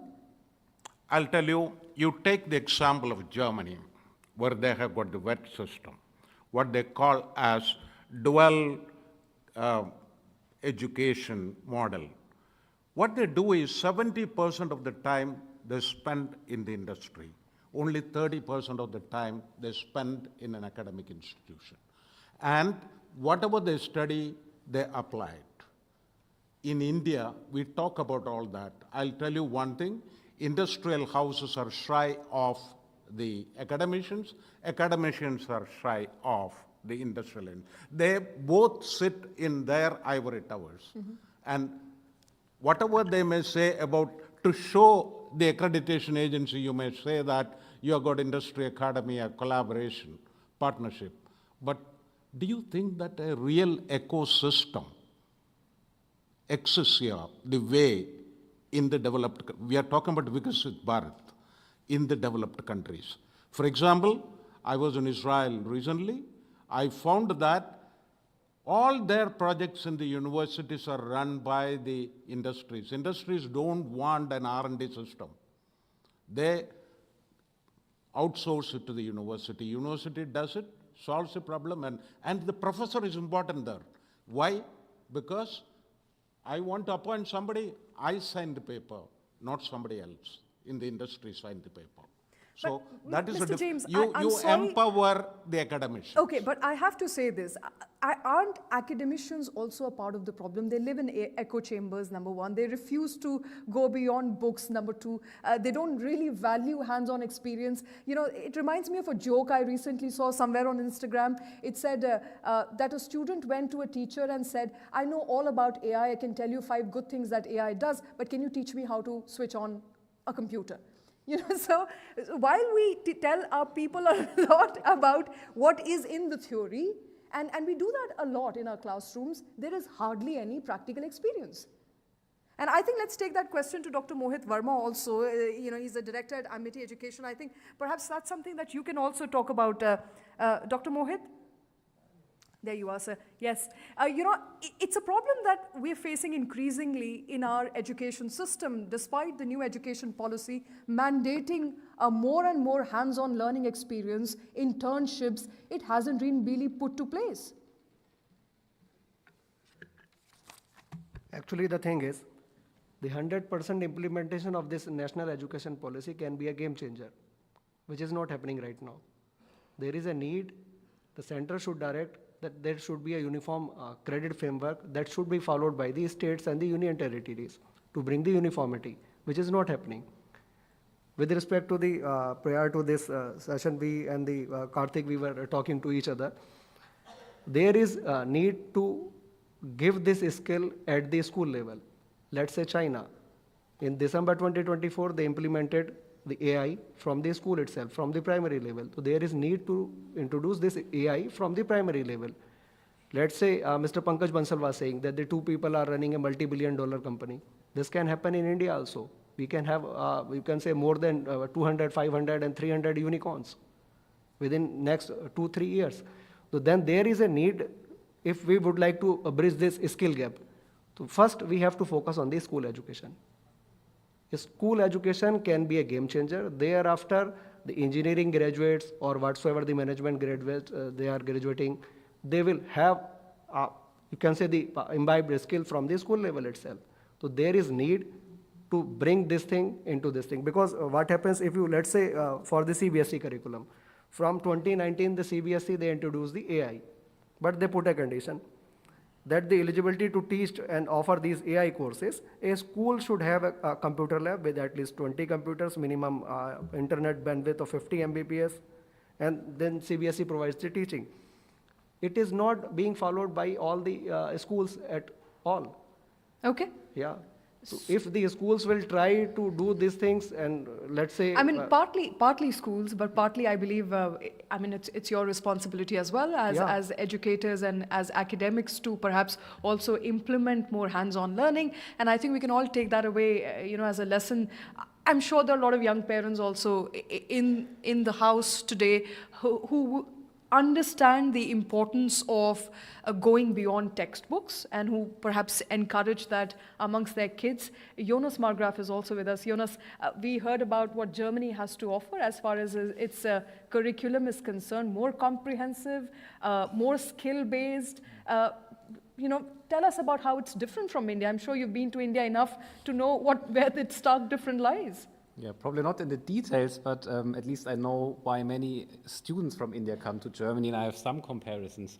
I think maybe it sounds to me like we're trying to have a one-size-fits-all approach, right? The question is also what kind of jobs are being replaced by AI and which ones don't. So I think last month the World Economic Forum released the Future Skills Report, and telling what will be the main skills required in the future. And this was, of course, AI, data analytics and all this, but on these other sides, all these topics about creativity, self-reflection, everything that AI cannot do. And I think this is a very important point, how this can be included in curriculums. And then it's probably also that not everyone, and this is the German approach that you mentioned about more vocational training, not everyone will be like a job with top cognitive skills, but some people will rather, I don't know, they will be haircutters or something where you do really hands-on practical trainings. And how can you split people into really jobs or educations where they get their full potential? And then in Germany, it's like a 3-split program, I would say. We have really vocational training, which is school-based with a lot of practical expertise, and then we have the universities of applied sciences that have a very practical focus, and then the classical universities that are more science and research-based. And for me, it's difficult to say to what extent you can apply that to India. I know that many other countries are trying to copy or learning from this approach. So there are like universities of applied sciences in China, they try to copy that. Also in Jordan, there are programs. And yeah, it would be nice to have more cooperation also with India, because especially for India, the demand is so big of students want to go to Germany to start dual degrees and 2+2 programs where you can learn from each other and yeah, improve that whole skill exchange. Because I think this is the next point, right, for developing India, that sort of skill exchange is the basis for economic exchange. Absolutely. And I think you will need the money out of trade that was being built through these networks. Jonas, at FinTiba, you also deal with a lot of Indian students, the Indian diaspora that is in Germany. In your assessment, in your understanding, when you deal with these students, what is 1 or 2 skills that they lack that you believe a German student will have by the time they graduate? Oh, that's also, I mean, some of them, they don't lack skills, that sort of the best brains come to Germany, and we love to see all these skills coming in.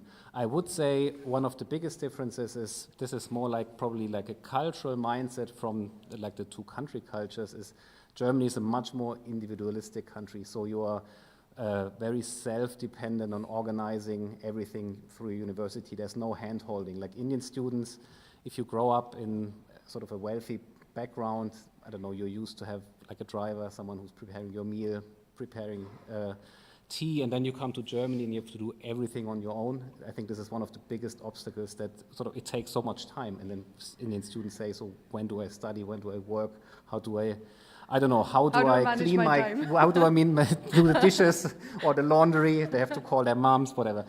So this is one of the big things that is really different. And I think when it comes to academics, it's really that like the responsibility on your own to find your way or to organize yourself. I would say this is a different thing. Right. We do have a question, sir. I'll come to you. I'll come to you in just a bit. I think we are short on time, but I want to go back to Pankaj here. Pankaj, I think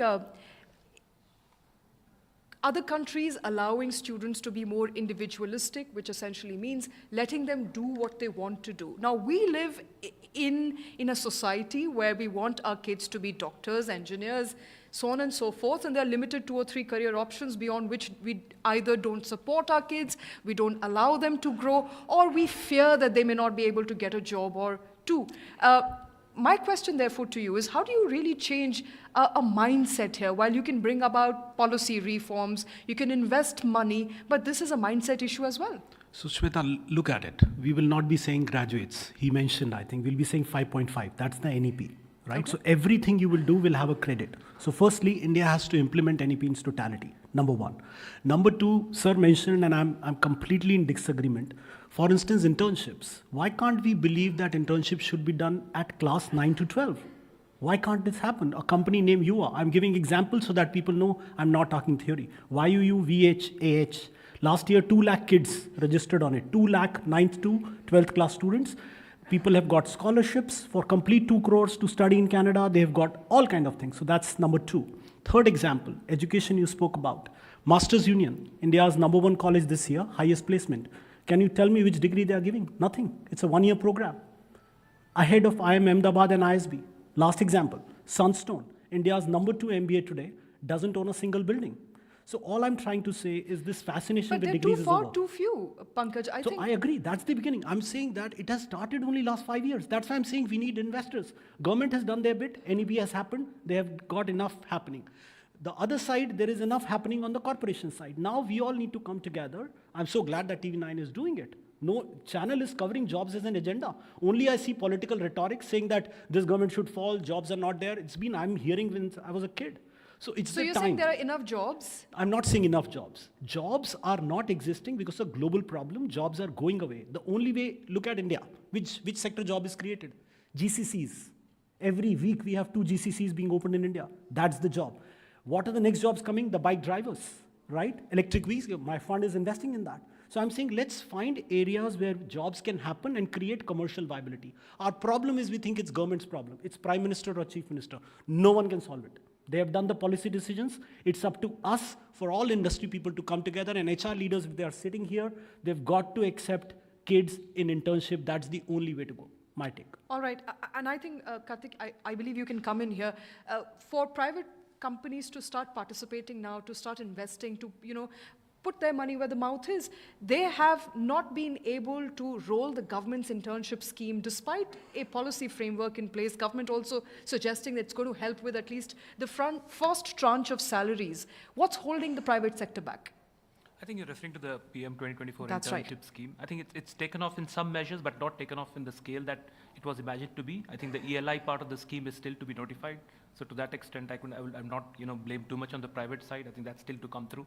I think a very large part of the problem as well that we are facing as a society, and to the previous point that you spoke about, is the fact that today if you have a delivery person in Bangalore, he pretty much with no education at all earns 30 to 40,000 rupees. So it's not just skills, it is equally wages, it bases productivity. So if you have alternates, available for an individual to be able to make that kind of money, very few want to get into an internship apprenticeship scheme which pays them only 5,000 or 10,000. A very large part of the problem that I face is attrition at my base of nearly about 3.5 lakh people is 10 to 15% a month. And as much derisively as we look upon them, they actually switch jobs for 5-10% hike. So when we have many of these schemes which are put across, it is actually not so much aspirational saying, I want to work over here, learn this skill and do that. I want to get paid immediately, and whatever kind of get paid me immediately, I want to kind of move towards that. I think fundamentally, it's a sourcing problem which is taking place as we speak. All right. Jaspreet, I think people want some dignity in jobs. And as much as, it pays you to be a delivery person, it is an interim job. People are still looking for a job which can give them some sort of guarantees when they go back home at the end of the day. And unfortunately, there are not many that jobs right now. Where's the problem?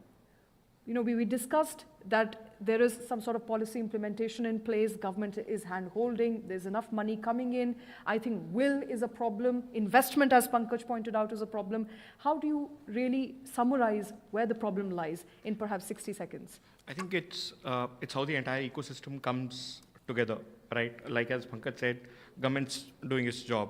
Karthik said corporates are doing their job. People are always eager to earn more and more, right?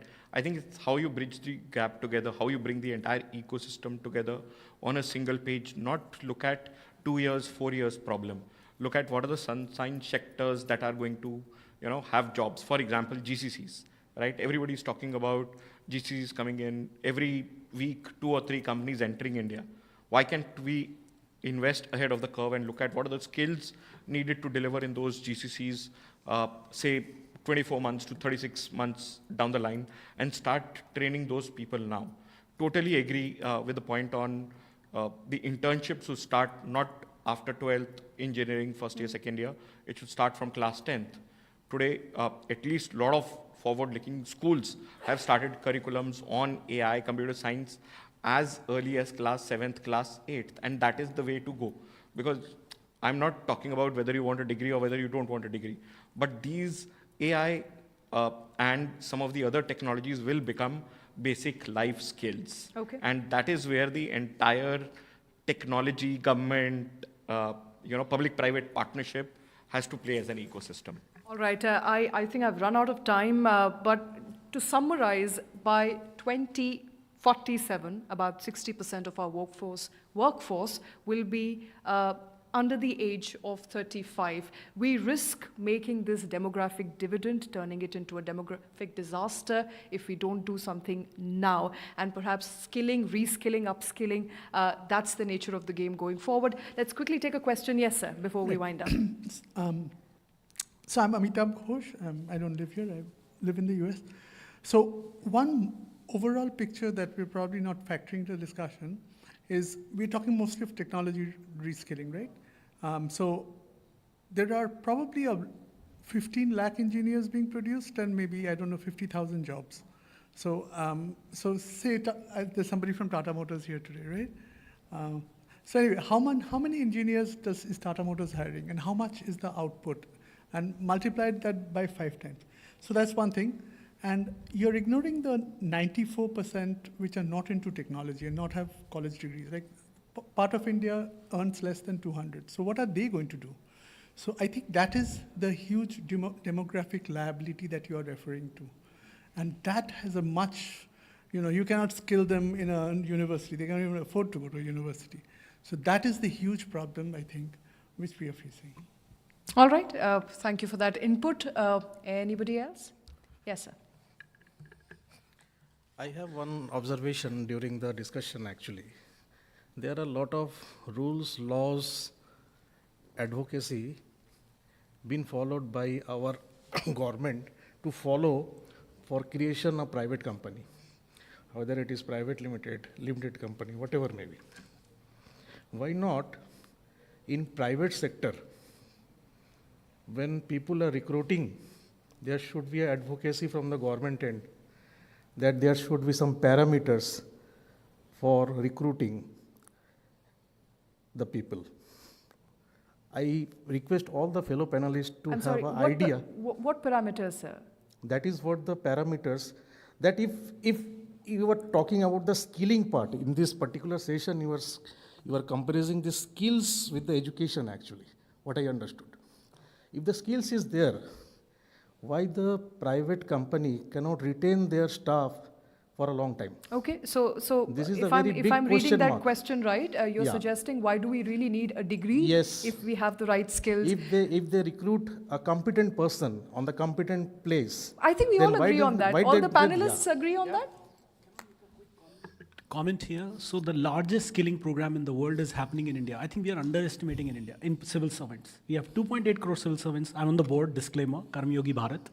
That's Prime Minister's initiative. 2.8 crore people. As we speak in last 1 year, 80 lakh government officers. I'm sure some of you are sitting here are on this platform called Karma Yogi Bharat. So we are only worrying about skilling of people who are entering the workforce. Think about the people who are in the workforce. 1 out of 2 will be out of job because they're not skilled. So government has taken the first step for its own officers. Since independence, nothing was done. No, there were training institutions, traditional training. This is IGOT, launched by Karma Yogi Bharat. So happening. Secondly, 77% of the corporations are clearly saying and indicating that we will invest in reskilling of our workforce. So this is an equally big problem, Shweta, as we move forward. It's not just the workforce which is yet to make. Totally agree. Yes, sir. Shweta, my worries is it has been 30 years in the professional world, listening all the panelists since last 25 years. We in India is the buyer-based organizations, right? My buyer has a price tag for every service and product. When we talk about skilling, now from last 1 decade, even the government budgets are falling like on gold sheets, right, of the management, which is cascaded to the different ministries now. These numbers, when Pankaj gives 6,000 crore number, which means 100 rupees for the 60 crore workforce, that we are going to skill. And when we talk about these things, how it is going to talk about the sustainable job?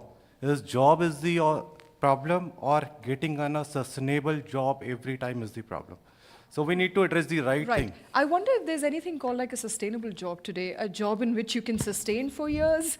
I'm not sure, Pankaj, would you like to take that question? Even government can't guarantee you. They are skilling people so that you get that passport so that you're skillable. Your skill is the only passport to guarantee a job, otherwise go gig. And there are, if you're talking traditional definition, then it's green jobs, but that's sustainability different. But if you're saying that my job will remain with me for life, there is no such job exist in the world.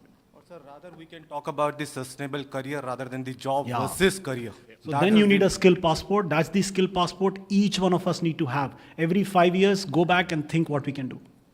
Yeah, Mr. Karthik, do you have any observation for my question actually? Sir, you have to say that question again. I have already placed a question actually beyond every of you. Could you repeat the question? Yeah, could you repeat that please? question, please? There should be a proper advocacy from the government side for recruiting for the private jobs actually, private job employer I am talking about.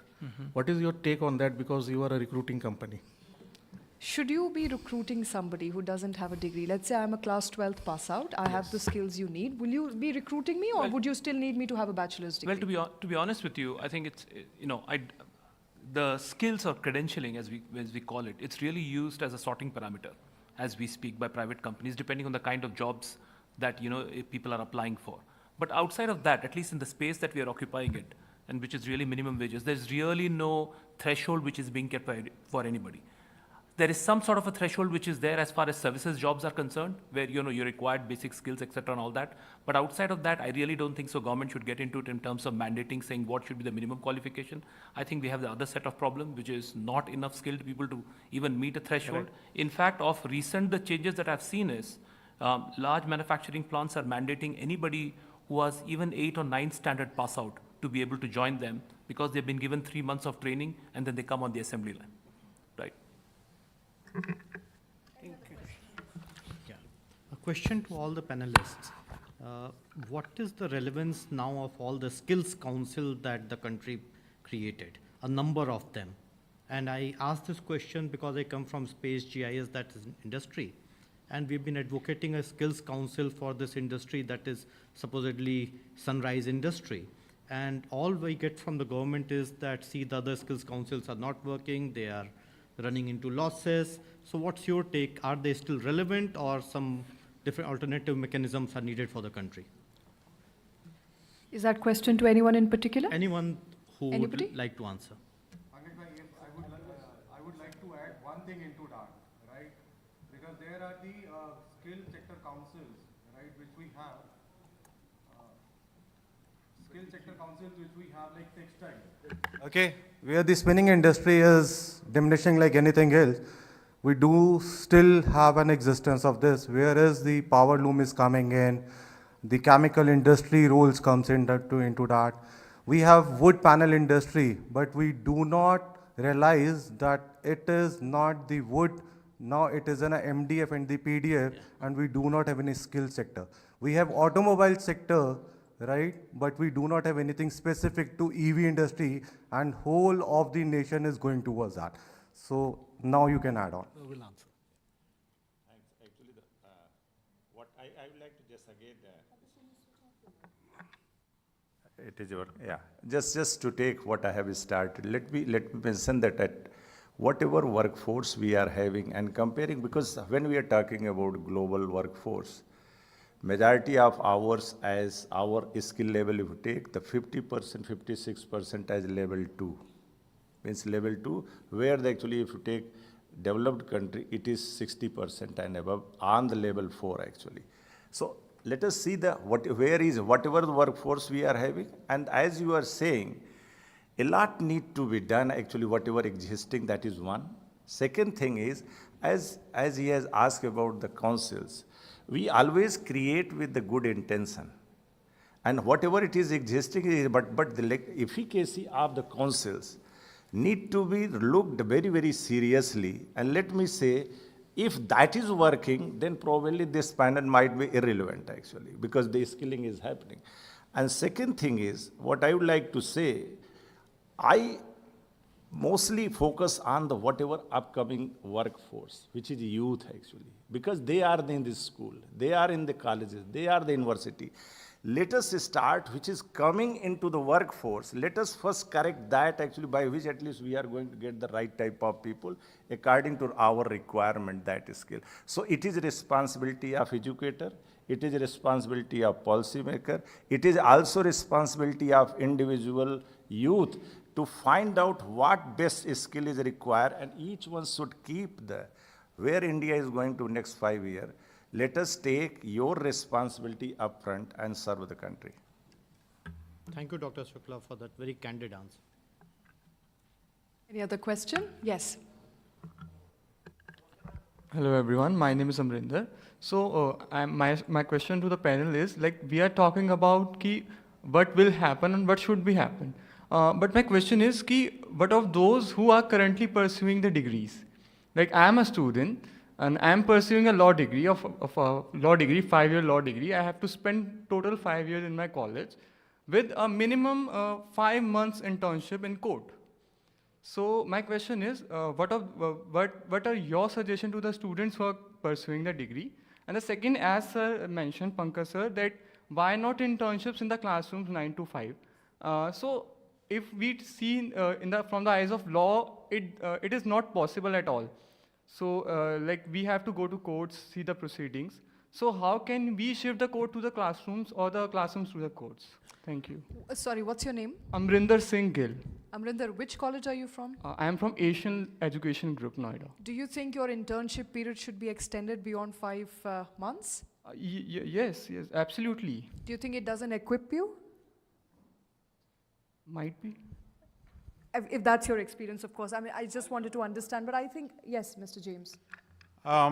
We should understand that of the undergraduate students who come out, who pass out, less than 50% only are getting a job which can be called a job. Let us realize this first of all.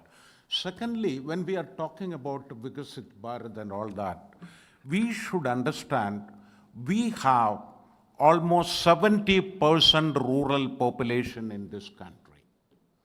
How are we going to address this rural population? How are you going to take your AI, ML, to them? This is a question which we'll have to answer very clearly, because this is a fear I have whenever I talk about it. Why I'm saying is that, what are the facilities available in the rural areas, rural colleges? And most of the students who are studying are from the rural areas. They never had any background. When they come to an engineering college, they don't have much of a background. As you have said, that 12th class and 9th standard and all that they should have studied, they have not studied anything. So we have got a large rural population, which we can talk, we can say that mobile first, all that we can say, but if you want to train them, that is a challenge for the country. If we can reach the rural population, perhaps half of the problem can be solved. And secondly, are we serious about, we have this area ranking, we have got this, all this self-reliant India, all this we are talking about. Are we really serious about it? I'm seeing the products which are coming out of the academic institutions by the students. These are reinventing the wheel. Is there something original coming out? No, sir, this is How much percentage of the products and solutions which come out of the universities are, we are going to compete with certain countries who are highly advanced. So are we fit for that? This is a question, if we are not, what are we going to do? Sir, we will find a way. We didn't have the answers. Why are we still believing mobile worked for us? Look at direct bank transfers. I can give you 100 examples why it can't happen in skilling. I think we should paint a picture which is a reality. No, we should I take understand. up that challenge. Sir, your complex question has a simple answer. In rural, I know we don't have a clear answer, but gig is an answer. 77 lakh gig workers were there in 2021. As we speak today, by 2030, we will have 2.4 crores. This is conservative numbers of Niti Aayog. I'm not saying this. I'm not making it up. So we will have opportunities, sir. Do we have answers? We don't have an answer. People made fun when Nandan Nilekani talked about UPI. Look at today, it's a reality. So it will happen, sir. If you ask me a roadmap, I can't give today, but it will happen. Glass is half full, sir. 1 second. I'll give you one example. Whether it is good or bad, Tamil Nadu government has introduced a scheme called Nan Mudalvar. What they are trying to do is that each industry should have their experts as mentors for students in the colleges. And it is working well as it looks. I'm not saying that it has achieved all its goal, but it is working well. That is to say, each industry in Tamil Nadu will have one expert attached to, he will be a mentor to the student in the college. And it is working well. And I don't say it is working 100% well, but this is something which can be imitated. And we can have this system introduced in other places of the country also. I think, just to add a point, I think Pankaj, you made an excellent point. We may not have a solution today, but I think the way micro-education is going to the villages through short videos, etc., I think, yes, there's always a lot more that can be done, but that's a beautiful start, right? If you look at, in the beginning of the panel, we spoke about that, less reliance on university, colleges, degree, etc. If we are able to accept micro-education, micro-credentials as education learning, as somebody who's learned looking at, say, a 200-hour course from a video online perspective, YouTube, internet is available in all villages today, right? If I can learn something there and get my job from there, and from there take my career to new heights by doing maybe a 3-year offline course or whatever, I think the future is in front of us. Then All right. it's on us. How do we enable this entire piece from villages? Okay, I see a lot of hands are up. I have run out of time. If we can take all the questions together, perhaps I'll be able to get you answers. Yes. Very good afternoon, everyone. I have one experience. Like recently, I have done my executive MBA from FMS Delhi University, which is come with one of the best college for general management. So the question is that I've worked almost 14 years. Then went there to just enhance my skills. It's my personal experience. But what I'm feeling, after doing so much hard work, I use like a lot of AI as well tools while you're doing assignment and everything there. But where I am, seeing the problem, like how to connect with the employer. That where I'm like, with me, this is one more guy. He's also, feeling the same problem. You have to connect with the employer. We have a good skills. We have worked very hard. We know basically how to deal with any situations actually. But even the problem we face, we can find the answer. But we don't know to connect with the employer. Do you have any suggestion how to go with? Yeah, so namaste, my name is Dheeraj. I am founder of Skills Connect, and I've been in this business for many, many years where we're trying to help skilled youngsters to connect with the industry and get into jobs. So maybe we can connect offline, but I think I was having a discussion. There you have it, that's your answer. But I've been listening to all of the panelists, and I was having a chat, and it's just a suggestion, and Pankaj and Karthik can maybe take it. Why don't we create a skills-based valuation metrics for MSMEs, which are the largest employers of skilled workforce in the country? And by doing that, not only will we be incentivizing for them to gain some sort of a skill-linked incentives, SLI, from government, by projecting it that they have hired so many people with so much skills, and this is their index. Now, I mean, I'm not saying it's a solution right in our face, but if using a tech and all the scaling infrastructure and technology that is currently being deployed, if we can create this sort of a metric or index through MSMEs, I think it can attract a lot of sort of interest in industry pushing to hire and showcase that I've hired a skilled individual. Absolutely, sir. We'll take this conversation. Thank you for bringing this up. We'll take this conversation perhaps after the session. We've completely run out of time. My apologies. We've run out of time. You can connect with all the panelists after this session. I think we've overshot quite a bit here, but let's quickly sum it up. I think it's a very complex problem that we're dealing with. Changing environment scenarios vis-a-vis the technological advancements.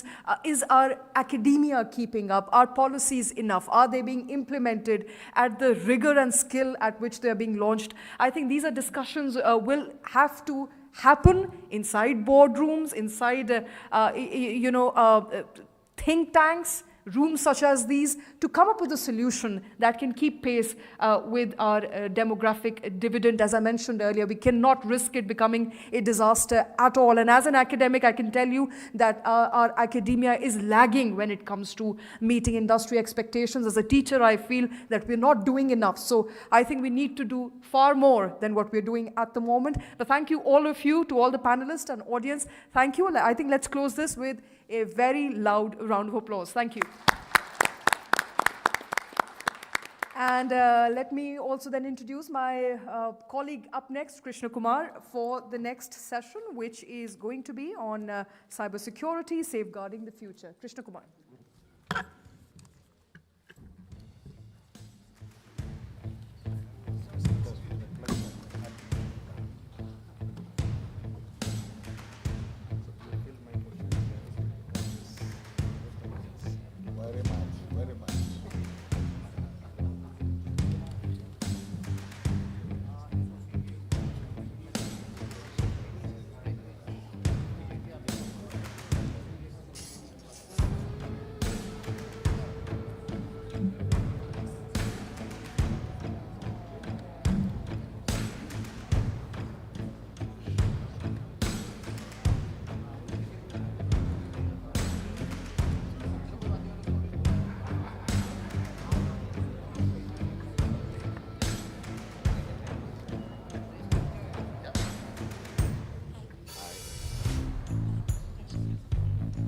All right, requesting everybody in the hall to please settle down and start taking your seats. We're just about to kick off our next session. Requesting everybody to please walk in and start taking your seats at the earliest.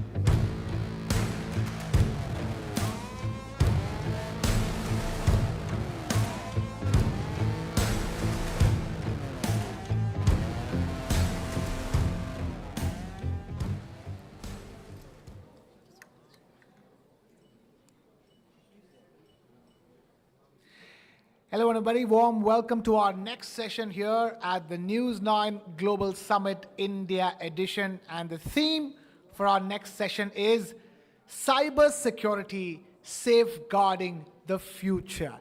And for this very special session, we have some very special panelists joining us. I'm going to begin by introducing them. We have Ms. Sagarika Chakraborty, CEO of IRIS. Huge round of applause for Sagarika Chakraborty. Thank you so much for being with us. We have Mr. Pradeep Gupta, Chairman and MD, Cyber Media. Huge round of applause for Mr. Pradeep Gupta. And we have Mr. Sanjay Katkar, Joint Managing Director, Quick Heal. Huge round of applause, Mr. Sanjay Katkar. Thank you so much for being with us. We'll also have Mr. Kanish Gaur joining us in just a bit. But let's kick off the proceedings. Sagarika, let me begin with you. The latest statistic is that high-value cyber frauds in India are up fourfolds in the recent past to over $20 million. That's how fast cyber frauds are going. We keep talking about how fast technology is growing, and alongside with it, the level and the quality of frauds are also going up. Absolutely, because the people who are behind the frauds are equally technologically superior. They are experts. Yeah, now it's on. It's on? Yeah. Okay, I'll start again. I'm saying absolutely, because the people behind, or the brains behind the cyber fraud are technical experts. So what do you expect?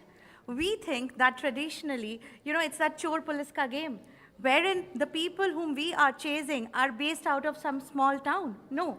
But let's go back to Netflix, okay? What did Jamtara say? Sabka number aayega. And that's the truth, because they are after all of us. They are that experts. Kanish, could you just stop? One more click. All right, Kanish, thank you. Great to have you here. Good time. You just joined in just the nick of time as well. We're talking about a simple statistics I want to begin with. High-value cyber fraud in India was up fourfold for the year 2024 to over $20 million. Every day in the newspaper and social media, we're looking at one case of digital arrest after the other. So we have really reached that point where the danger is not very far away from any of us sitting inside this hall. It's there, it's staring at us right in front of us. Absolutely, Krishna Kumar. And one of the blaring facts today is that this is not just happening from within the country. It's organized crime, it's serious organized crime, which is happening from countries like Myanmar, Cambodia, and Laos, where there are more than 50,000 people from India, Sri Lanka, Bangladesh, Nepal, who've gone on tourist visas and are now part of organized cyber criminal gangs who are duping people. The calls that you get are not normal calls. These are sophisticated methods. They have satellite phones, which are being used today for doing these calls. And they are tracking you using your simple Truecaller. They will do the social engineering, try and find out where you have been, and then try and extract money from you. And all kinds of new techniques. So there is proper training, planning, what methods will work. They know where you are based, and they will create that mechanism to fraud you. And the kind of money which moves around, it's in tens and thousands of crores.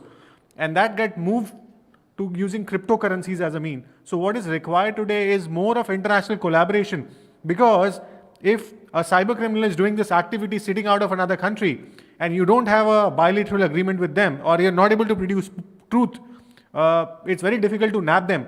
And a lot of times local governments are also involved in supporting some of these.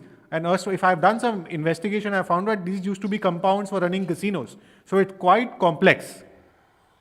It is quite complex. Sanjay, let me quickly come to you. It's quite complex, but it's quite simple as well.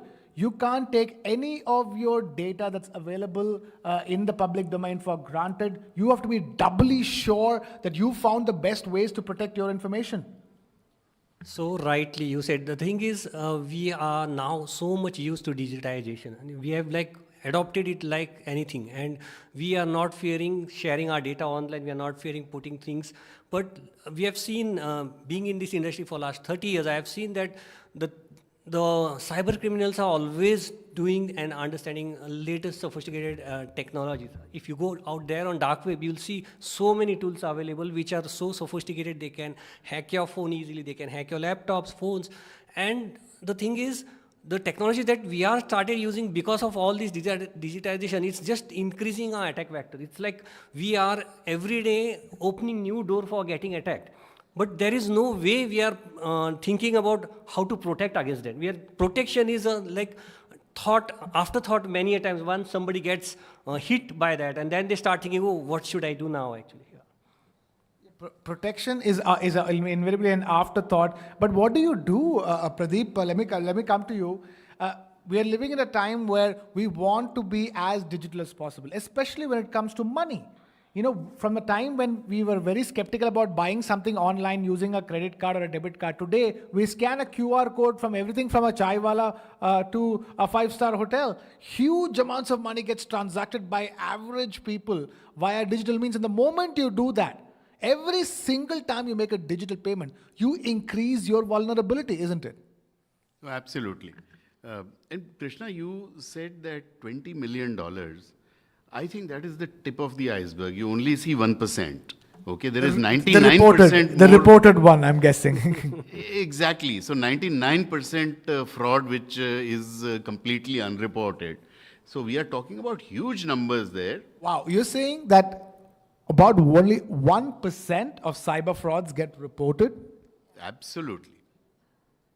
Okay, so therefore it is a clear and present danger.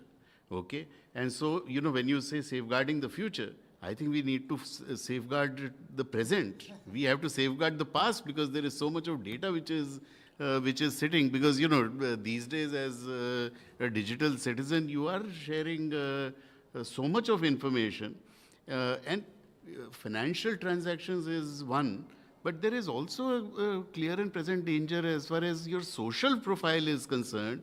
You know, there have been all varieties of crimes that have been conducted. There have been bullying that has happened. There have been, you know, people who have been sort of, you know, gone through very tortuous processes. And I think it all starts by, first of all, safeguarding the data ourselves. We have to have rigor. Because if we, you know, indiscriminately start using different things, start clicking on different kind of links and so on, then we are inviting danger. So it all starts by putting a grill in your house at least, you know. Shagarika, go ahead. You wanted to say something. I just wanted to add on that by saying, and I think I'll pick on Sanjay's point, that we are a reactive population, okay? We are not a proactive one, and that's the fact. And we Indians, and I say that being a very proud one, we are also very optimistic people, okay? We really stand by and think that the lightning is not really going to crash on us, it's going to impact the other person. And that optimism also means that we don't value the personal identifiers that we have. Till date, you will see the bail puri wala actually wrapping your bail in a PAN card photocopy. Why? Because he got it from a photocopier, wherein you did not actually notice that whether or not you destroyed that. So till the time that we believe that a password, a protected app is needed, a double authentication is needed, okay, it all needs to start from home. And yes, I agree with Kanish's point with regard to the bilateral treaties that are required, the governments that are required. But at the same point of time, it has been harped over and over again that there is a 1930. But let's do a show of hands. We've all got calls. How many of us have called 1930? Yeah, you have your answer. As in, whoever got calls, put your hands up. That's the entire room, I'm guessing.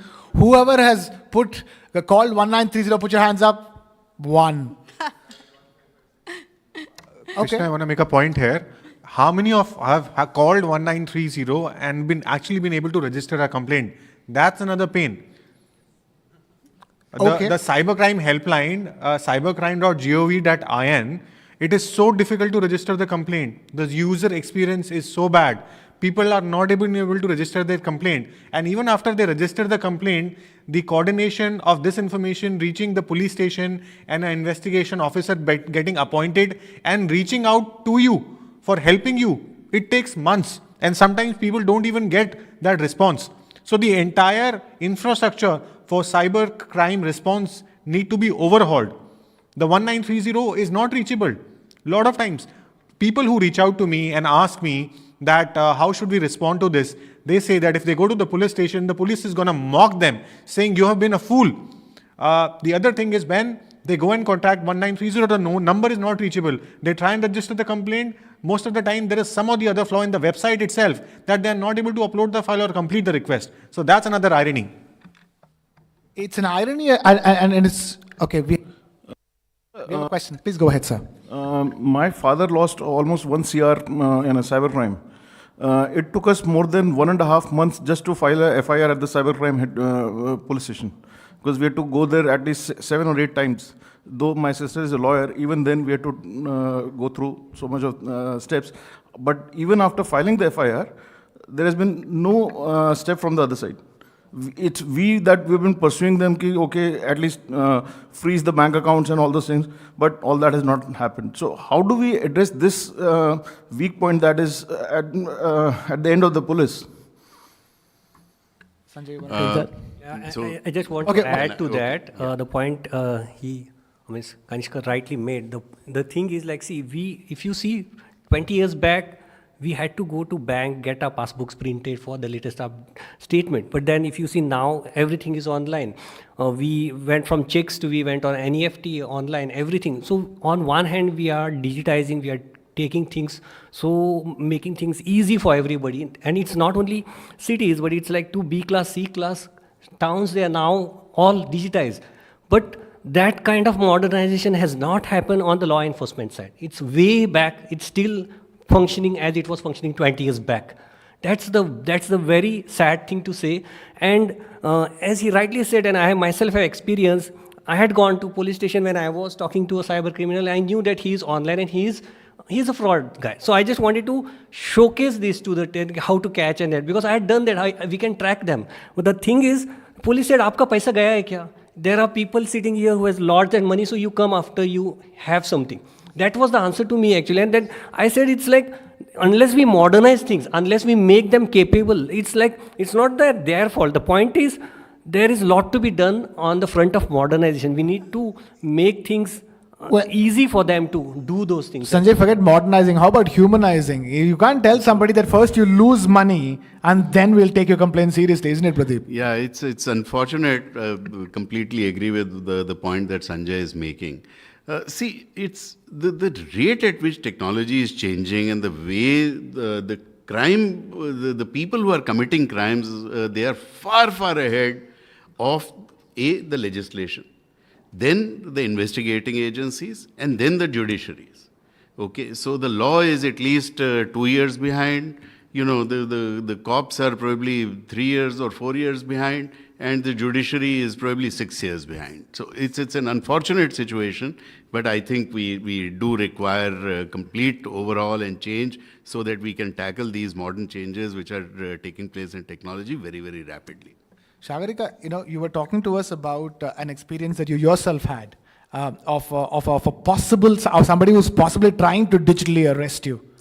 Yeah, so that's happens, and I guess I am not the only one, because digital arrest has become very, very common. I mean, with my father standing next to me, I've got a call saying that, beta, I'm trying to reach your father, he is not available, I have money to return.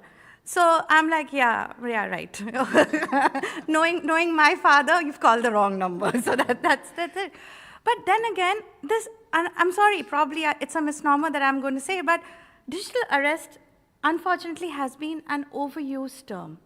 Our Prime Minister actually addressed this during the Mann Ki Baat in 2024. And he did try to say that this is just the tip. As citizens, you need to be aware. As citizens, you need to be proactive.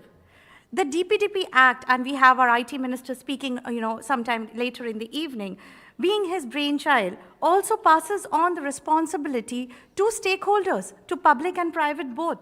We are all over here concerned that we got a call with regard to, say, a fraudulent parcel, okay, or any other thing. But just let's pause and say that how did they get the number? Isn't that something that we also need to ask? In 2019, our phone number, an individual phone number, was worth 30 paisa in the market, in bulk buy, wherein a privileged number which you go to buy is for 15 lakhs. In 2022, it has come down to 10 paise. So why aren't we addressing and asking the bigger questions, which is about the mass breaches, which is about unsecured technology which corporates are using. Digital arrest is today small. There's a new scam which says that you've been involved in an accident or you have missed out on a toll payment, and a link gets sent to you which is exactly like the RTO website.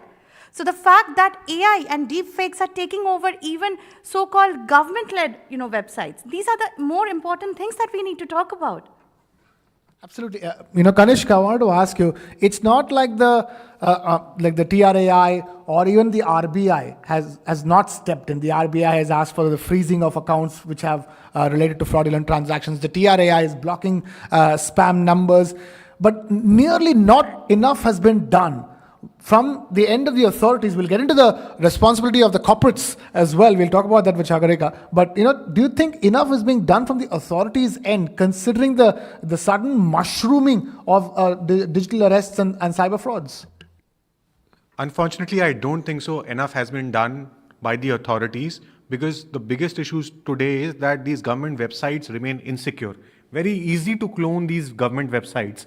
And if you do the search also, the search has been manipulated that the fraudulent websites is going to appear first. So very difficult for a layman to find out if he's going to the regular website or is it going to the cloned websites. Lot of government websites are cloned today. The database has been compromised and people get duped. And the links they are sent, they are very similar. So very difficult for a layman to identify whether it is the original website. And the key part which is required is the Computer Emergency Response Team. They have created a list of auditors. There are 120 companies which are registered, but there is no fixed rate. So today, the companies which are doing some of these security audits, they don't have the expertise. They use open source tools, and on L1 rate, they are hired. They are not able to produce that kind of quality. So the empanelment process, it needs to be streamlined. They are just spending few thousand rupees, and at the end of the day, these companies want reports which are clean. So they don't want the final report to go in a way which highlights a lot of issues. That's one of the key aspects. So you will have to move to a model of QCBS and not just L1 to ensure there are quality partners who are there to safeguard you, and not just look at security audit, but proactively what are the baselines that need to be ensured. The websites don't even have something called a secure socket layer. We understand, Sanjay would be able to add, now we have HTTPS, which makes the website look more secure. Even the basic secure socket layer is not there. The email is vulnerable to phishing. So they have a concept called as DMARC and SP of records. If it is correctly configured, then it is not possible to send phishing emails. Now, if the DMARC and SP of records are not correctly configured, you can appear as the CMD of a government, or you can appear as a police commissioner sending out emails. And a lot of government websites don't have these basics set up right. Sanjay, you want to add to that? No, he absolutely right. He has pointed out a lot of vulnerabilities that are out there. The thing is, we talk a lot about cybersecurity awareness for masses and all, but then the back-end systems really need to be worked on, and that's the first thing to be done actually, and which is very, very important. Even government is on the one hand, but private sector is also way back behind with respect to the technologies that they are using, and cyber criminals are always ahead with the latest technologies. If you see the implementation, the way AI was made available 3 years back, the most use of AI has been seen in the cyber criminal side actually. They are like trying to create deepfakes, trying to create videos, trying to create audios to make sure that they look legitimate and fool the people actually. So here we are trying to catch up the game, which is not a good sign, I'll say. Yeah. It's a catch-up game that's going on. Pradeep, one is what the authorities do, two is what the individuals need to do, and three is, in everything from infrastructure to cybersecurity, the public-private partnership is really going to hold the key for the future, isn't it? No, absolutely. You're right that we have to find solutions because, deep fakes are increasing. We had this issue of the Supreme Court of the Chief Justice of the Supreme Court being, a fraudulent inquiry that happened, and a senior businessman ended up spending a huge amount of money sending it to some unknown accounts. So, by the way, this is not just an India issue, because this is a global problem that is being faced. Until and unless there is proper partnership amongst various players which are there, and we are moving in that direction. For instance, you know, the telcos have started working on it. Similarly, others need to work on different kind of solutions. And until and unless we do that, it's going to be a very difficult thing to be able to address. Not just telcos, I think there's to be a greater participation from the private sector as a whole, isn't it? If India and Indian citizens' cyber future is to be secure. So Krishna, firstly, I'll say it's not a game, it's a war. And the war is on. So if we still remain worried that probably Alexa is hearing or eavesdropping, we are concentrating on the wrong problems. Rather, I should be waking up as a corporate and asking myself, am I contributing more to the problem where I should be the solution? Kanishk is absolutely right. Today, when we speak about, say, government organizations or private organizations, I have been told on my face that you're talking about cyber insurance is the budget of my next 5 years for IT security. Now, that is what it is, and that's it. So if it is a war, we cannot work in silos. If there is a task force that is needed, when the Indian Army goes out there to battle, we need a task force today. And the task force needs to have the public-private partnership. It needs the government to collaborate with security experts. And we need to up our technological edge. There's no two way about it. But at the same point of time, we need to understand that people on the other side, they are just not any other criminals. Yeah. They are security experts, and you beat an expert with an expert. There was a time when we used to fear dacoits. Now is the time to fear the cyber dacoits, so to speak. Kanishk, the one other thing I want to ask you about is also the fact that the year 2023, which is the last year, saw a 100% rise in state-sponsored cyber attacks. And there's a study that says that, there could be 1 trillion cyber attacks per annum in India by the year 2033. So, we're looking at the specter of state-sponsored cyber attacks as well, apart from these individual criminals. Absolutely. Sagarika made a point. The war is on. The war is on, and the new dimension of warfare is cyber. You have information warfare, you have disinformation campaigns which are being launched. The case which happened in case of Nupur Sharma, people were putting all things. That all was disinformation targeted towards India. All of that was originating from Pakistan. If you look at the handlers, they were sitting in Pakistan and trying to put forward a narrative so that people come forward and physically get involved. So today, for creating any kind of civil unrest, you don't require to send weaponry, you don't require to send bombs. All you require is information warfare. You need info warfare to be done, and people will create that civil unrest. Today, India is targeted massively because of this info warfare. You would see this happening on social media platform. The other key thing is you have something called as APT, Advanced Persistent Threats, where the state of various countries is involved in attacking our critical infrastructure, our banking establishments. So now they understand that India has got digitized. We have a digital Bharat. So they are today looking at how they can DDoS or even destroy our critical infrastructure.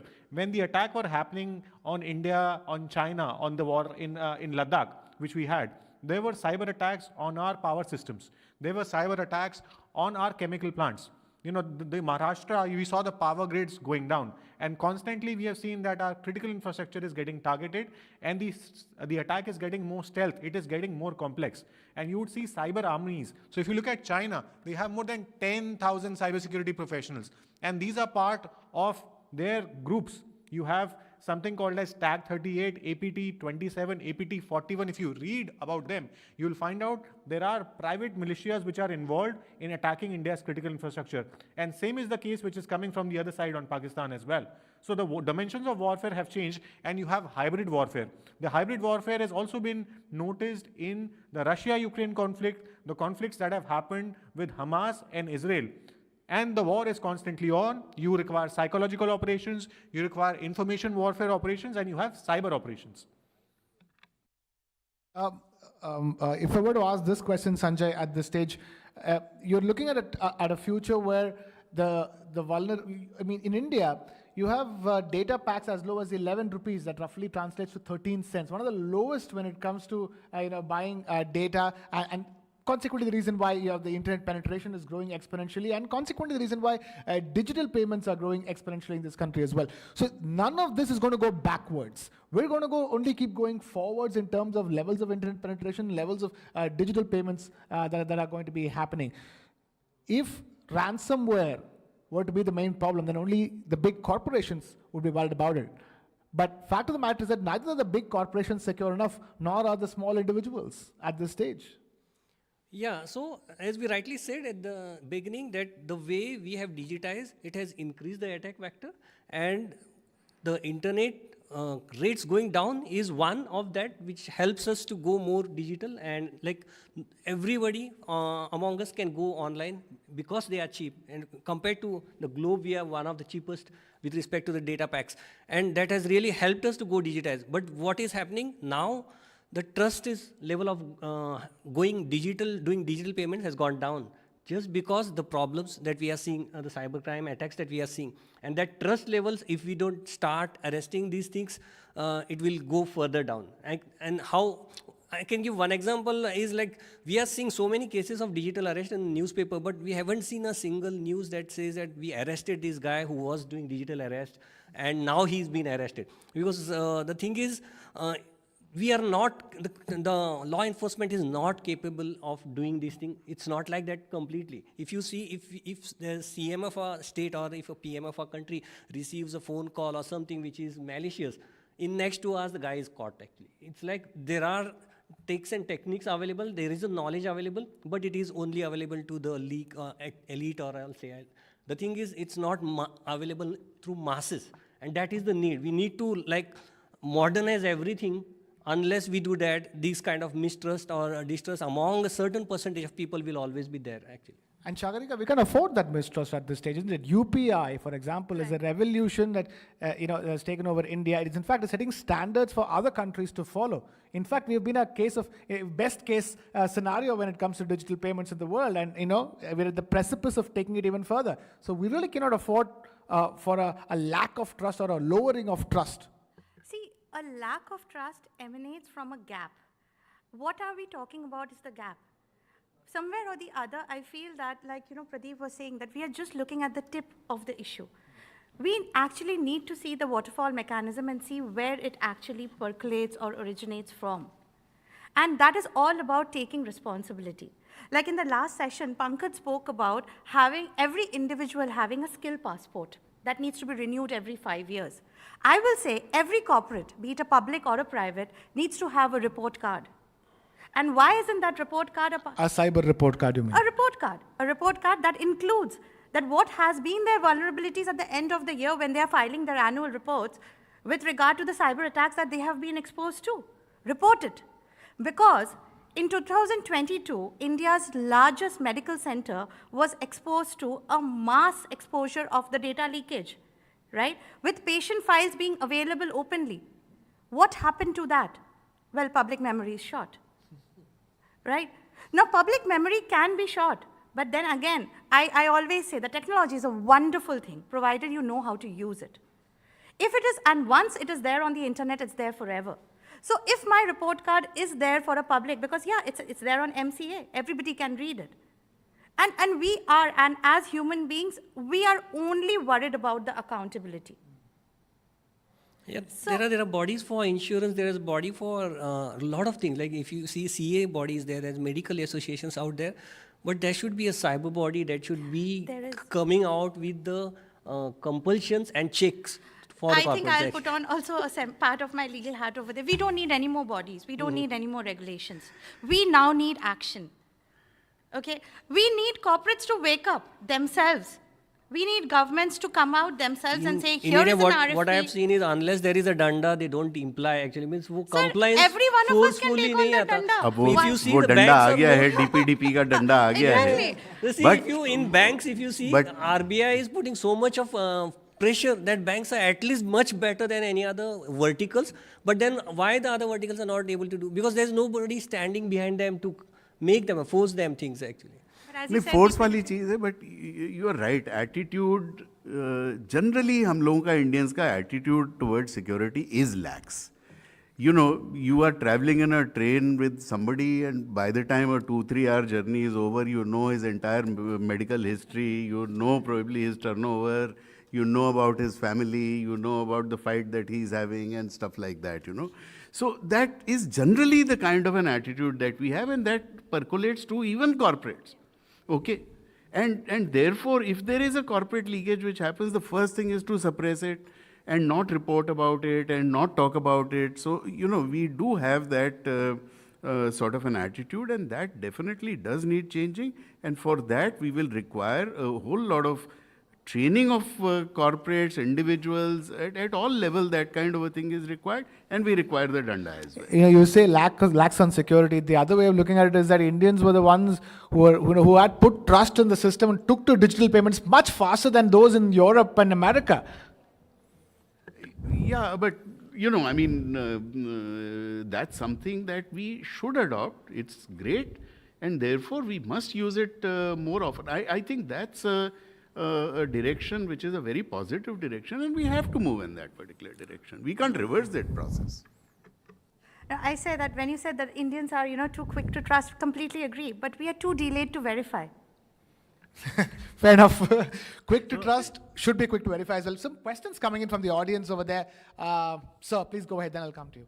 So it was just an observation when she talked about the report card for the organizations. I think, you know, ITAC and ITGC audits do exist, and quite a few sensitive organizations or corporates they are going through ITAC and ITGC audits, which are nothing but report cards. Ultimately, the report by the auditors is presented to the management, and it is for the auditor to file these reports with the respective authorities. So I think something is being done. It's just that management needs to be more conscious about, you know, being very transparent and fair in terms of reporting the lacunas that could be addressed. So, you know, perhaps if you look at the top 1,000 companies, they would be doing it. But the moment you go to the next 2 lakh companies, how many of them would be even knowing what kind of attacks they are under every day? And I'm sorry, it's a very poor situation in India. And you hit the nail on the head by saying that it is people or companies that have sensitive information. So by that, you are categorizing that you are vulnerable, so you are doing it, but others are not vulnerable. And that is the laxity that we are living with. The other thing is with report card, generally after 2 or 3 years, or even the first year, if you have a nil attack, okay, companies get it to be saying that, why should I do the audit? I have already had a nil attack. Now, let me say that as a risk consultant, I always say that a risk assessment is just not to know that, you know, after what has happened. It is also to say how many millions and trillions you've saved. So a report card needs to work both ways. I just want to make a point here. I spent 15 years doing these audits. I used to be a director with Ernst & Young and Deloitte, then became a MD at Productivity Consulting. None of the IT audits will help you find out if your data is leaked on the dark web. It will not help you find out if your passwords are already compromised. It will not help you find out if you are vulnerable to social engineering. It will not help you find out if your profile has been replicated on social media 4 times, 5 times, or your picture is being used by a cyber criminal to create another photograph, another account of yours on WhatsApp. So the attacks have evolved. It will not even tell you if you are susceptible to a deepfake or your personal information is lying somewhere. So the techniques for doing IT audits, your audits are completely outdated.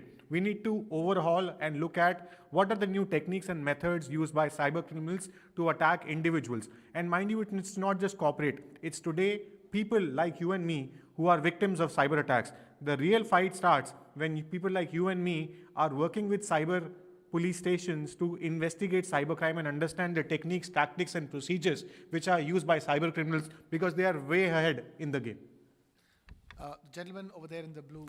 Yes, I had a quick technology question. So one of the strategies is to, of course, deal with the attacks after it's happened and download it to your phone or your computer. So I guess the data in networking, if you will, it's transmitted in packets, right? So I guess the new frontier is to look for whether there is a virus in the packet or whether there's a malicious thing in the packet. So to the panel, part of the panel who are engineers and do the coding, how far away are we in that road? Because, so if you remember, there was a company called JDS Uniphase, right? And in the 2000s, and now it's broken up or whatever. So they do a part of this, and they're trying to automate and scan packets. But how far away are we where you can actually look at the information which is being transmitted, track the source, and then act on it maybe? So the technology is available. I'll speak and then let Sanjay add because he does some fantastic work on that. Okay. So the technology is available. The issue is that it is only available for VIP and VVIPs because it's too expensive. So we have tools and technologies through which you can identify if there is a malware or a virus or a Trojan sitting on a desktop, laptop, or even a mobile phone. You have systems which are available. The only thing is people lack awareness in terms of how to use it. No, so I mean during transmission, before it comes to your laptop, that's what I mean. So there is a command and control server which gets set up. Now, if it is getting set up, there are mechanisms through which someone can detect and tell you that your system has been compromised. Some of the telcos have started doing this. The Computer Emergency Response Team in India tells it to organizations, but you require a larger democratic setup where there has to be, some agency, a public or a private agency, which could tell you. The best is a telco. Jio is also started. If you have the Jio app, it has a scanner which will tell you if your system is already infected, right? Otherwise, you will have to download a popular software. Sanjay has one. You can ask him more. Thank you. Right. Go ahead. Yeah, the thing is, he rightly pointed, technology is already available out there. And here, it's like there's a multiple organization roles that comes here. One is telecom, the other is the applications. And we have seen because of maybe the competition or high, means the timely releases, people are coming out with softwares that are not tested well, they're not built with the security thought at all, and then they are carrying vulnerabilities. So no matter how many technological layers you add to the protection, there will always be some new vulnerability which these hackers will be finding or trying to find, and as soon as that's found, it's like all these protections get bypassed and the exploit gets executed.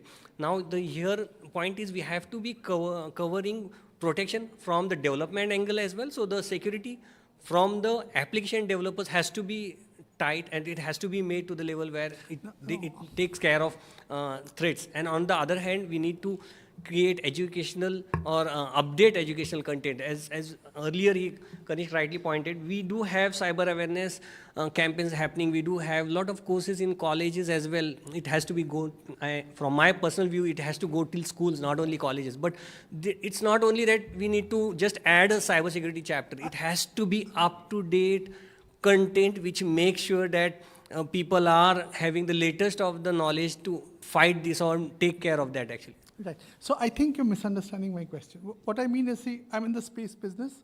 So if you're sending a signal to Mars, you're sending a JPEG to Mars, it's 1.2 gigabytes. It's broken up into different parts, right? Yeah. This is what Comcast does, or your Geo is doing. So those tiny packets, which are much, much smaller, can they be scanned? So even before that hacker is reaching out to you, that can so be usually intercepted. it's like seeing a packet, a single packet, rather than the complete message that has to be seen, doesn't give the complete picture. So what technologies that I'm talking about are available is they stand in between as a layer. They collect all the packets. They make sense out of what is there inside these packets before the user reads those packets. They are scanned and the results are shown. Like if it is malicious or if there is a vulnerability out there, they just block those and they don't give it to the operating system itself. So there's a layer out there and it happens at the edge and the technology is available there. But it's only that it's costly and those who want to protect, they invest into them actually. Generally, it's like intrusion detection and prevention at the packet level actually. Yeah. Thank you.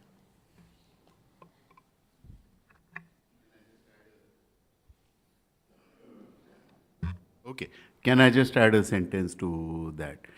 See, there is one is technical vulnerability. The bigger thing is the psychological vulnerability. Most of these crimes that happen are because of the psychological vulnerability which is there. And I think we need to find a solution ourselves to those vulnerabilities. So the thing is that now what I wanted to say is there are so many call centers running in Noida, West Bengal, many other places which are actually doing these type of cyber crimes, and many of them are being exposed on the internet by hackers from US, Canada, Europe, and all those things. And all that information is openly available that these call centers are running from these places. But the thing is, action is not being taken. So now what has happened, I'm from the IT industry. What is happening because of these things is, because action is not being taken, our image in the international market in US, Canada, Europe is taking a big hit. Like it will affect us, the IT sector in India also, if action is not taken on this thing. Because now we are being compared to, like earlier there used to be this called the Nigerian prince. Now it's a big thing like, okay, I'm getting a fake call, you must be an Indian. Or if you are an Indian, you must be running a fake call center, running scams in US or Canada or these other places. So it has to be addressed, it cannot be ignored. But can we put a word towards the government that this has to be taken very, very seriously? At least the information which is available in the open, those call centers can be shut down?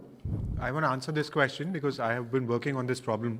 So if there is a fraudulent call center which is operating in Noida and they are attacking the US, unless a complaint is made to the right authority for taking action, it's very difficult. So for any international crime, this has to be reported to Central Bureau of Investigation. Then the Central Bureau of Investigation has to work with the state police. So right now, this is one of the big concerns because a lot of times these fraudulent call centers are operating and they are not doing the crime in that state. Now, crime is a state subject. If crime is being committed in the US and you go and complain, or I or Sanjay go and complain, they said, what is your problem? It is not happening to you, it is happening to someone else. Let the person from US report. The person from US will report, it will go from that state to FBI, so it's a huge cycle put together. And unless it is so much burning, impacting many people, people have this ability saying, it will not happen to me, why should I get into it? So it requires larger collaboration and bodies like Interpol come into the picture for solving this. The next part which is more critical is in India, cybersecurity or crime is still a state subject. So you don't have a national authority which is responsible for responding to cybercrime. We have MHA I4C, but it is more of a coordination role. You have Bureau of Police Research and Development, it's more of coordination. The crime is still being managed by the state police unless it is something which impacts national safety and security. So it's primarily you require a national agency to respond to this, and you require a lot of international cooperation, and you need to have partnerships with those agencies. Right now, we have seen large number of cyber fraud call centers being taken down in Gurgaon because of the work which has been done by CBI and by FBI. So I think I'm also going to draw the topic home and say that to say that the state police is not acting is not true. I work with the police day in and day out, okay? There are n number of case studies if we choose to read them and we choose to acknowledge them. But we cannot also deny that police in India is terribly understaffed, okay? Police in India is also battling to come up with the grappling sense of what is the new cyber technology all about. And that is where we need experts to join hands with them and form the task force. It is not possible single-handedly to bring the criminals down with the kind of force that they have and with the kind of existing knowledge that they have. They do brilliant work day in and day out. Sagrika. हम लोगों ने चोर को police बना लेना चाहिए. Sir. Scamsters को इस तरफ ले आओ. Okay. Hi everyone, I'm Sonal Khanna. I'm the co-founder of a cybersecurity organization, Secure Blink. So my question is, with the rise of state-sponsored APT groups like APT44 from Russia, which have demonstrated sophisticated cyber warfare capabilities targeting critical infrastructure, how can nations effectively balance proactive cybersecurity measures with the complexities of geopolitical tensions? Who wants to take that? So I think the cyber APT group that you're talking about did not attack India. They attacked Pakistan's infrastructure. and Pakistan was not able to identify it, right? If you read more about Turla, you will find out APD 44 has not attacked India. So you also have to understand how geopolitics comes into picture. A lot of times you require more cooperation in the cyberspace. So India being where it is, it requires more cyber cooperation to counter where the cyber threats are originating from. So today, most of the cyber threats which originate from are from countries like China, Pakistan, North Korea. These are three. Now we are seeing more cyber criminal activity also happening from Bangladesh because of the new front, the change in regime that has happened. So geopolitics plays a very, very important role. The people who look at cybersecurity don't understand national security, don't understand geopolitics.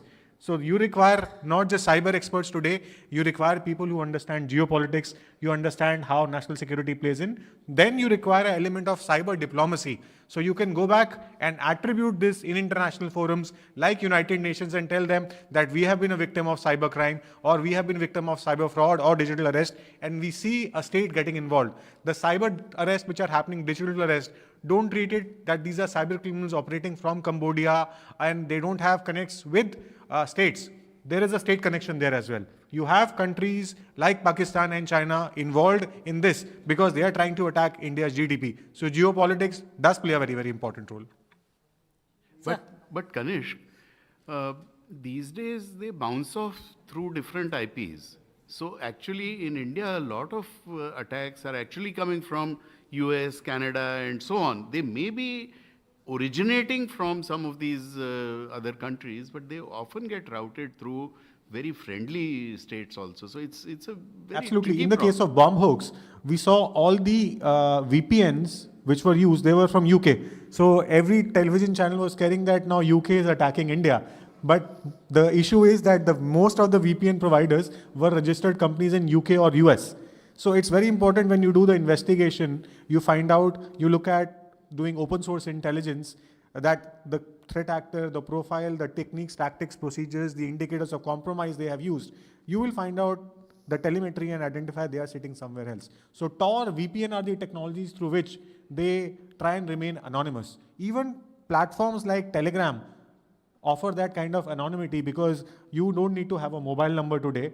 You don't even need to have a verified email ID. And you've got a lot of email ID service providers today which allow you that anonymity, that you don't need to give the information, and they don't even cooperate with law enforcement agencies today. So you have this Proton email which was used for sending blackmailing or sending these bomb hooks. The Proton does not comply to India's regulatory guidelines and still works in India. And it says that we comply to the Swiss law. So every time the Indian government wants to reach out to them, Krishna, they have to first talk to Interpol and then talk to the Swiss government, and then you have to prove that why this is a problem as per the Swiss law. Now that's complex. That's complex. That deserves a Netflix documentary. We're completely out of time on that. But I'm going to let the gentleman ask one last final question to wrap this up. Sir, Please. want to share a unique experience of our own Delhi cybercrime police. 6 months back, there was a cybercrime. A substantial amount was involved in this. Police reacted very fast, cybercrime department. They traced, out of 40 people, they traced 10 of them, put behind the bars. The money which could not be transferred to overseas, that was retained, confiscated by police. Now, what happened next? During this course, 2 of the cyber criminals, they went to eating chaat pakodi, that chole tikki, 130 rupees. And after eating that, they went to Sulabh Shauchalaya. Police reacted so fast, because cybercrime, there is a section from one MIE number to second MIE number down the chain. You can detain all the persons because that cybercrime money is involved in it. Now, the lower court detained that chaat pakodi person, 130 rupees, and that Sulabh Shauchalaya person, 5 rupees. But because it was a money transferred from that EMI number. Now, matter came to Delhi High Court. It was very difficult to explain High Court judge. It took 3 months, and practically every week there was 2 dates. At last, we took the help of cyber experts and all particular experts. Then they were agreed, okay, we will give the bill. This was, but kudos to Delhi police cybercrime, it reacted very fast. And that person was not at all influential person, but amount was substantial. This is my experience, personal experience. Fair point. So I'm going to conclude this discussion on the note that India is leading on so many things, digital payments, internet penetration, and the rise of cyber frauds as well. There's something that we're lagging in, is cyber literacy. And that starts from the common man to those in the system, judges in the legal system, policemen, enforcers, all of them. Cyber literacy is lagging. And if there's one takeaway for me, it is that there needs to be greater cyber literacy in this country so that we eventually find the right solutions for a safe and secure cyber future. I'm going to thank all the panelists. A huge round of applause for this wonderful panel who has just not taken my questions, but so many of the audience questions as well, because this is an issue that affects all of us. It's all about safeguarding our future. I'm going to thank Shagarika Chakraborty, CEO of IRIS, Mr. Sanjay Katkar, Joint Managing Director, Quick Heal, Mr. Pradeep Gupta, Chairman and MD Cyber Media, and Mr. Kanesh Gaur, Cybersecurity Expert. Thank you, all of you, for being on the panel. One more huge round of applause for the panel over here. Thank you so much.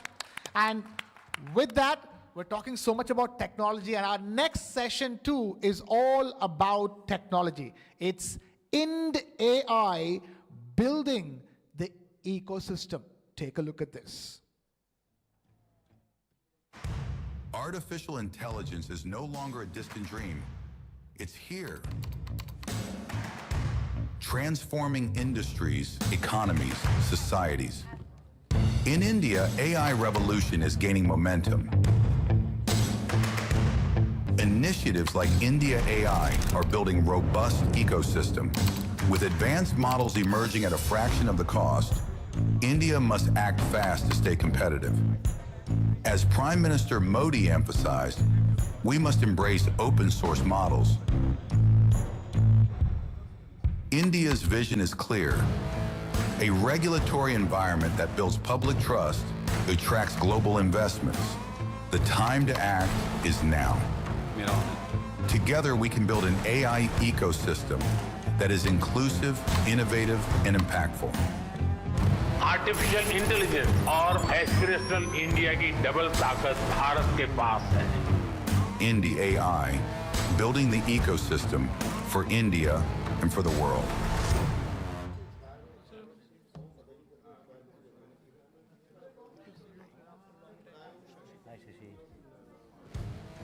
Thank you, Krishna, for that lovely panel on cybersecurity. Let me introduce the panelists on the AI session with me today. I have Rajesh Nambiar, President NASSCOM. Then we have Danesh Dilkhush, Executive Director, Microsoft India and South Asia, Shashi Shekhar Vempati, and Dr. Amitabh Ghosh. Why don't you come here, next to this one? Just leave this one open, next one, yeah. So thank you to all my panelists for joining us this evening. I think if we were to do a random poll of what's the biggest buzz that we have experienced in this decade, I think AI, artificial intelligence, would probably win it hands down. Because the intensity of the buzz and the excitement that even the ordinary people are experiencing in this whole phenomenon is probably the same when the caveman first discovered fire, or when the wheel was invented, or more recently when electricity was invented. Why is that? Because the promise, at least in theory, is that this is going to be a totally new kind of revolution, something that mankind hasn't seen so far. Well, the opinion is divided on how much of that is a hype, but I think it's fair to say that the pace at which AI is progressing and moving along, and now with quantum computer coming in, one doesn't really know what quantum AI is going to do in terms of putting unprecedented computing power in the hands of human beings, and what AGI, which is artificial general intelligence, which is supposed to be as good as human intelligence, if not superior, what that is going to do. I think one of the reasons why everyone is so mortified and petrified of AI also at the same time is because all the inventions that mankind has made so far in the history of our civilization and since mankind has existed, we have pretty much invented technology which has been subservient to us as human beings. They have been dumb to a very large extent. Steam engine was great, aviation was wonderful, it made the world a much smaller place, but none of the technologies, none of the inventions really threaten to become the masters of mankind. But with AI, that's a distinct possibility. We have an AI skeptic with us, a bit of a skeptic, I would say, Amitabh Ghosh, so he'll probably hold forth on that. But then we have AI evangelists, who outnumber Amitabh Ghosh, so I'd be willing to, hear from them and get challenged and be challenged by Amitabh Ghosh.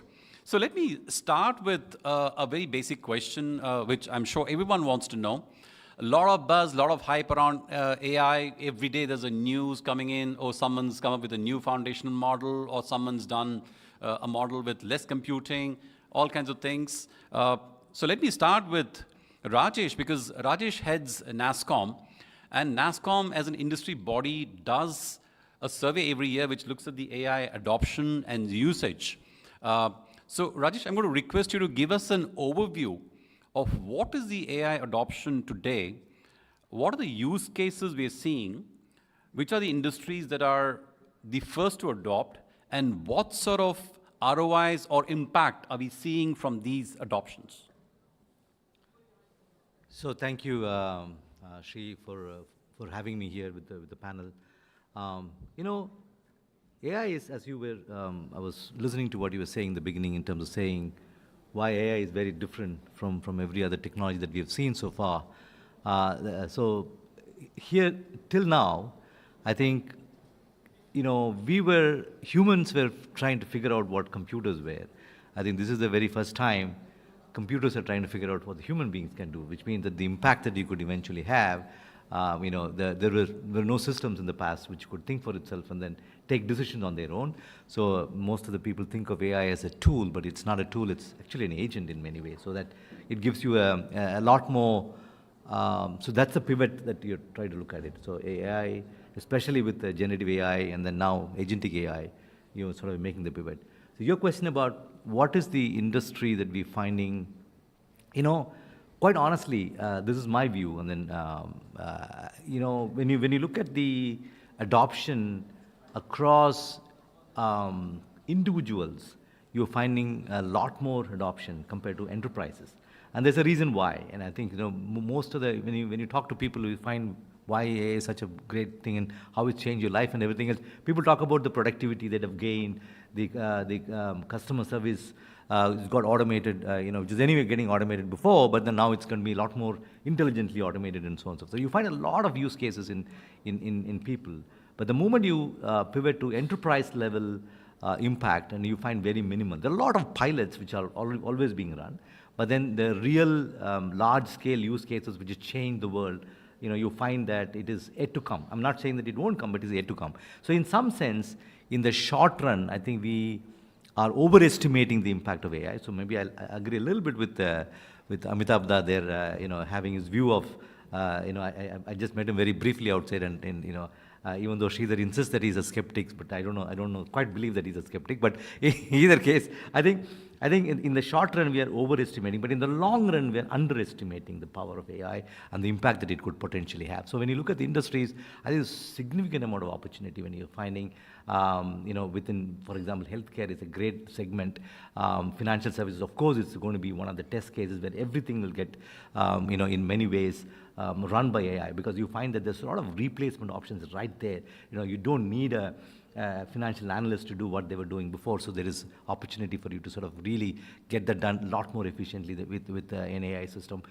We believe that the jobs will not get replaced or automated with AI. People with AI might replace with people without AI in some sense. And also, when you look at a job, it is multiple tasks. So some of the tasks will get automated with AI in some sense. So these are all the elements we believe that, and again, you can read a lot more about it in some of our reports, which we believe that will give you a broad sense of where the industry is today.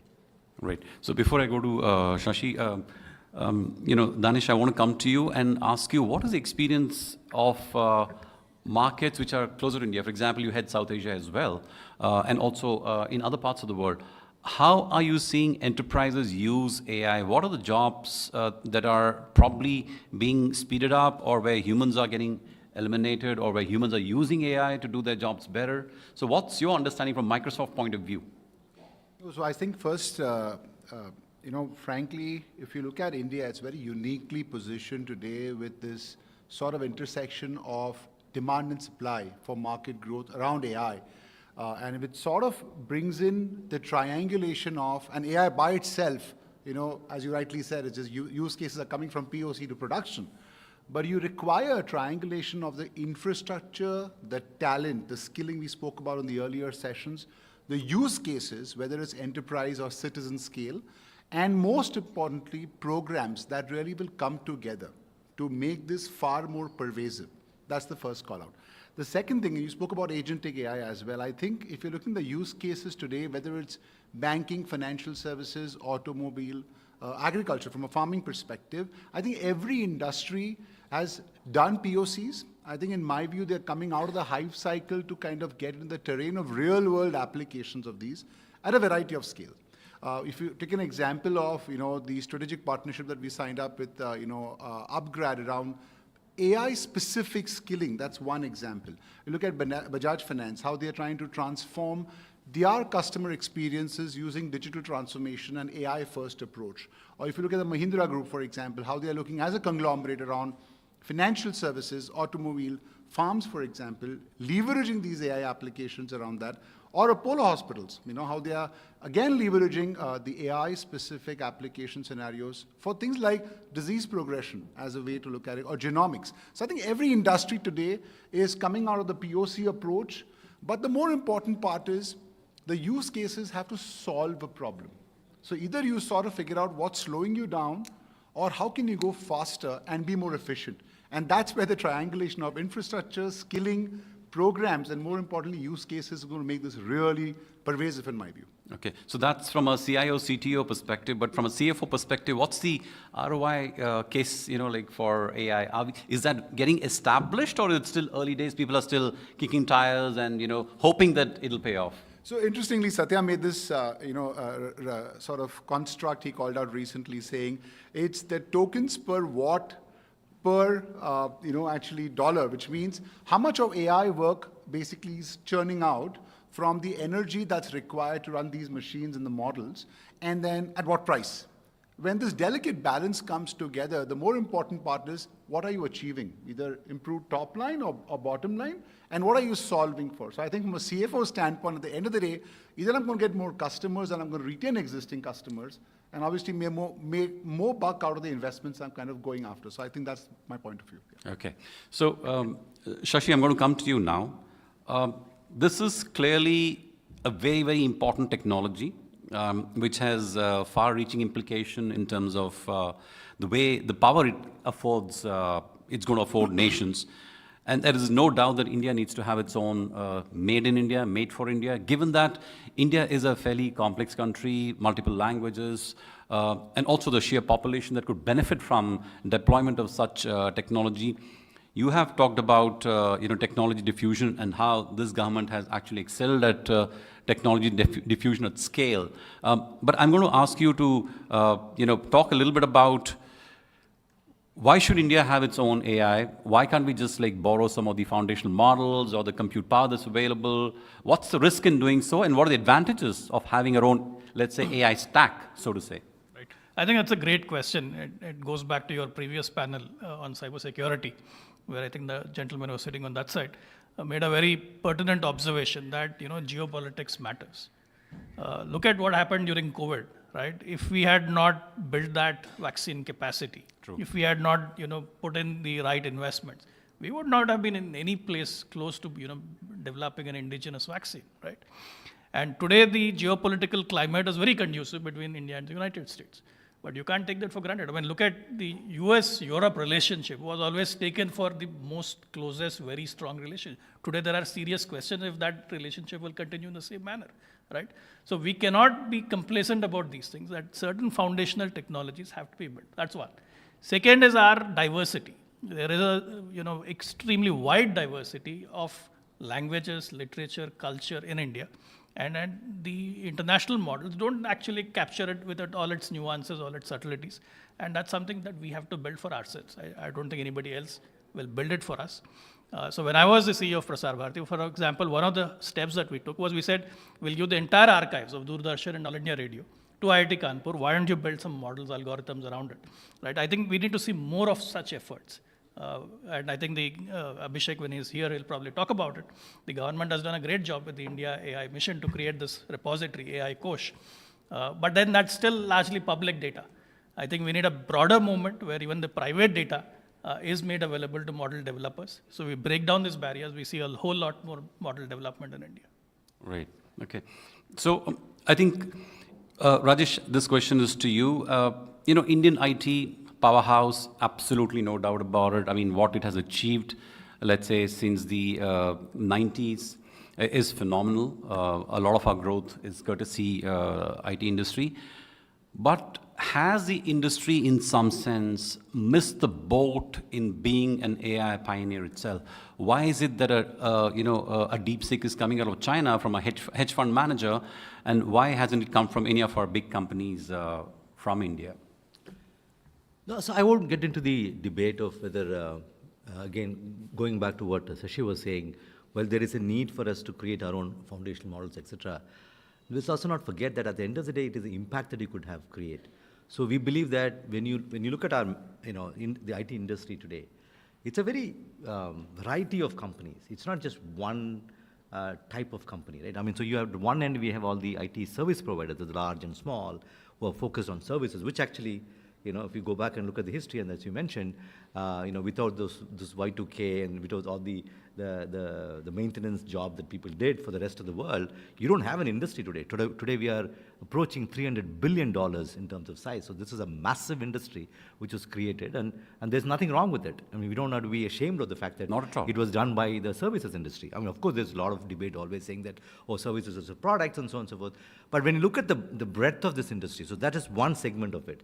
Then you have a segment which, which is the BPM segment, which does a lot of processing work, and we do a lot of money. I mean, it generates a lot of employment and so on and so forth. So that's another segment which is actually pivoting into a lot of data and AI services type of work, which is again a second segment. And you have a third segment which creates products, and then you have a fourth segment which is deep. I can keep on and on, right? Now there's a new overlay of all of this called the GCC segment, which is a phenomenal growth opportunity for a country like India. So when you look at an industry, you can't be fixated on saying that, why didn't I create a DeepSeek versus, of course, obviously there is a segment which works on that, and, Sashi, you are maybe a lot more familiar with the companies which actually focuses on foundational models like an LLM. But let's not forget that fact, there are multiple things which will have to work before you would really solve a problem, which could be a foundational model, which could be a curated model around. On top of that, maybe a reasoning model, maybe there is an SLM which has to be built on top of that, maybe there's an industry model which will have to build on top of that, and somebody will have to integrate all of that to your systems to eventually solve the problem at an enterprise level. It's not that just you create a DeepSeek today. I honestly believe, and again, Sashi, please feel free to disagree with me, LLMs will become commodity at some point in time.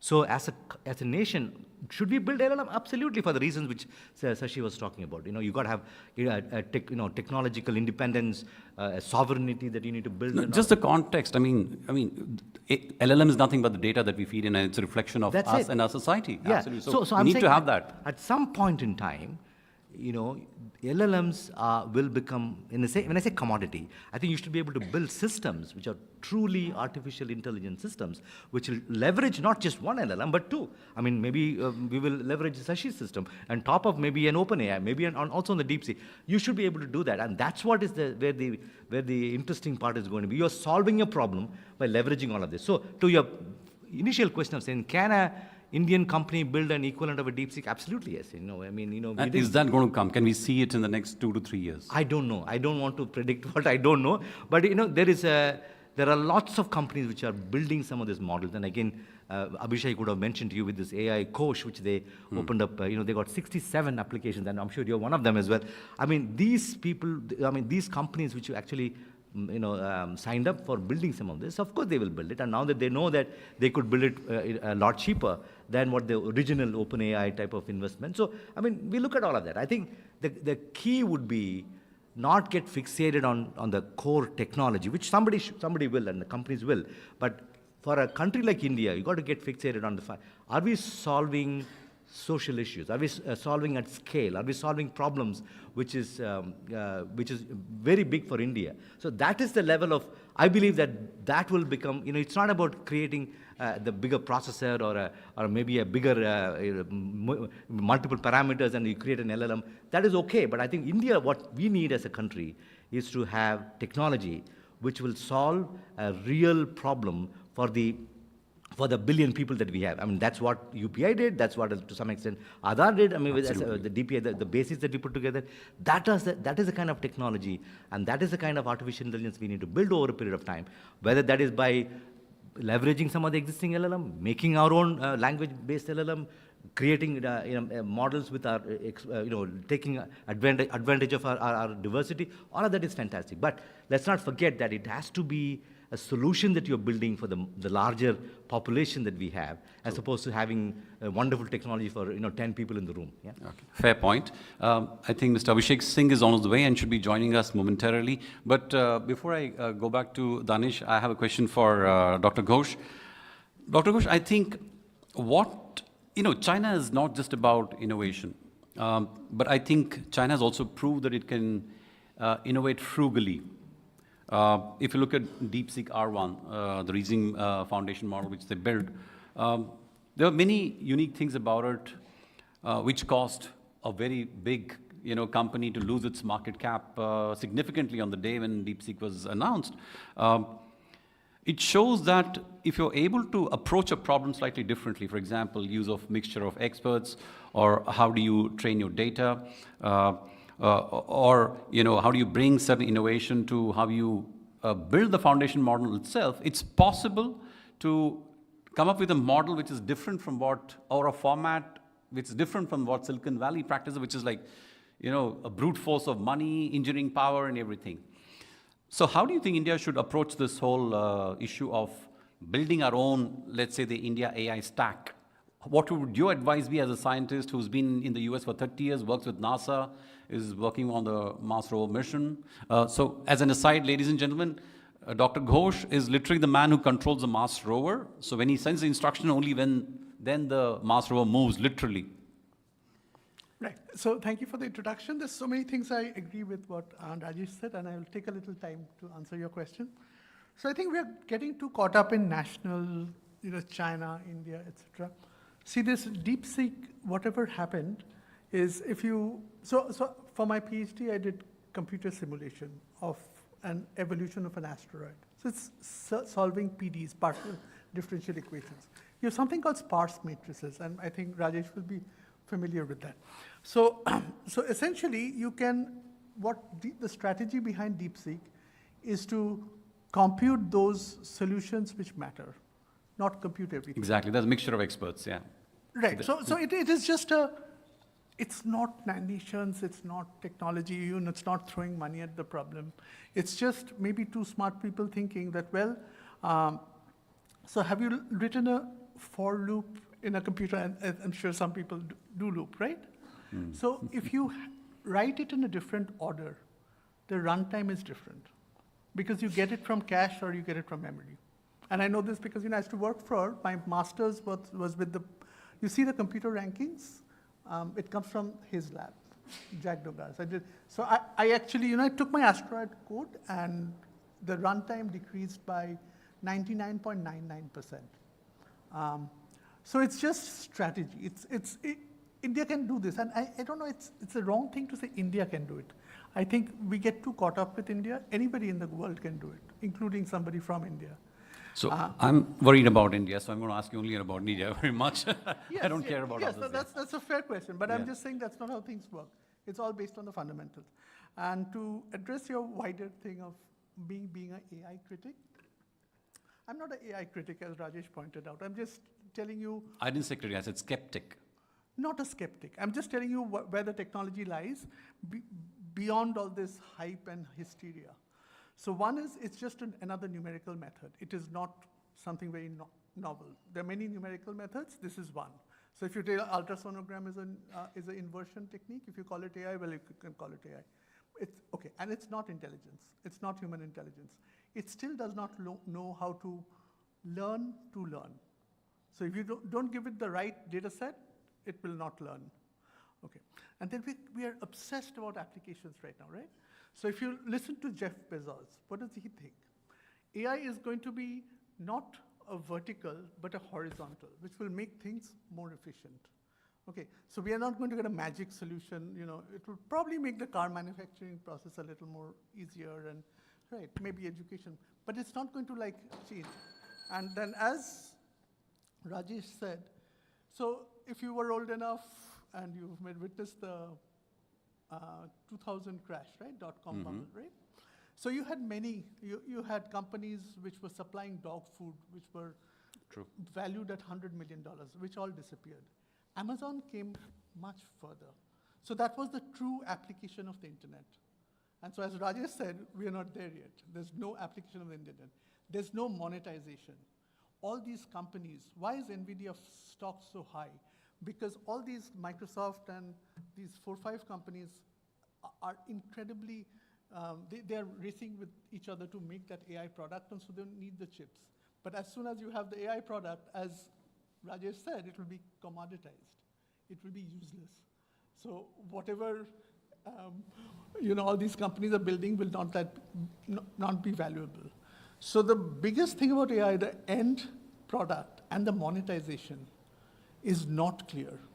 And also the energy cost. So you're looking for restaurants near Bharat Mandapam, right? I can make an AI chat GPT search and I can make Google search. No, I think AI will probably do is not just tell you which are the 4 restaurants, but also tell you which one makes the menu which is closest to what you like, make the booking for you at what time. So that's the agentic AI, which will probably be the big thing that happens this year. But who's going to pay for it?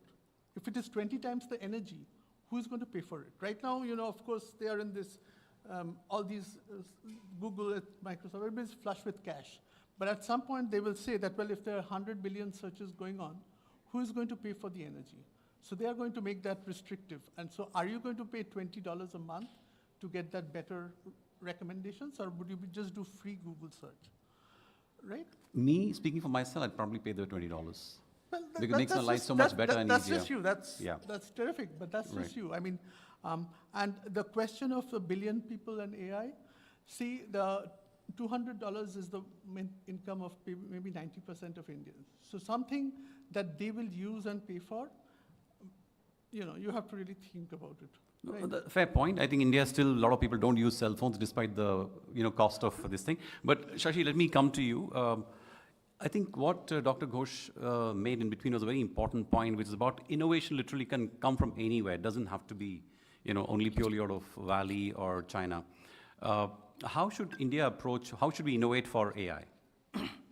See, let me first react to what Rajesh said, Sure. because I actually lived through this whole IT services cycle, right? I spent almost more than a decade at Infosys and then came out of Infosys. So it's not that, we're obsessed or caught up. Some of the Indian IT services guys were already building IP. A lot of machine learning work was happening. In fact, Infosys was one of the first to put money into OpenAI. That's right. I think we missed the opportunity there to have, got some early adopter advantage. I do understand that things will get commoditized. I fully agree. Also take his point that, it's very expensive, the current model, very power intensive.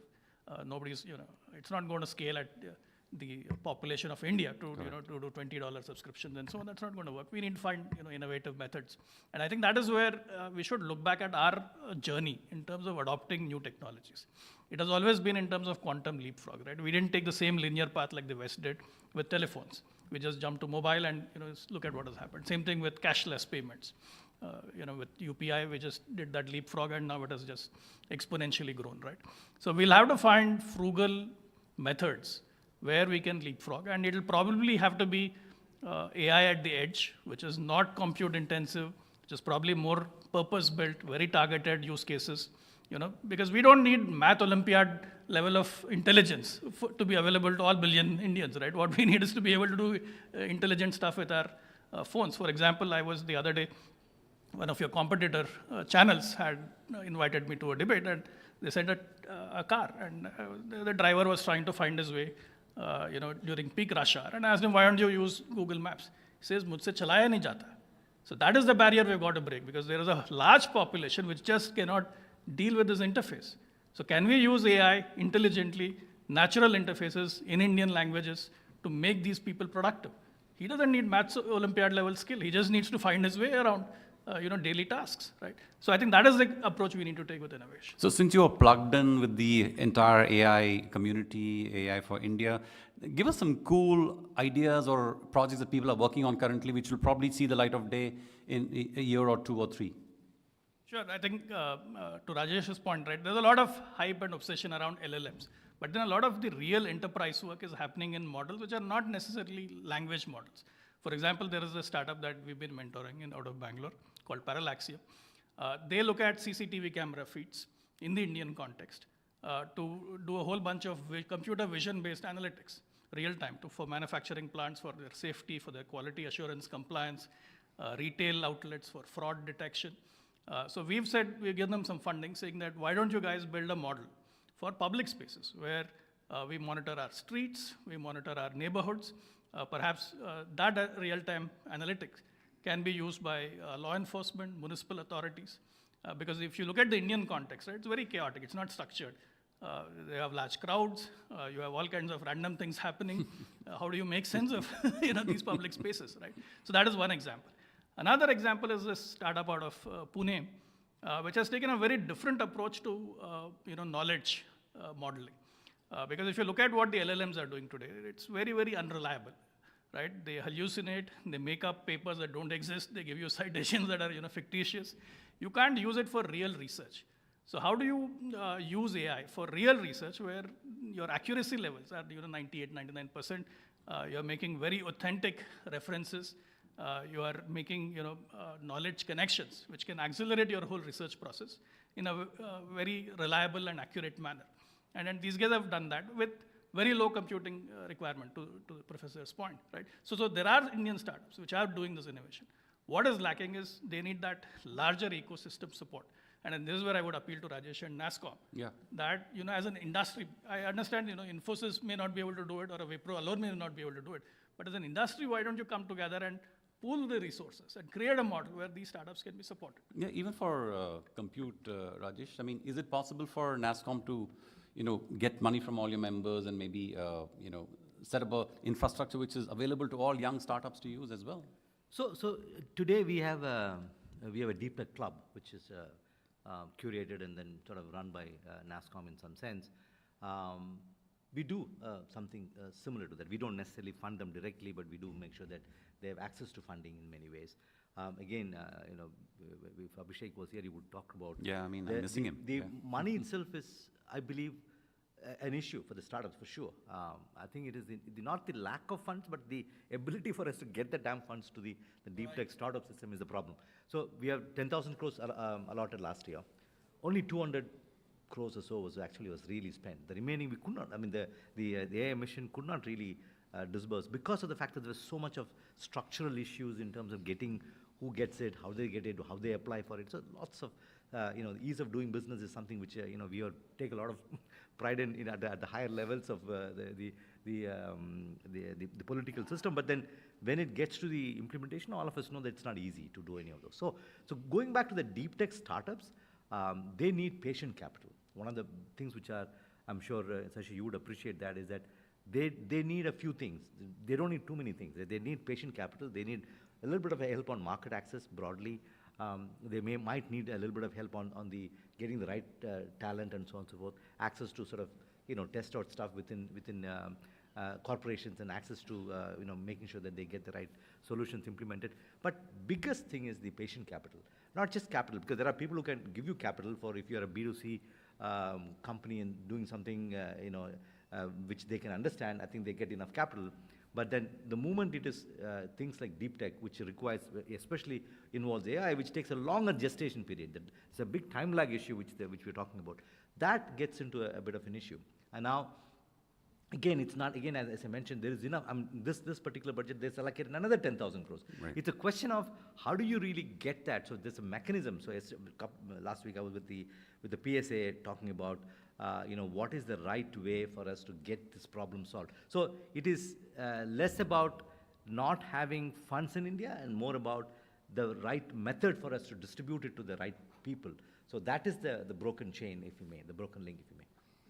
So before I go to, Danish for the next question, so how do you intend to fix that? How can we fix that problem? Because that needs to be fixed. It absolutely needs to be fixed. I think this is something which we have to, there are multiple, segments of our government which we need to work together to make sure that we find it easier for disbursement of some of this. So, I mean, again, there are multiple departments involved, multiple agencies involved, etc.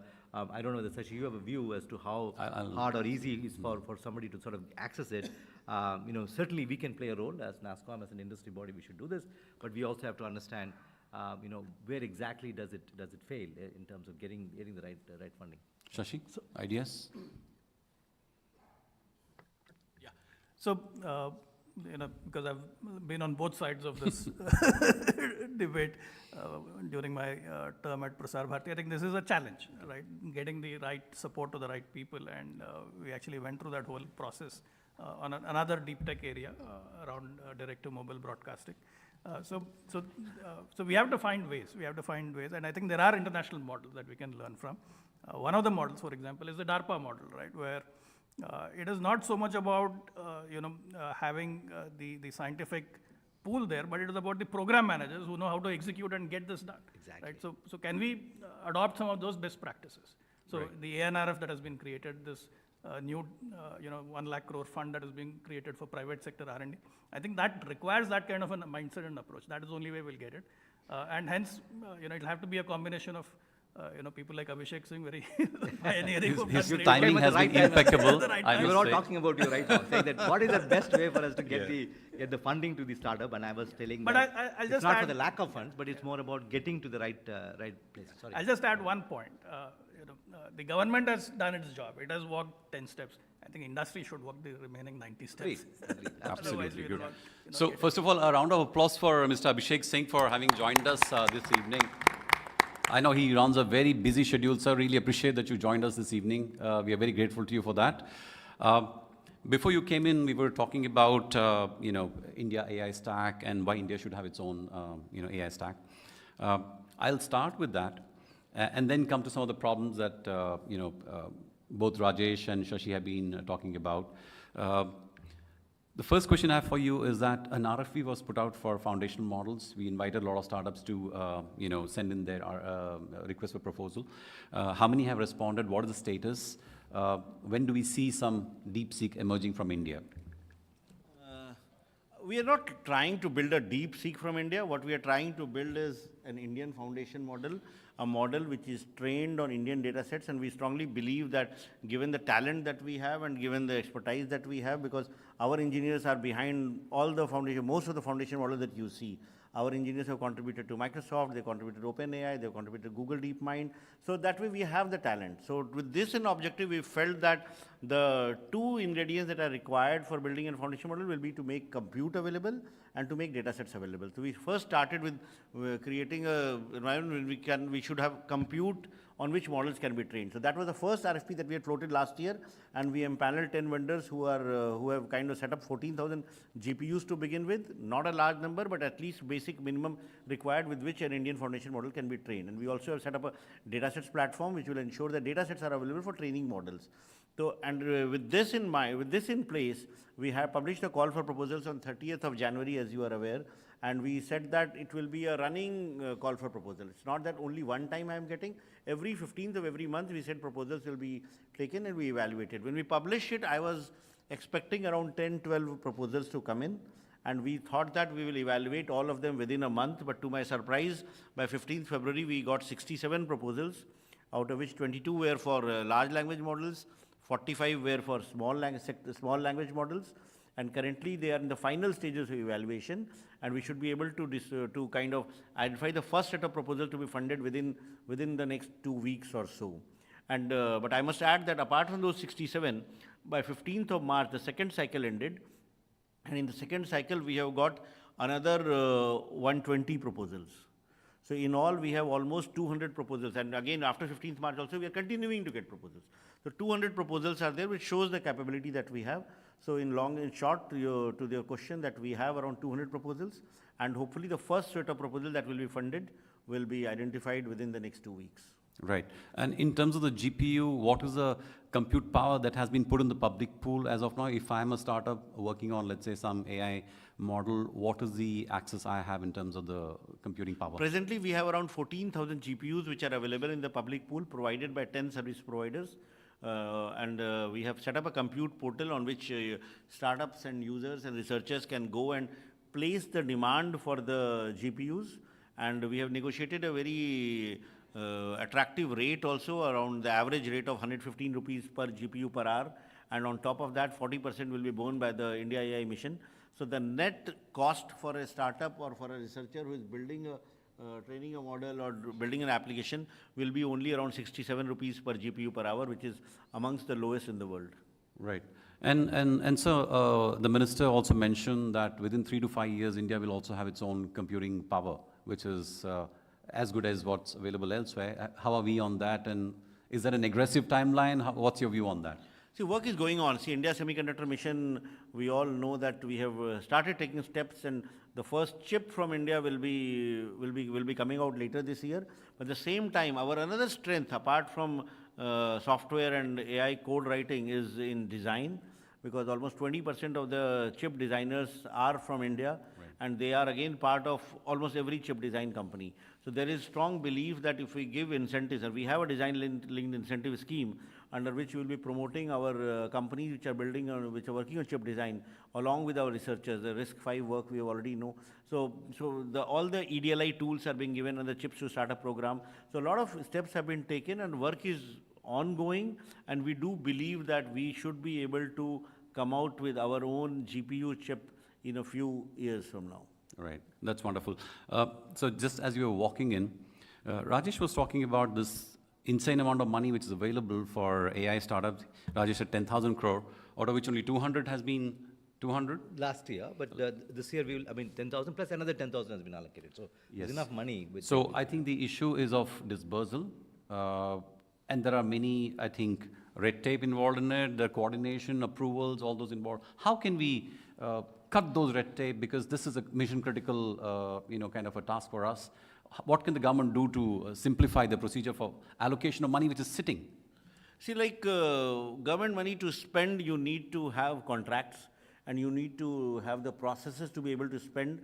So as I mentioned, like the first year, the expenditure in India AI compute might be very low, but we are poised for a larger expenditure now.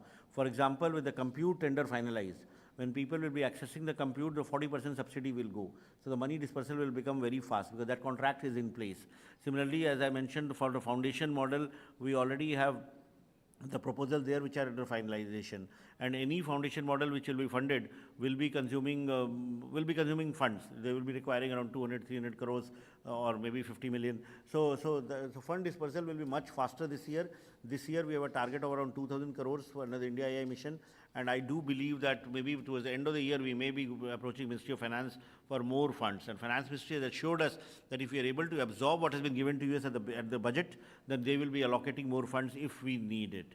We also have a fund of funds, startup financing, which we are working with the DPIIT and Startup India for the deep tech startup fund of funds, and for spending funds from that, under which funds will be given to startups. We have had long discussions with the VCs and with angel investors and with startups, and all of them have kind of come out with this conclusion, with this recommendation that don't just give grants, link it to, and instead of giving grants, we should be co-investing with the VCs and the angel investors so that there is accountability and the funds can be better utilized. So we have come out with a schema for using the funds in this manner, and that would ensure that the time taken to allocate funds for startups as also for compute or for foundation models will be much lesser compared to what it has been earlier. Right.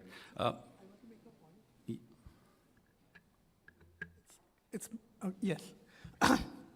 So I think, I mean, if you look at why is it not being allocated? And your point was, you can go to the DARPA model or whatever. See, I think there are very local contracting rules and rules in general which prevent. So for example, so I'm in touch with one of the artificial intelligence departments at one of the IITs. So say the award of the contract is 30th April. You have to spend the money by, say, 30th September, otherwise you lose it. But say there's an election going, and so there is some sort of a thing that for the first 3-4 months you cannot put out an ad and hire people. And it can be only used for payroll and not for buying equipment. So a lot of the translational research grants are, they're losing the money just because, that timeline does not match. So if you don't spend it by 30th September, it's gone. Okay. So just to give you a context, Mr. Singh, that's Dr. Amitabh Ghosh. He's a scientist with NASA who's part of the Mars rover project. He's our special guest today. And he brings his US experience, plus he's worked on AI himself. So that's the context, yeah. The US model is actually very good. If you look at the Y Combinator model, very simple that we give you X amount of grant, we take X amount of equity. So you don't get into valuations and you don't get into like how much equity to take and all. So that's also one model that we are looking at. Absolutely. It's very, but I would like to say that it's not that by 30th September lapses, money is available for the whole financial year. So under the new CNA rules which are there in Ministry of Expenditure, the idea is that money will be available for what you need in this year's budget. So, so this remaining 2 days, whatever I am able to spend, that money is available with me, and whatever is my balance will be recouped back, and then I will have to seek a fresh approval next year. And then with regard to whether I can use it for capital expenditure or whether I can use it for manpower, this depends on how you design your project. And a lot of procurement problems also has been resolved with the government e-marketplace coming in. Because earlier the tenders and the entire procurement process used to take a lot of time. So the government e-marketplace, which does a record number of transactions these days, enables that we are able to procure things much faster. So of course it's not that things cannot be improved, it should be improved, it can be improved much more. But institutions like IIT Bombay, which is working on Bharat Gen, which will be again another shows from which we can get a foundation model.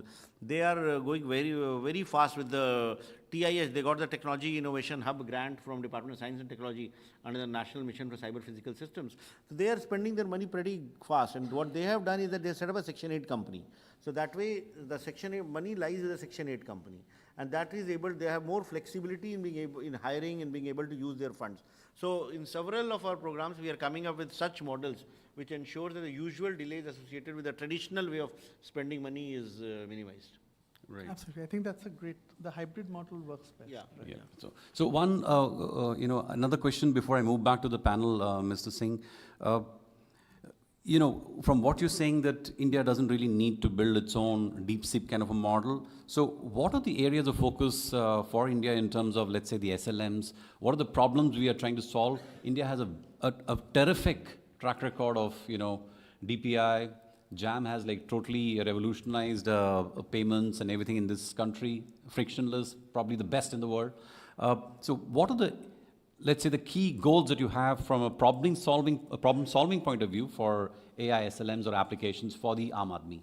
See, like what I believe and what I see what is happening already, I know many startups and many researchers are already working on it, is that the India's LLM will be different from what we have seen with Gemini or ChatGPT or DeepSeek or Grok 3. They all are primarily text-based LLMs. India's LLM might be primarily a voice-based LLM because we have a lot of diversity, we have diverse languages, we have a large section of people who are not yet online. Like, for example, of 900 million people are connected to the internet, but 500 million are not. Exactly. For them to be connected, they will need voice as an interface. A farmer, for example, if suppose he wants to know what is the best price that he can get in the local mandi, for him to go to a e-Naam portal or go to a website of Ministry of Agriculture and key in Exactly. or download an app, it's like it will take some time for him to be comfortable doing that. But if he can instead ask a app or call a toll-free number with his voice command कि आगरे में बाजरे की कीमत क्या चल रही है, so that way, and if he gets a reply back in voice on his mother tongue, that will be very, very powerful. If people can, if women in rural areas who are seeking help for their children's health, for example, children, we have cases of kids dying from diarrhea. So if we want a solution for that, instead of trying to find out from a LLM or something, if they can just give a voice note on a app, or even use a toll-free feature phone to call a toll-free number and get that reply back. All the AI, that speech to text and all can happen in the back end. But if we are able to solve these problems, that will be the real value that will be created. And I hope that one of our researchers or one of our startups will come with such solutions which will empower people at the last mile. And that will be the India's LLM. Yeah. Otherwise, from digital divide, we'll go to an AI divide. Correct. Yeah. So, Danish, I'm going to come to you. One of the premise of AI supremacy has been the fact that, you need a lot of money for it, you need deep pockets. If you look at the training cost of OpenAI, it's like billions of dollars they're spending on it. But I think now there's an emerging opinion that we potentially don't need so much money. Maybe there's enough build-out that's already happened, especially in the case of, let's say, data centers. Microsoft itself is scaling back some of its investment in Europe and America, while others are still continuing. It's not to say there's not fraud. OpenAI is still going to raise some $40 billion from SoftBank and others at a valuation of $300 billion. But what is the overall trend in terms of the cost of developing AI solutions? Do you see that going down? What's the trend worldwide? No, again, so I think I'll pivot back to what we're trying to solve. I mean, since you spoke about data centers, we are committed to investing $3 billion in India over the next 2 years. And in fact, we already have 3 data centers, regions. In fact, there's a 4th one that we are already working on. And the idea really is to make sure that we create an ecosystem for innovation. I think that's the bottom line, to make sure that the ideas that solve societal issues for the positive change or enterprise use cases, we provide an ecosystem and a construct where talent in India can come and address those problems and then make it pervasive. So I think that's the big pivot. The other thing that I just want to kind of highlight around is around responsible AI, right? I think broadly, while we obviously have a very strong momentum around adopting AI, through literacy of AI across the board, which we're already doing along with AI mission team, essentially is to make sure that the users who are using AI, they are in control of the data. And you can bring technology that can sort of change mankind for the positive, but the people who are creating that technology should also have a responsibility to ensure that data that users are basically getting access to, they know what that data is. So I think it's 2 pivots, right? Outcome and also making sure you're having a responsible AI to drive that outcome. Right. I'm going to come to you, Rajesh, but first to Shashi. In India, it's like multi-language country. Data is not structured. A lot of data is not even available publicly. You're part of the Data Dan movement. So what are you doing to make data accessible to young startups, which are probably... I think, no. It just came back on, yeah. Maybe I'm speaking too much, yeah. So how are we making data available to young startups which are building some of these, models, language models? Yeah, I think that's the biggest challenge, right, apart from funding, is the fact that there isn't enough publicly accessible data sets in the Indian context. I think they've done a great job with Abhishek and team creating the AI Kosh repository. Today, I think there's a fairly large number of data sets that have already been put there. But then most of them are, public data sets from public bodies, right? But if you have to solve these enterprise problems, you need to get even corporate India to start opening up their data sets. I think they've already put out an appeal today. I noticed that, is there enough motivation, incentive for corporates to, open up their data sets to the startups so that they can innovate on their enterprise data and build models that can solve real problems. And part of that, of course, is concerns around, privacy, security, their own competitive proprietary data and so on. So we need a framework where certain data sets, where maybe the sensitivity is not that high, at least those can be opened up and made available. Maybe not everything can be put in AI Kosh, maybe because the corporates are too sensitive about that. But maybe have another framework where under certain terms, under certain conditions, you make this data air gap perhaps, or some kind of a sandbox where the startups can play with your data and build models. I think we need to get to that. Right, okay. So, Rajesh, we are lucky to have Mr. Singh driving the India AI mission. But what can NASSCOM and its member companies do to make, some of these applications, like Shashi talks about technology diffusion, right? So what role can NASSCOM and its member companies play in terms of building out these multiple applications which people across India can use? Is there something that you have in mind as an organization? Abhishek and I are tied to the hips, actually. We work very closely with the AI mission, which is, would you agree, Abhishek? I mean, right? So we do a lot of work together. I mean, NASSCOM is an integral part of what we do broadly, so which is the first thing. I think it's not a separate thing.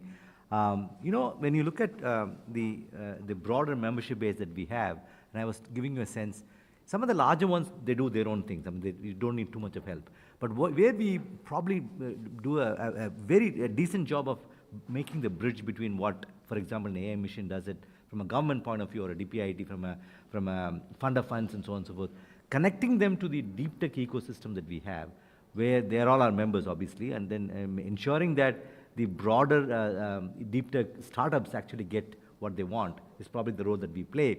And as you know, in terms of even evaluating some of the needs for the industry, certainly we work very, very closely with Abhishek's team around ensuring that we're doing this in the right manner, both balancing out between what the government can provide and as well as what the industry actually really needs. I think that's the role that we play, and I think it's been quite honestly, I think we've been busy. We have a fairly small AI team, but I think they've been very, very busy ensuring that we are able to get the right focus, if you may, from the industry side, at the same time from the government side getting the right help. So I think that the balance is working very well. Would you agree there also, Abhishek? 101%. In fact, NASSCOM has been a great partner for years, and in fact, I must say that much before the India AI mission was approved, in fact, we had set up in the year 2020 portal for disseminating information about artificial intelligence, about what all is happening. We thought, let's document what all projects have been taken up across states, across departments, in the private sector, across the world. So the India AI portal, the India AI Gov.in, was initially set up as an informational portal, and that was done in partnership with NASSCOM. And later on, when we got the India AI mission approved, we're thinking, what do we call the project? We thought, why don't we call it India AI only? So that's the genesis. The NASSCOM has been a partner for long.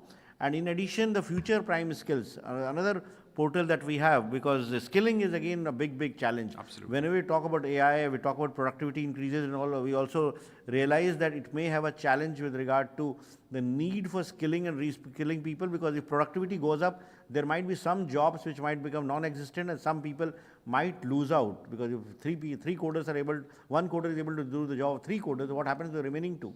Or creative writers. So in that way, the Future Prime Skills portal, again set up much before COVID, around 2018-19, that was also set up in partnership with NASSCOM, because we felt that industry should be able to contribute the kind of competencies that are needed, the courses that are needed for those competencies, and most of the courses on the Future Prime Skills portal is contributed by industry. So we work very closely with NASSCOM, and we hope that as we go ahead, building the datasets platform, where we, as Shashi was mentioning, that we have published a call for expression of interest for private sector partners to contribute datasets. Some of them have already volunteered and are becoming part of the AI Kosh. But as we move forward, the real innovation will come from our Indian industry only. In fact, we are very upbeat on our startups, but at the same time, the real strength of India's IT story is our TCSs, Infosys, Wipros, Tech Mahindra. So these are the companies which can actually invest. They have investable funds also. If they have to buy GPUs, they get compute, or if you have to poach talent from the West, they have the capability for doing that, and we are really, really hoping that they come out with something which is disruptive and which is actually truly made in India. Right. So one important point which you made, Mr. Singh, is the fact that how AI is, replacing coders themselves. In fact, today I was reading about a story of one company which has achieved code migration in 3 months, what would have normally taken 16 months, and they did it using AI. So that brings us to the larger point that, so far the innovation that we as mankind we've seen, it has largely been mechanical, it has replaced labor in some sense. But it's probably for the first time when we're seeing that we now have the technology to even, do away with mankind's cognitive function, right, in some sense. So the implication for that is not just for the coders, but for society at large in terms of the employment. While you are evangelizing AI and you're building India's AI capability, do you also worry about the impact it's going to have on the employment? On white collar, first of all, to begin with. I think the safest jobs in this market will be the ones who are doing physical labor, right? So how is the government looking at the employment impact of AI? The white collar jobs will get impacted. The consulting jobs, like for example, if I have to analyze a 600-page document today, normally if I ask my consultants, they will give me a report in say a week or 10 days to do that. Today, AI allows me to analyze it within minutes, without the need of any support. So there will be pressure on the white collar jobs, but what is also going to happen is that new jobs will be created, number one, in the data economy, in the agentic AI as it's coming up, in the robotics field as it's growing. So, and the whole world will need a lot of people who are proficient in these skills. And that's where the opportunity will lie. In fact, yesterday or day before, there was a story in one of the big newspapers with regard to how AI companies globally are sourcing talent from India. So if we are able to ensure that all our coders do acquire these skills, then they will remain relevant in the ecosystem. One advantage that we have is that we have a very small proportion of our people employed in the white collar jobs. So that way the number of people who need to be upskilled, reskilled compared to other countries will be much lesser. And given our strength in AI skill penetration, in fact the Stanford AI Index rates as a number 1 in AI skill penetration. Right. If you look at GitHub AI projects, 24% of the GitHub AI projects are contributed by people of Indian origin. Right. So that the strength that we have, if we build upon that, we'll be able to get the value. We keep on reading about this impact of AI in the global economy, $1 trillion or different numbers keep on coming up depending on which consulting firm is writing. But the numbers are large. So if we have to take the good share of that economy that is emerging, we'll need to focus strongly on skilling, reskilling, and not only of the people who are already in the workforce, but at the college levels, at the engineering college level, we're training people into that. At the school level, CBSE already has a AI as a curriculum in class 10th and 12th, but we need to further take it down and ensure that we continue our strength in in AI skill penetration. So that requires a lot of thinking through, especially with regard to education system and both school and higher education. Right. So thoughts from you two gentlemen, and then we'll come to Danesh on this. Yeah. Yes. Okay, you go ahead. Yes.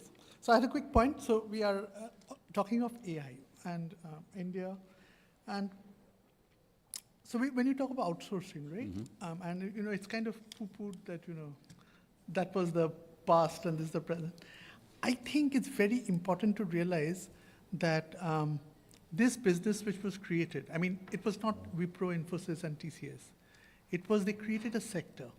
Fakir Chand Kohli and Narayan Murthy and Azim Premji, right? And so if India, every country does not need to do everything. They're good at some things. And if they do those some things very well, that is what, the Germans are good with cars. Right, the competitive advantage of nations, yeah. Right. So it is not that, you can compete with every country and you need to do the best.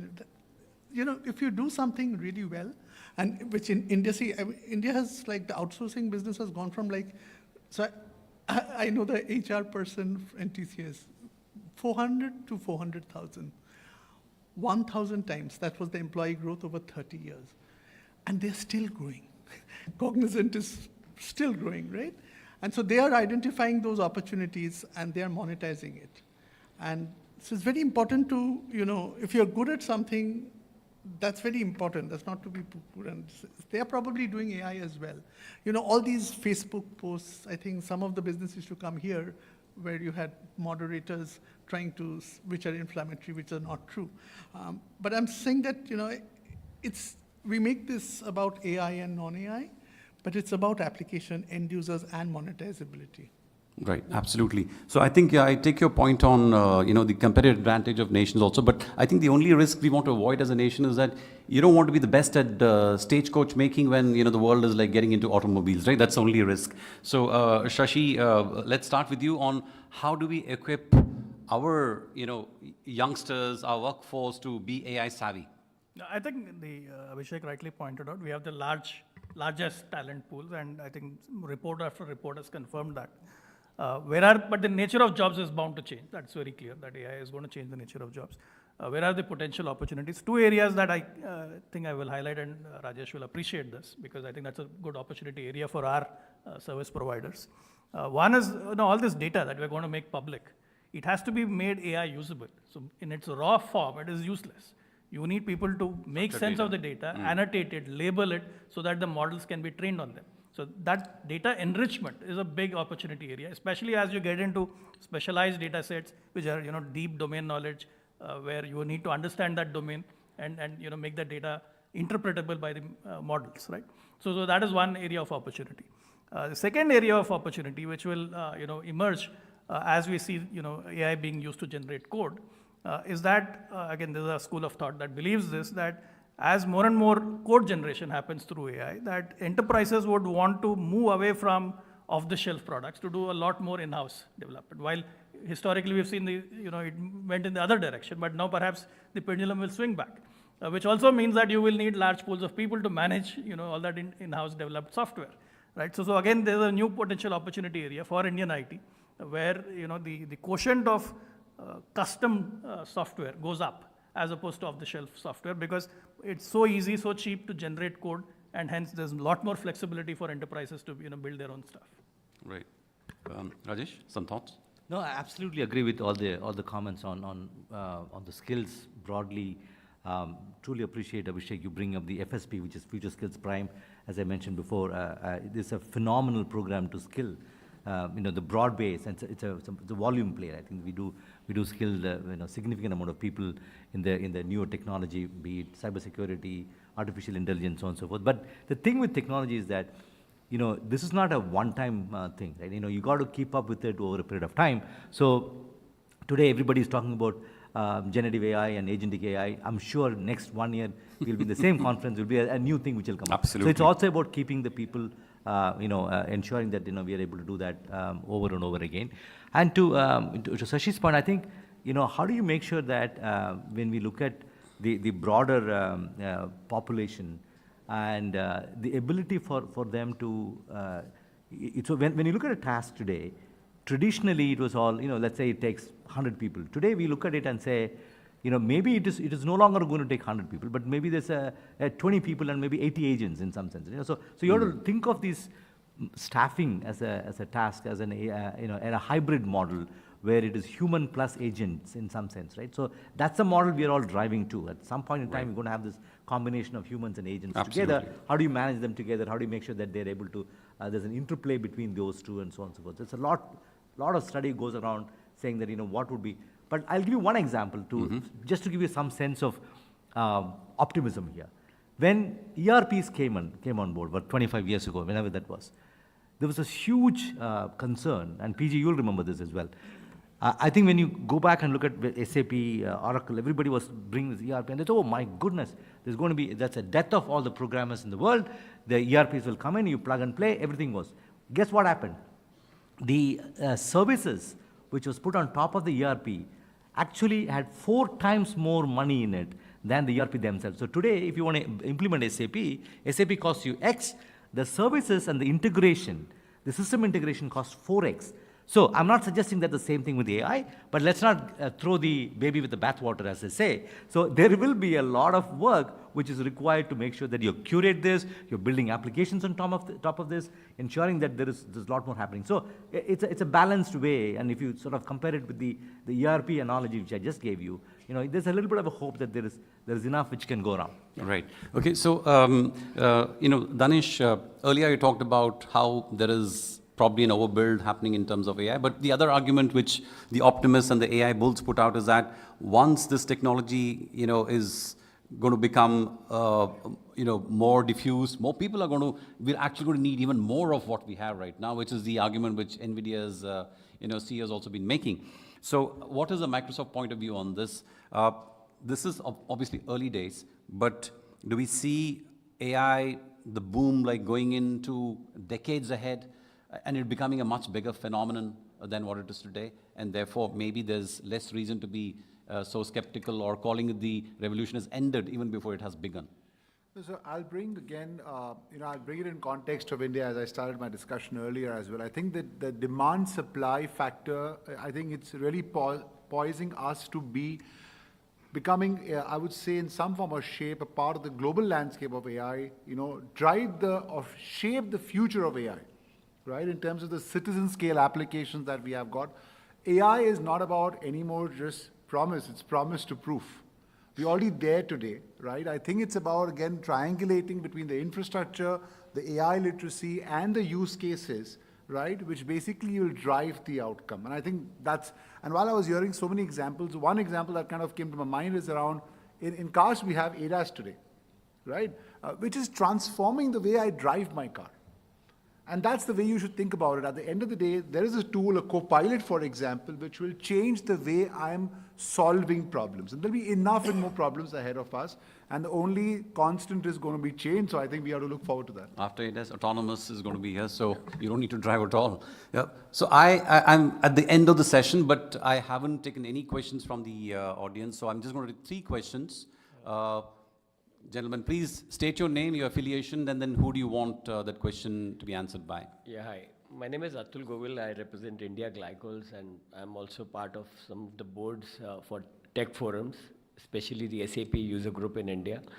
So, now what I clearly see is AI is, like we saw coronavirus, some time back.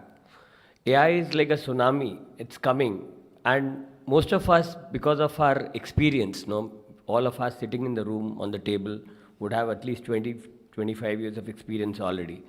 Because of our experience, we believe that it may not impact us and it may impact others. But basis my experience, what I can tell you is in next 2 years, we would see a lot of jobs getting displaced, not just globally. Globally, of course, you will find countries like China and other lighthouse companies also who have already started working on those lines in terms of, one, reducing the intake of fresh recruits, and also they are basically making manpower redundant. Is there a question? Because there's a question, yeah. The question is that what is NASSCOM and what are our industry ministers and others, what are they doing to make sure that the manpower which is blissfully working under some leadership or under some ministries, what would they do once they find that their jobs are at risk because of these agentic AIs or these robots, humanoids, which are being pumped in the system? So we need to really work with the industry to make sure that our team, our organizations, the members, they remain employable, gainfully employed thereafter. Because once all of this starts coming mainstream, already these lighthouse big companies, the Infosys of the world, the HCLs of the world, they are already leveraging it to develop software. They are already using it to automate many processes within their companies. And all of that will then get replicated across user companies like us. So my request to the panel is that instead of bothering about creating our own foundation model or an SLM, We should rather see how to harness this and how to make it mainstream to make sure our education and our workforce becomes aware of how to leverage it and remain relevant thereafter. Mr. Singh, you want to take a stab at it? Thank you. In fact, part of the question, your initial part of the question, we've already answered. That point is well taken. Skilling is important. Reskilling is important. Industry also realizes it. Government also realizes it. We are working together. But that will remain very, very a priority area for do. The second part in which towards the end you alluded that instead of focusing on LLMs and SLMs, we should focus more on skilling, training and trying to build applications. I would say that it's not either or. It's both.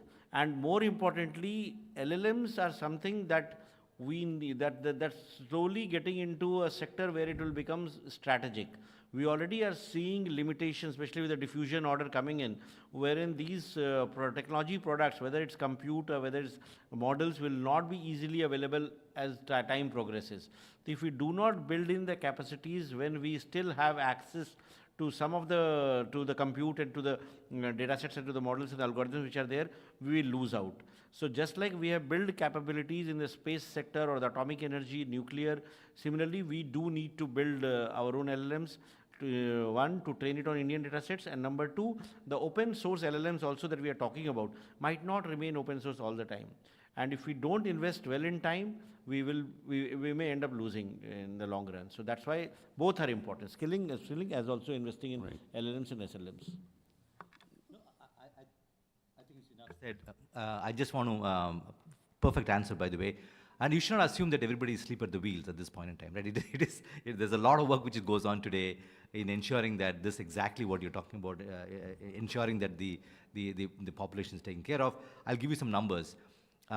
First of all, the BPM industry, as we know before, it is actually it pivoted already, as I mentioned before, into data and AI services. Most of them have actually pivoted into that. So that's number one. Number two, just the Indian companies alone have trained 1.5 million people.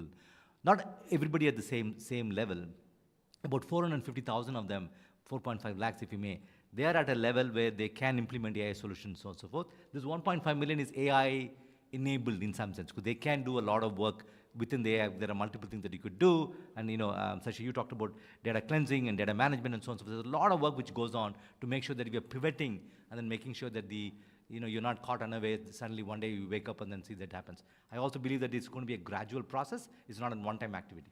Okay, so on that note, I must end. No, you can take this conversation offline. I have no time at all now. But I want to thank all my panelists, Dr. Amitabh Ghosh, Mr. Abhishek Singh, Dhanesh, Rajesh, and Shashi. Thank you so much. I think we had a dream panel on AI. So a big round of applause, ladies and gentlemen, for the panelists.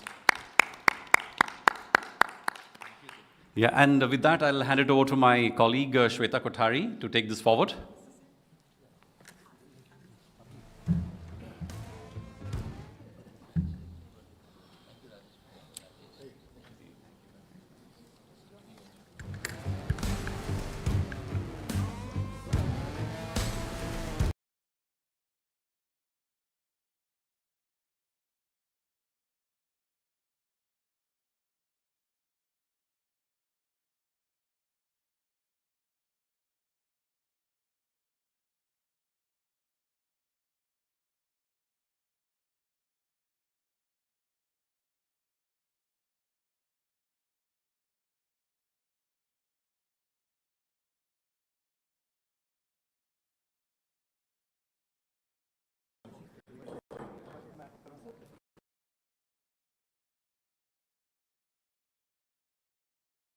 To be seated. Up next is a very interesting conversation on affordable and accessible healthcare. Let's quickly play the AV first.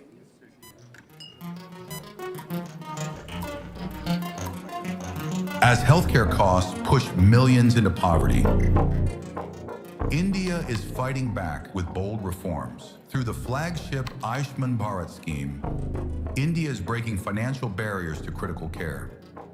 Jan Aushadhi Kendras are making treatment affordable. Rural healthcare infra is in focus as the national health mission takes off. Yet challenges remain: awareness gaps, uneven access, and infra limitations. Success lies in combining insurance, infrastructure, and technology, the triple foundation of universal care. As Ayushman Bharat expands, it carries a promise: no one should suffer from lack of treatment funds. This is India's prescription for health justice.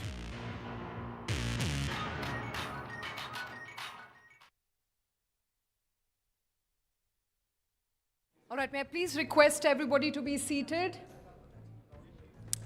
Those sitting in the second and third row, can you please all come forward? Everybody in the second and third row, please come forward. Please join us at the center table.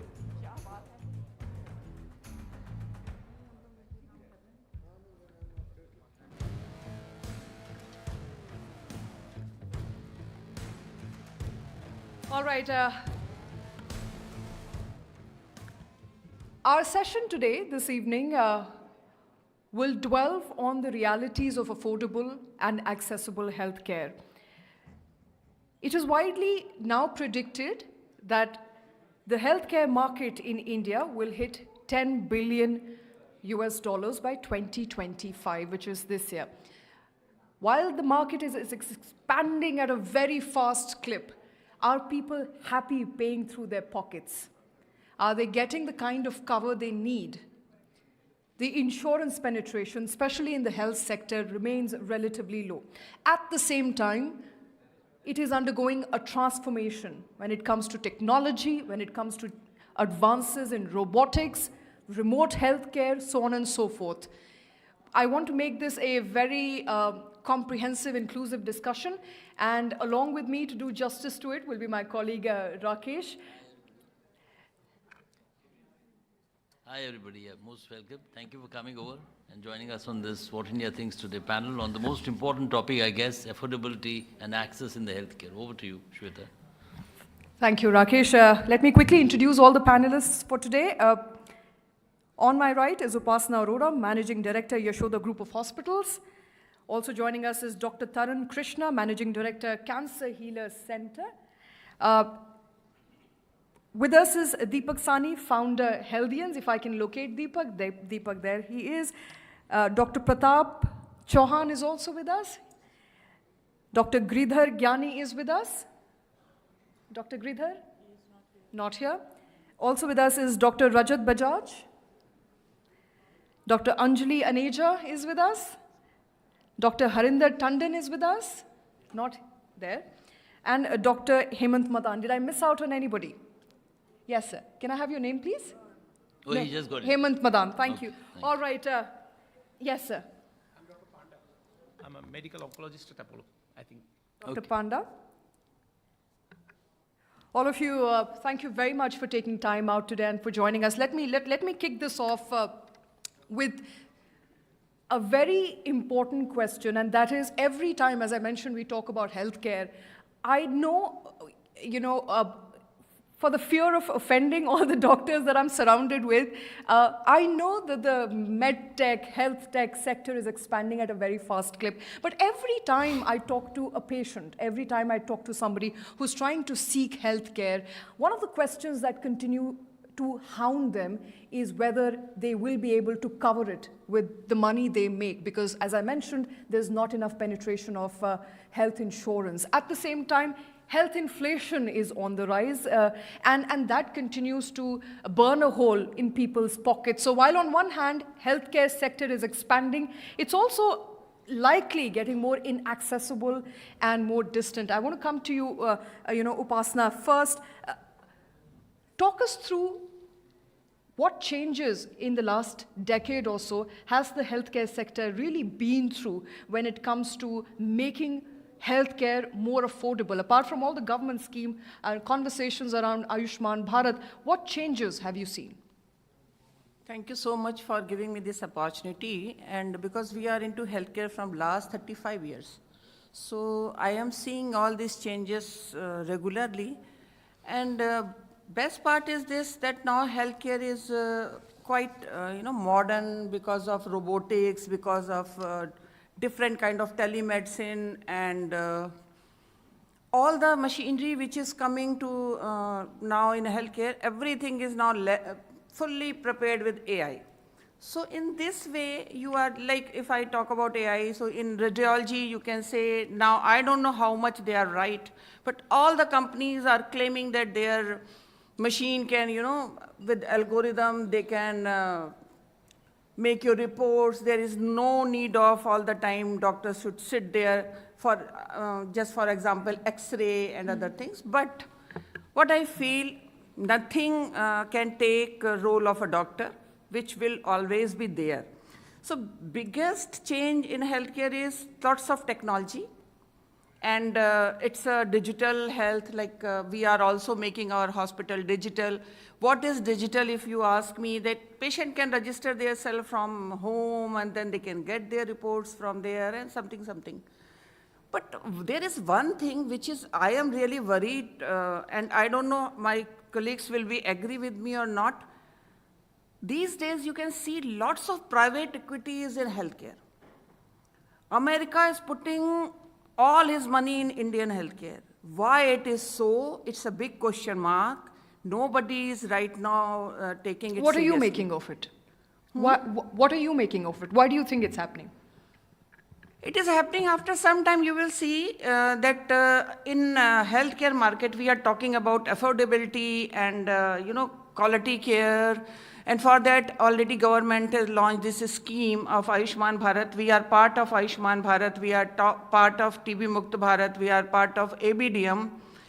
But corporates are not coming up and they are not taking it. So after some time, you will see if next decade, you will find that Indian healthcare is not affordable at all.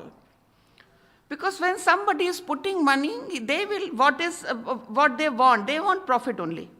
So I think our USP is, if we talk about medical value travel, that if you come to India, you will get all the best treatment, because we are providing holistic healing. Me and Dr. Pratap Chauhan is working together as a, for providing patient proper, holistic healing. Okay. After medical science, they can go to Ayurveda. If they are coming to Ayurveda, they need some intervention from our institute. So we are working like this, hand in hand. And this is the USP of India, and that is what we are attracting other people from different countries that come to our place. We are very affordable. We are very Atithi Devo Bhava. We are very, good host, everything. And most important thing, I never use this word cheap, that we are cheap. We should not say that we are cheap. We are affordable, we can say. Okay. But I understand. It is not going to be affordable after 1 decade. So you are suggesting with the kind of private money, private equity money flowing in, healthcare is not going to be cheaper in the next 1 decade, It right? begs the question, Shweta, that, are we assuming that the healthcare today is not profitable? If you see, extremely profitable. Extremely in fact, profitable. let's take that question to Dr. Taran Krishna. I think one of the grouses of every person who's ever had to see a doctor would be that it's become very, very tricky if you fall sick when you don't have enough money to cover for your treatment. So there are two things. First, if actually I would say there are two kinds of people in India. A, who are being sponsored by a corporate, where their insurance are being funded by that corporate agencies, and they have to just show in their insurance card, they go to a hospital and get their treatment done. Then there is another India who have money, but they do not have an insurance. They have not taken the wisdom of getting insurance done. They have the money, but what they do is they go to a hospital, pay cash, and get the treatment done. Now, when you say affordable, the way GDP is rising, the way things are rising, the way things are being introduced, India, I love what Upasana ji said is, why should we call that India is having a cheap treatment? वो cheapness, वो छोटा सोचना, वो कम सोचना, अपने आप को inferior दिखाना, I think that has to go away with healthcare. Healthcare is all about the best of technologies. Talent is costly. Cheap talent is something which can be dangerous for any hospital healthcare. Likewise, if you have to have the best of doctors in a hospital, you need to pay them good so that you get the best of talent for your hospital. Right? And if they are suggesting any treatment to any of the patients, I mean, I would say free can be dangerous, cheap can be dangerous for a patient, right? Second thing is, if there are two kinds of... The need, can one of you please switch off your mics, please? conversation. Okay, I don't think the conversation is about making it cheap so much as making it affordable. I think it's important that we draw a line between the two. We are hoping that a majority of Indians should be able to get the necessary health checkups, healthcare. Their needs should be met without having to pay out of their pockets and without it having to burn a hole in their pockets. So I understand that there is a firm distinction between the two. So Shweta, what is happening is people are actually investing in healthcare once they have been sick, when they've been diagnosed as sick. Problem is that they're not investing when they are well. They're not getting their regular checkups done. Had they been doing their regular checkups, probably what you're talking about is affordable healthcare. What you're talking about is getting their treatments done, and which is costly in the hospital. That is costly in a hospital because, see, I'm into cancer treatment. And when patients come to us, most of them are in stage 4. And in stage 4, where the disease is already spread to liver, lungs, bones, and brain. And then you expect that they should get that primary health treatment which is affordable to a patient, where the disease is already spread? No. I'm sorry, that cannot be possible. Most of these cases, is it because the patient didn't come to you to begin with, or they were not deduced, with the stages of the cancer that they were in to be able to get that sort of help? They are not aware that they need to do regular checkups. Abhi, if I ask you a general question in this hall, except the doctors, if I ask any non-doctor, any non-medical, how frequently they do their health checkups. Yesterday, I got a call from one of my friends who said that, she just called me and she said that her father got diagnosed with cancer. When I asked, when did you got your last PSA done? She said 1.5 years back.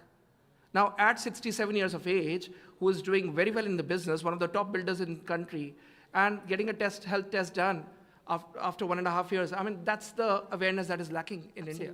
Absolutely. I mean, nobody can debate that. I want to quickly get in Deepak Sahni because I think he's the person who spearheads preventive healthcare. And I think one of the grouses of doctors is if you come to us a bit too late in the day, it becomes very difficult for us to be able to give you the sort of treatment that you require and make it affordable at the same time.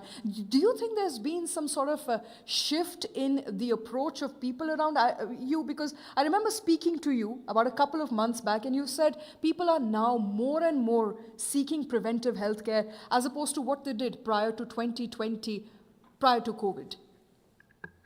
Yeah, you're absolutely right. I think I'll just take a step back and basically because we are talking about the healthcare getting expensive, the first thing we have to understand, it's a supply and demand gap also, right? We are talking about 1,100 beds for one patient, 1,100 patients for one bed, 1,100 doctors for one patient. We're talking about a huge gap, and whichever country has tried to make it more accessible or are driven by insurance or by government, I think all of them are struggling. We have NHS as one example. We see American healthcare failing. You cannot give healthcare for free. That's very, very clear because the country cannot afford that. We're talking about 100 million diabetic patients by 2035 in India, and just that cannot be affordable. So I think we have to also understand the only way to protect that or to actually deal with that is preventive. How can you actually, like he rightly said, how can you actually detect the disease much earlier? We've seen the trend change. COVID has changed a lot of stuff. I would probably say just in the last 1 year, we have seen a 23% increase in people taking a preventive test in just the January month this year, right? And I always see January because the new year comes and people take new resolutions, right? So just that 23% increase. And if you look at awareness definitely is all-time high. Specifically, all of us sitting here, probably, you just tell them, they will order a black coffee or a green tea, but they will not go for a normal sugar tea. And that's the kind of an awareness change that is happening. So people are getting aware, they are counting their steps, they are doing something about the health. The awareness is there. But not getting the checkups. Yeah, but the checkup is the thing which is not happening still, right? It could be a fear of getting a needle in, it could be a fear of anything, or the largest fear that I have seen in my service is fear of getting detected. And that is the largest fear people have. They don't want to get detected. They don't want to change their lifestyle after getting detected. So you smoke as many as cigarettes you want, but you won't check because you don't want to stop smoking. So that's the issue. There's a challenge. Even at the level of preventive healthcare, it's not a free run. You have to pay for it. So if, given everybody in this room can probably afford a health checkup, twice over, thrice over in a year, or do a quarterly one. But we're talking about a larger population of this country. For them, the basic challenge is, given the per capita income that we have, is to manage that preventive health checkup. And that itself is, going through the medical inflation, the term that you used, you brought in some innovations, some tech aggregators have brought in some innovations. But if that is the remedy, then, that has to be incentivized at the most. What are some dramatic ideas in terms of incentivizing health checkups at an early stage so that we don't end up in a situation where there is no solution and it's a big fiscal mess, apart from being a physical mess? Dr. Madan, just to introduce myself again, I work for Narayana Health. Shweta, I just want to turn your question on its head. See what's happening in society these days, and as reflected by the first statement you made that you're surrounded by doctors. We are not going to hound you for sure. The attitude that needs to change is by accepting that healthcare and personal health does not figure in the list of priorities for our citizens as at large. Many of us feel that healthcare has to be relegated to a lower priority as compared to our children's education, as compared to buying a car, as compared to wedding, getting our daughters married, and so on and so forth. I also want to challenge you a bit on, when you say that healthcare has gone up significantly, healthcare cost has gone up significantly. I want to ask you, as compared to what? As compared to the cost As compared to 5 years ago, perhaps? No. Healthcare compared to healthcare, or healthcare compared to other commodities, or healthcare in India compared to healthcare abroad? Now, these are different. Let me just complete. These are different parameters. For example, a big event like, say, a wedding in an Indian family, when I got married, cost about 3 lakhs or 4 lakh rupees. Now it's 3 crores on an average for people of our strata, or maybe not 3 crores, but at least 1 crore. Has bypass surgery, which is an equally big, if not a bigger event, gone up by the same parameter? So there is an inflation, I agree, but please don't compare inflation in terms of perceptive terms. Let's compare it in terms of actual terms. Now let's compare India versus abroad.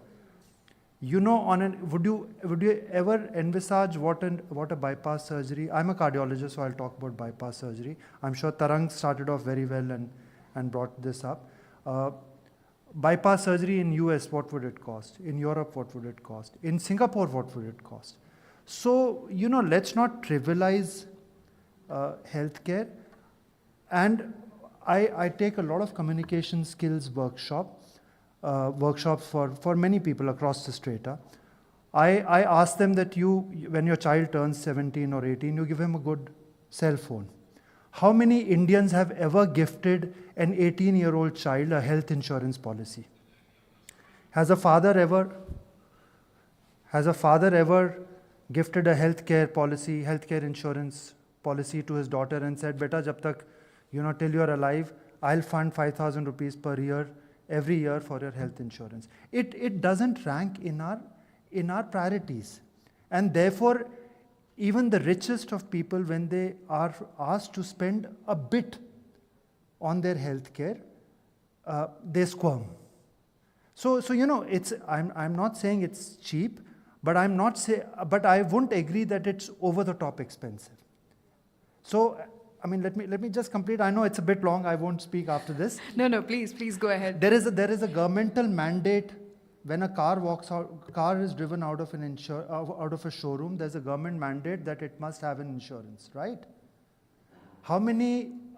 What can be done for us to have a similar mandate as a health insurance? Let's insure our health, and so that we don't feel the pinch. So there are lots of perceptional problems in this question. I have two follow-up questions from you.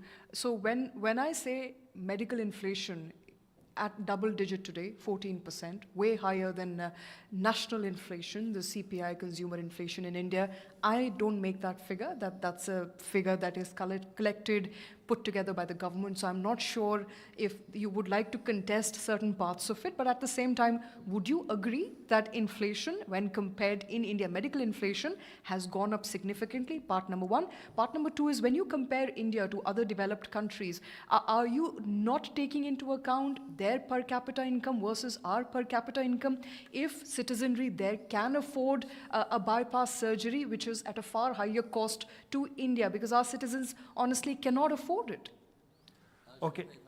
First and foremost, the idea is not to put you in the dock. The idea is to look at solutions. So I just want, I was a little, so to say, scared when I saw so many doctors around me with Shweta. You So don't have we to assume be. we are healthy, and we don't want you to be unhealthy either. So the idea, I just Rakesh, add to that question. So there are independent studies on the macroeconomy dealing with healthcare, both by Delhi University, IIT Delhi, which have found out, I don't know how recent it is, but there are empirical studies done over the years. If someone is in lower middle class, he turns poor. If someone is poor, he's pawned. If someone is upper middle class, he turns lower middle class. The rich don't care, and that's a very small percentage. That is the impact of rising healthcare in this country. True. So, pardon my being a little frank, I think comparisons with global, per capita earning economies like Singapore and US wouldn't fit in here. And I agree with you, in terms of education, we don't gift healthcare policies to our children, even if we can afford to do that at some stage of life. We have to look at it's a very complex issue, I agree with you, Dr. Madan, but we'll have to find ways to get out of this fact. But medical care in India for 90% of Indians is not affordable. I think I agree with Dr. Madan, like if you are talking about affordable healthcare, why can't we talk about affordable insurance to everyone? Absolutely. That should be the bottom line. Actually, your chairman, we had a chat with him on one of our shows, Duologue, where he mentioned insurance is the panacea. Yes. Is everybody in agreement on that being the single most potent solution to dealing with affordability as a challenge in the medical care sector? Affordable. And second thing, if you look into it, we are not that bad also. You are saying in last 5 years, the healthcare there's shown an inflation. But if you look into even the aviation industry, 5 years before the COVID, the cost of traveling to one country to another country, I think that has almost gone up by 100%. It's not that, I don't think so, even the healthcare has gone up by 100%. The second most important thing is everybody should be able to afford healthcare, but with an affordable insurance. That is the bottom line. Second comes your, what you say is awareness. If you're aware, only then you go for a health checkup. And, he says his preventive health checkup gone up by 23%. The new year resolutions are important, that is there, but the second most is most of the people, corporate people, their policies, their everything finishes by 31st March. So they try to do their health checkup by 31st March, not in whole of the year. Second, we are not that bad also.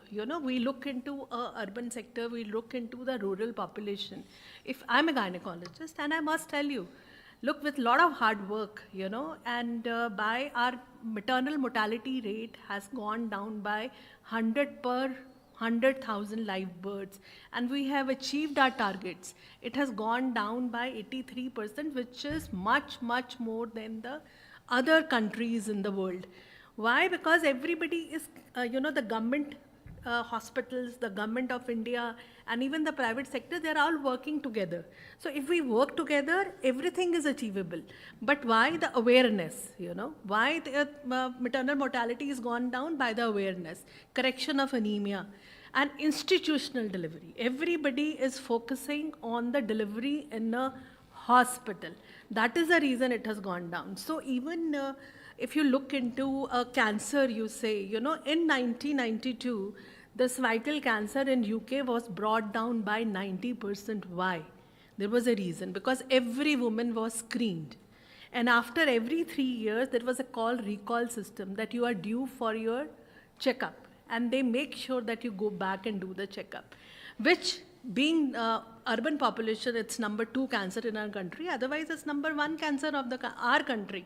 We are still not able to bring it down, because if we have just simple system, call and recall, we can bring it down. That is awareness. If we can bring our MMR, we can bring down other cancers also. So I think insurance is the key answer for an affordable healthcare. Thank you, Dr. Aneja. Yes, Dr. Panda.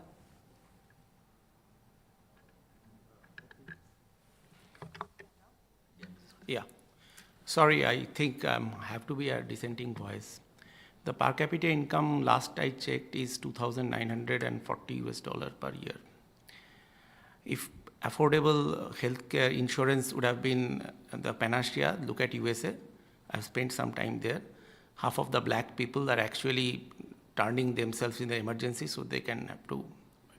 What insurance covers nowadays, even with Ayushman Bharat, is 5 lakhs. In a corporate hospital, that might not stand for 5 days. In the last, I'm as a medical student, I've been a part of the government education system, studied on a scholarship in a government school, studied on a scholarship in a government medical college, went up to All India Institute and Harvard. So I have some strong word to say. In a country like India, where 95% people don't pay tax or don't have the means to pay tax, if you are looking insurance as a solution, it is unfair, unjust. Tagore, about 150 years back, wrote in a poem called Humiliated. If you are putting a group of people behind, they will pull you down. In such an heterogeneous population, madam, you cannot ignore government system. We have been. Now things are happening. In Delhi, you have everything in an ivory tower. Go 100 kilometers away to Amroha, to Muzaffarnagar. You are not people are doing a biopsy, are not doing a biopsy.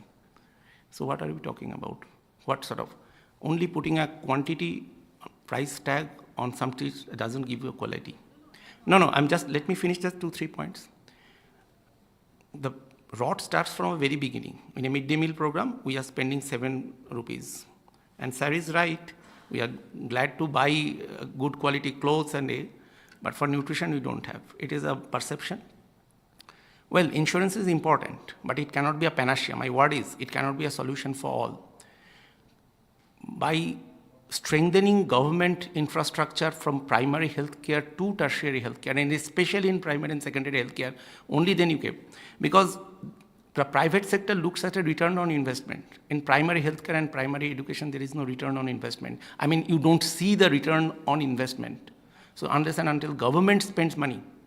Professor D.P. Kothari, when a Kothari Commission says 6% of the gross national income in 50 years couldn't happen.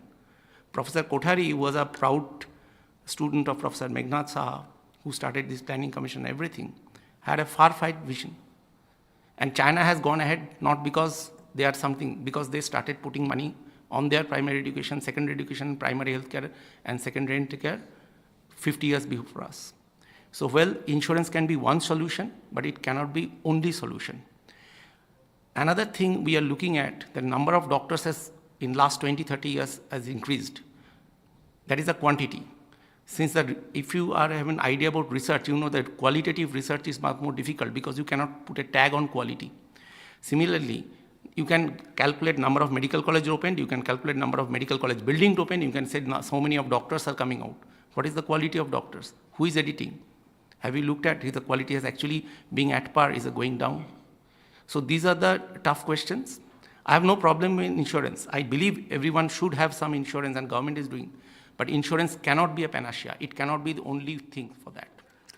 Something needs to be started somewhere, you know. Right. It's not that we say that we all know that everybody is not paying by tax. pushing to insurance only, No, we are start systematically something. Sorry, if we can one after the other, please. We can't go by what is the quality of a doctor. This is absolutely going to be a different forum, you know. No, but at least start with something, add on something, and you know, at least take something forward. My only point, ma'am, that government health infrastructure, which has been systematically becoming weaker because of lack of funds. In our obs and gynae, we have definitely seen the change. I see the doctors here are very charged, but I think it's a good conversation to have to begin with. Dr. Chauhan, yes, I think you're somebody who is frequent in media. You speak a lot about affordability of healthcare. You know, what are your thoughts on where we are as far as primary healthcare centers is concerned? Reports suggest that about 30% of PHCs have intermittent electricity. So I'm not even talking about how good they are, how beautiful, wonderful their infrastructure is. I'm talking about electricity, must needed for a medical setup to operate. 30% of them have intermittent electricity. So thank you very much. First of all, my background is Ayurveda. So I think we have a wonderful, affordable healthcare system in India, which we are not looking at. Of course, with all due respect to insurance and infrastructure is needed to be definitely, a lot of things can be done if we improve our, primary healthcare, and not only that, awareness is so important. And after that, are we talking about healthcare or are we talking about disease care?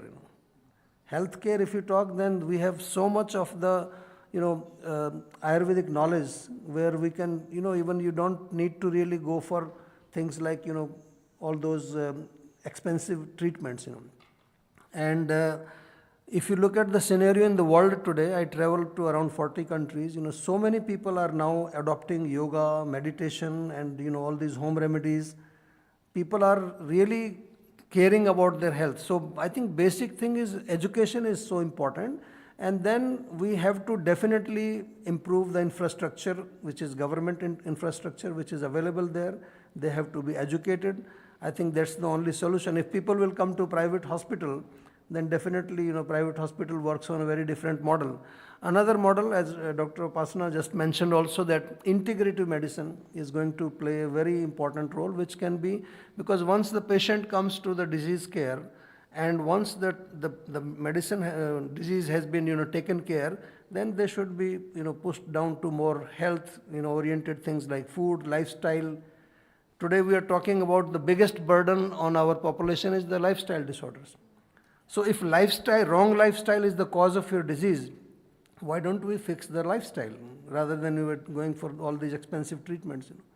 And we have started quite a few initiatives like that with lifestyle disorders, and we are getting wonderful results. So I think Ayurveda has the potential, which is not like just like I'm saying just because I'm from Ayurveda. If you look at the Chinese model again, they do the same thing. There's so much integration they are doing with traditional Chinese medicine and modern medicine. Every hospital has a traditional medical center, and they work together, and they brought down their healthcare, costs using the traditional medicine.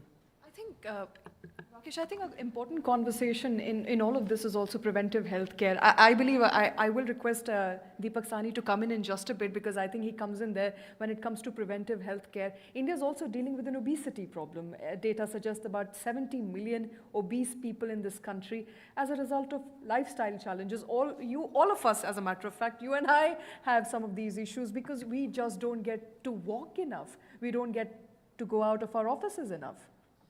I think that one of the solutions that's being mentioned here is integrated healthcare, which is most welcome.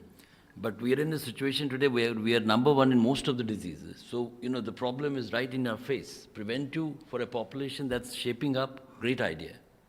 Preventive, but those who are already in the grip of the disease, whether it is diabetes, whether it is cancer, whether it is obesity, whether it is mental health, it's an overarching challenge we have. The numbers are, the numbers are extremely alarming. All of you would know it better than me because you're doctors, you're dealing with them. But preventive is a great idea to initiate among our Indian youth, which is our strength, to preserve that strength. It's a great idea. I was going to talk about in terms of solutions. Let's just look at solutions. Absolutely. Insurance is one solution where I think there's a broad consensus that it is not an ultimate panacea, but it's one of the solutions. Let's get Dr. Rajat Bajaj also into this conversation as we talk about solutions. So I think I agree with everybody that the insurances have to be there. I think the insurances can be incentivized as well. Like, somebody said that if we have a car out of a showroom and there has to be an insurance attached to it, then why not for, somebody who's more than 18? I think we should be doing that. Certainly that is one thing. We are talking about the immunizations, we're talking about the vaccinations. So if you talk about the preventive part of it, the Indian government has actually incorporated the cervical vaccine into the immunization schedule. So that is a big welcome. I'm an oncologist, so I would certainly welcome that part. Also, the cost has been brought down because initially we had only the foreign companies coming in. Also the affordability, of course, there are a lot of people who are talking about affordability not being there so much, but then we have known that a simple cancer like a breast cancer has a medicine called trastuzumab, which used to be very costly when it came into the Indian space maybe like 20 years back. Now we have just like maybe 1/15 of that cost available in India. So certainly things are being helmed in that direction, I would say. But still there is a lot of ground that needs to be covered. Patients or people in general, in the general state of the society, have to be made aware that prevention is always better than cure. We all doctors actually emphasize that the preventive oncology is also one part of it. I'm a cancer specialist, so I would say that way. And then, like you said, that it doesn't take much out of your pocket to actually run these preventive tests, and there are a lot of companies which are helping us in that regard. So literacy, more awareness, more media campaigns have to be there so that these can be adopted, and not only we should be focusing or spending on luxury, but these are equally important measures that one should be taking care. All right, let's also take this conversation to Dr. Harvind Tandon, who's also with us. Dr. Tandon, I think you heard all your panelists, and obviously, there is agreement, then there is also disagreement on who should bear the burden of that insurance. Should we put it on people to pay up the money, or should government partake and respond to people's need? We know that public institutions are overwhelmed. Today, and it's very unfortunate, some of the hospitals that I go to, they've become hotels, right? 5-star, 7-star, and the prices are same. So I think, speaking from a perspective of a common man, a middle-class man, as my colleague Rakesh pointed out, every time there is a medical emergency, it makes somebody a little poorer, following that on medical emergency and getting the right sort of treatment. This is a problem that needs an urgent solution. Shweta, I am an orthopedic surgeon, and what Tarang had said, I really agree with him. We actually have very two diverse populations in this country. Now you are talking about the 7-star or 5-star facility. You have a percentage who have to take that care. So those people are fully covered. But for the majority, you need to think out of the box. Just like Dr. Bajaj said, you have to find solutions out of the box. One of them was Ayushman. It was never thought of that there will be a government scheme. Ayurveda definitely has to come in. I'm an orthopedic surgeon. I see so much of bone problem, whereas our country has sunlight throughout the year. So the media has to help the doctors to break some myths which are going wrong and sort of get all these things, all acts together, that please start yoga, getting sunlight is simple, essential.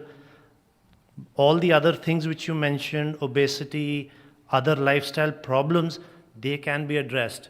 So we have to find solutions ourselves for our set of problems. Okay, I think let's quickly check with the audience. How many of you actually manage to get about 15 to 20 minutes of sunlight every day in the morning? And I think, Doctor, the peak hour would be about 10 o'clock in the morning or 10 or 11? The best time of sunlight is between 10 and 12. Between 10 and 12. Most of the working people are indoors. Absolutely. Most of are in artificial Raise your light. hands if you get to be in the sun between 10 and 12. Shweta, I'll put a question to all of you. That's only doctors raising their hands. How much of skin area you will expose for sunlight? That's a good one as well. Some data point for you, it's like 76% people are deficient on vitamin D is the data. So in a country which is abundant with sunshine, we are deficient on vitamin D. That it shouldn't come as a surprise. And we have research now to support us that vitamin D was called the healthy hormone, right? So it does not only affect the bone, it affects your mind, it affects cancer, it affects everywhere. So you fix simple things which suit your country, your population. You have to think that way. We can't get the Western model into our setups. And primary health, what Panja said, very, very important. We need to invest into the primary health and prevention. primary health and prevention, and there you have it, a doctor telling you to go out and sit in the sun. I think it's more beneficial than taking perhaps a lot of other hormonal medicines. It's going to be more helpful for mood elevation, I believe. That's something I also read. I want to... Just an addition, with no sunblock on your body. With no sunblock. All right, Deepak Sani, the last time I met you, you gave me some fascinating insights into people's health and lifestyle and their choices and why. And I remember, I think it was you who told me that people in India, those who have alcohol, consume alcohol, especially in Delhi NCR, are more likely to have fatty liver as opposed to Western countries, I believe? Yeah, I think, yes. So that's the lifestyle that probably challenges that, because we like to eat food with alcohol, right? And a lot of food after alcohol as well. And that's what basically, because alcohol is anyways not good, but with the food, it is further adding up a lot of fat and a lot of issues. And that's what we see. And the trends, like I explained last time also, suddenly I've seen the anemia patients rising and the numbers are just increasing. There is no absorption of iron at all. And that has been changed in the last 5 years, right? So that's again becoming another vitamin D issue. And right? why is that? I think the doctors would be able to comment better there, but what we have seen specifically is the environment, the pollution, the lifestyle again, and a lot of other factors that basically stops the absorption. And this is the trend. And in fact, that's where the health data starts to play in, because before it become another vitamin D issue, we need to do something here, right? Why the people basically, it's a awareness. Why anemia is increasing? We are working a lot on that. It's basically they are not eating right. We are all very fond of eating palak paneer. Ideally, palak should not be eaten with paneer because your calcium is not going to absorb it. It has to be, and there is a lot of worm infestation in our people, in children, So that is the anemia. So now even the government of India and all the obstetricians, they are working very hard.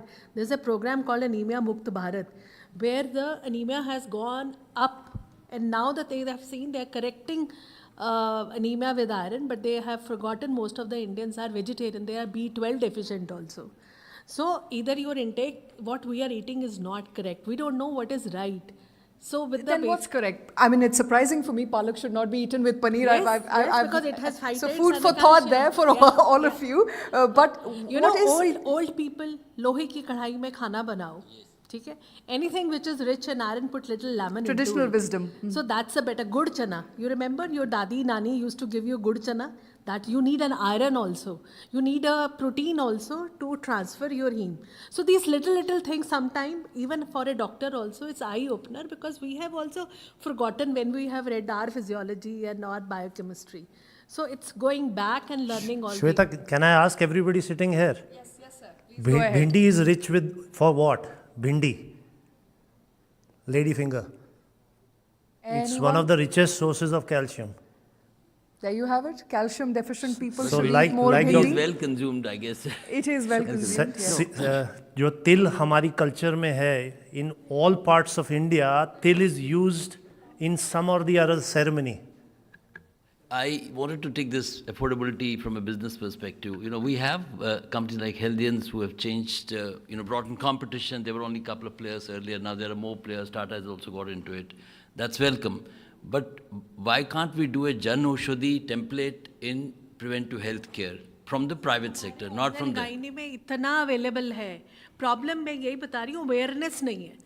Even we as a gynecologist are also not aware of it. So everything is there. That is the reason there is so much of work is going on it. I don't know, anybody knows here also, that there is a deworming days given by the government of India, 10th February and 10th August. Even No, I was asking about, like Jan Aushadhi has brought down prices dramatically for all major diseases. But you know what the problem is? लोग सोचते हैं कि whatever is available in government is not a good thing. That the data doesn't support that. The Government of India data doesn't This support what that has to Government of be- India data is saying that there's a greater proclivity now to go for Jan Aushadhi medicine. this that's has a to be welcome thing. integrated in the no, mind my of a question common was, man. why can't we Ki do it's a that good drug. why can't we do a similar template from the private sector in the preventive health care? That's where the problem began, Yeah. where you said it. Very good question. Yeah. Why I think can't we we have need something to- around private, from private sector coming in on the likes of Jan Aushadhi Kendra. And if that happens, I believe there'll be a lot many takers. Yeah, I think we need some innovation there, because if we start incentivizing, supposingly we say, if you improve your health, your insurance premium go down, right? That's not there today. So I pay the same insurance premium even if I don't take a claim, but I pay 20% less if I don't take a claim on my car, right? So what is my incentive for becoming better every day? Or rather than shifting the model from healthcare to self-care, right? So that sort of a model probably tells people that there is an incentive. Supposingly we talked about cancer, so I was talking to a bigger program of cancer, and we say, we will afford your cancer treatment, and there is a $1 billion fund working on that. They just said that, but you have to screen yourself mandatory every year and send us the reports. So if you don't screen yourself every year, we won't be able to support your treatment, but we can only support your treatment if you screen and give your report to us every year. So that's because like that can actually, so that $1 billion fund can actually take care of all the people to actually get treated, because a lot can be done, because the earlier you detect, the cost of the cancer, he can comment that is lower. Right. And the later you detect, the cost is higher. We've run out of time. But I Yes. must tell you, everything is, if we are talking about insurance, everything is covered after you are admitted in a hospital. So for preventive health, you are not supposed to admit in a hospital because it is not right practice. Few hospitals are doing that they will admit patient with some other reason, and then patients are getting their preventive health checkup. But as you said, why private hospitals are not coming for this? Actually, I think we are doing it. We are all the time posting lots of things to that patients should aware about how to eat, what to eat, and how to prevent themselves from all this flu and then corona. And my biggest question with everybody, like I am really supporting government because they are trying to do everything, whatever is possible. If you see our previous governments, nobody has taken any interest. Now we have PSC, CSC, medical college, nursing college. What is the need that now we have to work on PPP model? A private hospital should handhold a PSC, CSC. So load should be there, not come to the quaternary or tertiary care hospitals, and we can resolve those issues. Right. So I think this is the answer of all these questions. We cannot, wait for patient that he has to admit, then we will give him treatment and we will get money from insurance. Absolutely. I don't believe at any point of time it's a question of intent. I think there is enough and more intent. It's a question of implementation. And I don't necessarily agree that the previous governments have not really done enough. No, I think healthcare has been a priority minus the government raising its spend. So in that sense, if there is a view that government should spend more and more money, I think we've been deficient on that across the board. No, Shweta, one very important point on PPP. See, in terms of affordability, one of the ideas that was floated 20 years ago, 30 years ago, was the public-private sector model. We couldn't replicate that in a big way. Why? I would like to hear from the experts. And second, wherever we've been able to do it, there are challenges now. We know, I would like to name there are challenges in terms of whether actually the quota meant for the poor and extremely poor has actually gone to the poor, or it has gone to the rich in the name of the poor. So, those are challenges. These are recent probe that has been launched by the government of India with a major hospital chain. I don't think, the key issue to raise is, if PPP model is the formula, why is it that not many such templates are happening? Dr. Tandon. I think, Rakesh, with now the digital, the mobile and all those networking more having penetration, pretty sure that misuse of these things won't happen if it is made really well. And some monitoring has to be done. Now that monitoring agency will be government, or obviously the hospital side cannot do that. Right. So it has to be done. All right. I'm sorry. I know that we want to talk a lot more on this topic, but we've completely run out of time. Any questions from anybody? Yes, please. I'm apologizing to my directors already. I'll just take 2 more minutes, but yes, go ahead. My question is, why don't we invest enough in primary and secondary healthcare? I mean, despite highlighted by Finance Commission and other departments that we should at least spend 2.5% of GDP on healthcare.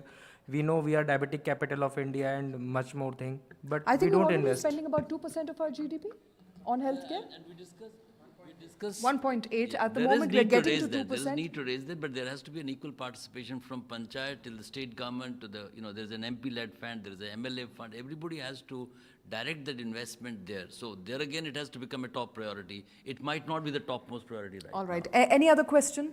Yes, sir. It's a question and a statement also. Like, see, there was a debate going on whether there should be insurance or no insurance. There's another angle altogether. Wherever insurance enters in a market like India, the cost of healthcare is bound to go up. As you mentioned, like it's a matter of cost and profits.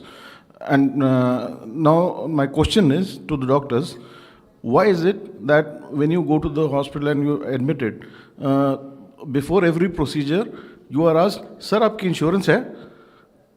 My counter question is, will it change the procedure? The nature. Will the protocol be different if I have the insurance or I don't have the insurance? Why is it so? I mean, I think a lot of experience. Sir, usko on कीजिए. I think. Unfortunately, after that, they ask you, आपका insurance है, उसके बाद बोलते हैं, किसका insurance है? Exactly. I think, when we talked of, I know I said I won't speak again. When we talked of insurance, we meant in a very generic way that a person is insured, whether it's by, central government health scheme, state government health scheme. We are not talking of insurance as an insurance for which you have to pay a premium. We are talking of, or let me put it the other way around, we are talking of trying to reduce out-of-pocket expenses for healthcare. If you are a central government retiree and you have some kind of a CGHS scheme, as far as this discussion is concerned, you are insured. So we are not talking of insurance in terms of, what a private hospital asks an individual. I know that's a major concern, but that will take the discussion away to ethics and all that. So, Sir, but would that change the protocol of treatment to be given to the patient? I think this Gentlemen, I need to I'm very answer to sorry. you. I will have to wrap this up. Can I answer? Yes, please. So there is this education which is lacking among the people at large, that every procedure with the insurance and the hospital is always numbered and capped. So a hospital would not be getting anything more than the capped amount from an insurance provider, number one. Number two, any insurance company where there's a tie-up happening with the hospital, there are rates which has already been fixed. If you're an NABH accredited hospital, obviously the rates are already been fixed. The reason why hospital or the financial counselor of a hospital asks this question is to make it easy for your pocket. अगर आपको cash से देना है, obviously there would be difference. The procedure won't change. As a doctor, as a healer, as this thing, it is a duty of every doctor, and I don't think any doctor is commercial to an extent that they would like to extort money from you. It doesn't happen in India, thankfully, and which would Dr. never happen Karan, because I'm the not kind sure of if a lot culture of it is people there. will agree with you in the room that's a that fact. the doctors That's a are not fact. commercial They're not. and doctors are not trying to we get have to extra do money. these to understand. I mean, let's just with a show of hands, how many of you think that it's become extremely commercial to get health checkups done or just go to a doctor? Show of hands, please. All right, so that's literally, I mean, apart from the doctors, that's half the room. But I think this is a long conversation, and I think it's an important conversation. Unfortunately, we've run out of time. Thank you, everybody, for being a very patient audience, and to all the doctors here for taking all those questions on your chin. Thank you so much, and I think that's a wrap on this session. Let me quickly call in our next speaker and our next guests. Coming up would be a panel on sustainability, and will be moderated by, I believe, Ambassador Manjeev Puri, Distinguished Fellow Terry, will be the session's moderator.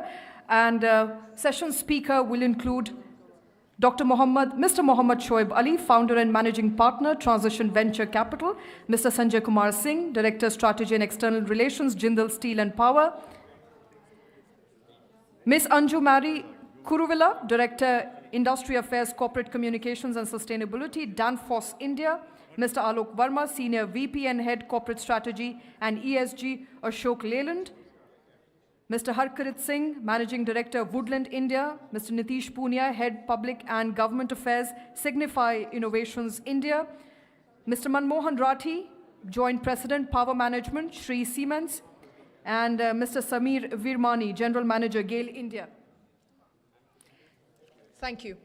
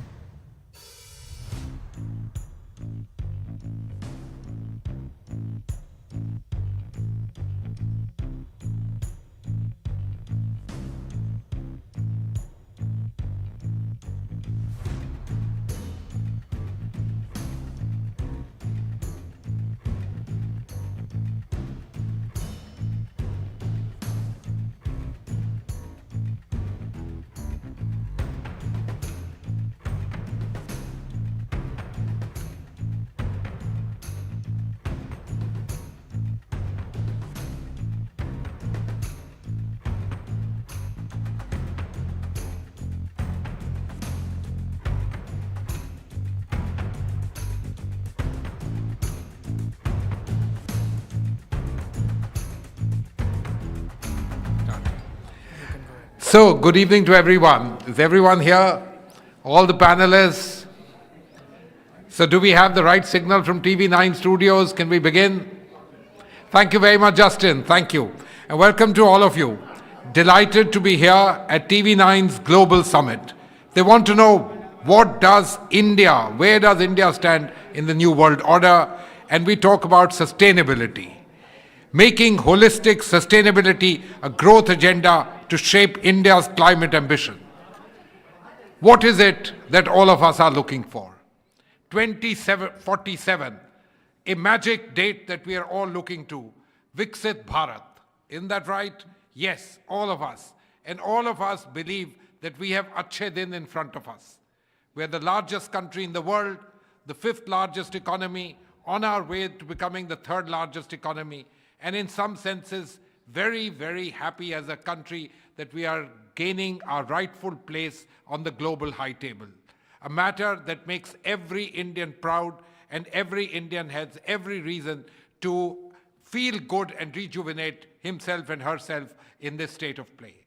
Last year, or the year we hosted the big, huge G20 summit, a grand success, a testimony to, in a sense, India having arrived on the global stage. And so, therefore, this particular edition, the one that focuses on sustainability, is particularly important. Now, for the viewers, I want to make a few simple but very important points. The general conventional wisdom is that you need to burn fossil fuels to generate more energy, which gives you more GDP. And so, therefore, if you have to glow up the global value chain as becoming the 3rd largest economy, a much larger economy, and heading towards that side, our GHG emissions will go up. True, they would. But we are also a country which has taken a simultaneous target for ourselves, net zero by the year 2070. And believe me, while 2070 may look very far from now, the time tends to fly, and that's also a directional shift that we all need to do. We are all seated here to try and see what can we do in terms of the industry participation in this great journey that India is taking towards Viksit Bharat by 2047, i.e. a developed country by 2047, and a country which is a responsible country, which works on sustainability and makes its own target of net zero GHG emissions by the year 2070. All of this is inherent to us. We are, in that sense, a country which is taking on the world, taking on the fundamental challenge where it used to be said that more fossil fuels used, the better it will be for your GDP. But we want to say, no, we will decouple this particular thing. We've taken some of the most onerous targets in the world in terms of renewable energy. Today, among the G20 countries, we are perhaps the only one which is on target for meeting its own commitments to the world, to the United Nations, in terms of the nationally determined commitments on climate action. We're a country which is imbibed this by ourselves. So I want to say that we are particularly happy that TV9 has thought it fit to have a segment of its global summit focused specifically on the issue of sustainability. I also want to make another point. I know all of you are seeing the world, the international news channels, and you are seeing a certain kind of view and an attack on the idea of taking action on fossil fuels, etc. But I want to say that the climate challenge for all of us is not just a challenge in terms of burn less fossil fuels, do more in terms of decoupling. It's also a challenge that the world is faced with a reality, and that reality is global warming. In fact, most people would say that the year that has just gone by has been the hottest in decades that the world has seen. This has serious imperatives for a country like India, which is vulnerable. Indeed, the entire global south is vulnerable. And so what we do is in our own interest, in our own good, quite apart from the fact that what a country like India does has a global south role model. And we are a country which is proud in terms of what we've been able to do there. At Glasgow, 3 years back, Prime Minister Modi in the year 2021 took on this particular thing unilaterally, that India will work towards both sustainability as it pursues its development goals, and we took the target of net zero 2070. We become world leaders in terms of solar power. In fact, because the rates of solar power have come down in India, so many parts of the global south feel that it's an alternate energy source that we can take. We've taken on tremendous targets in terms of green hydrogen. We've taken on targets in terms of electric mobility. We've taken on targets in terms of electric lighting. We've done this unilaterally, and we are a country, we believe, which can be a major role model, I would like to say, for the world, but certainly for the global south.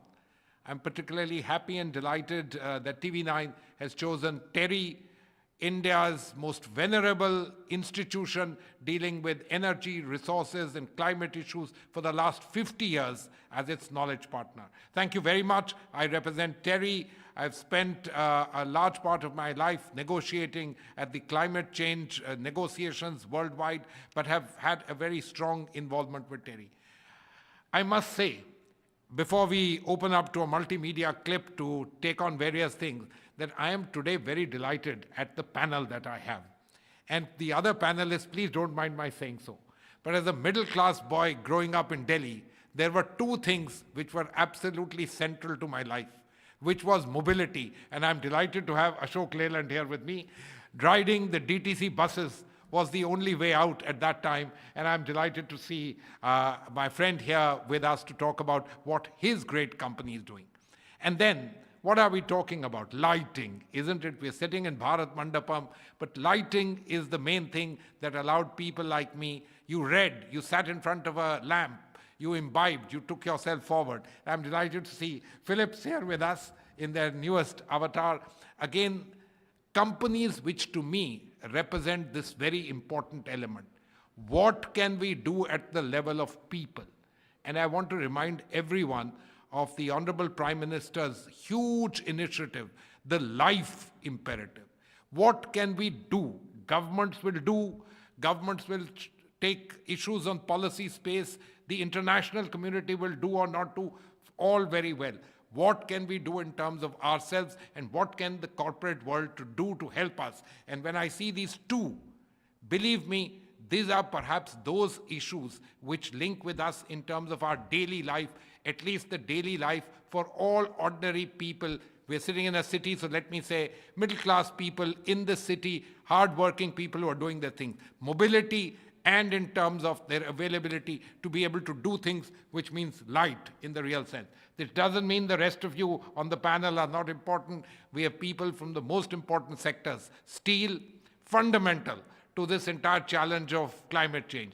People who are dealing with electronics, extremely important. And then we have those who have money. They matter. And frankly speaking, that's what we'd like to hear. But I'm also delighted to welcome a colleague of mine, ex-naval officer, who will tell you what else is happening in this big, huge area that we talk about. Defense is not something that we can just forget. It's a major area in which action needs to be taken. What can we do in shipping, in so many areas? So I'll stop now. I want to welcome all our viewers and everybody. Believe me, sustainability is India. India will be the role model for the world in terms of sustainability. Be proud of what we are doing. We're taking on responsibilities for ourselves, responsibilities for the world, and of course, for the global south. We'll play a little clip just to give you a little bit of an idea of what does Indian business have to say in terms of their advancing the net zero agenda. So can we have the clip? A paradigm shift in how our economies function is crucial to tackle climate risk and push towards net zero emissions. That is where TERI has an important role to play. TERI's industry charter for near zero ambition by 2050 talks of Indian industry coming together to achieve this ambitious target. It's a voluntary pledge, and for that, we all have to stand together, work together, and achieve it together. What is required today is the roadmap for implementing technologies by various industry players.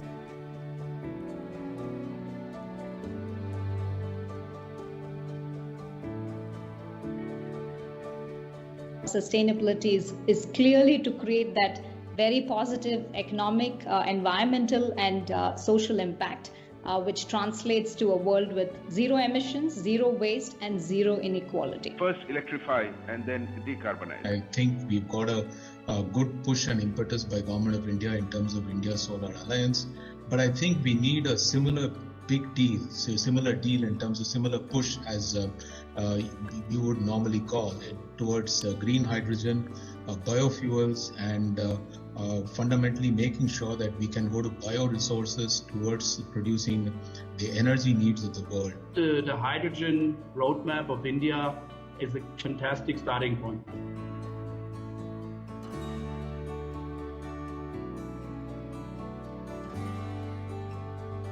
Hydrogen is ultimately, we cannot just simply think of it as a direct replacement technology. We have to think about this as a technology that is going to yield its own sequences of opportunities and things that are going to be new and different.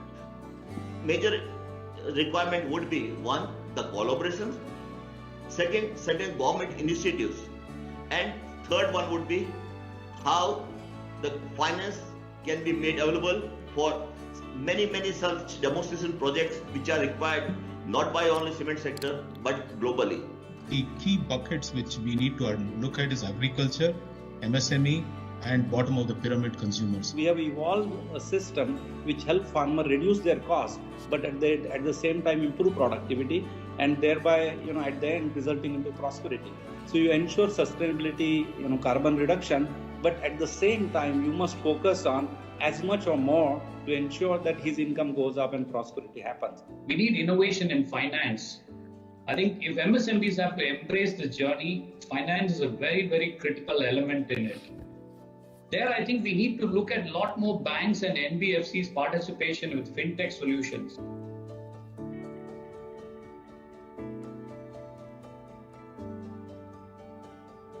We'll have to understand the value chain across multiple sectors, their adjacencies, and come up with solutions such that truly the circular economy, decarbonization, as well as the focus on green becomes a reality.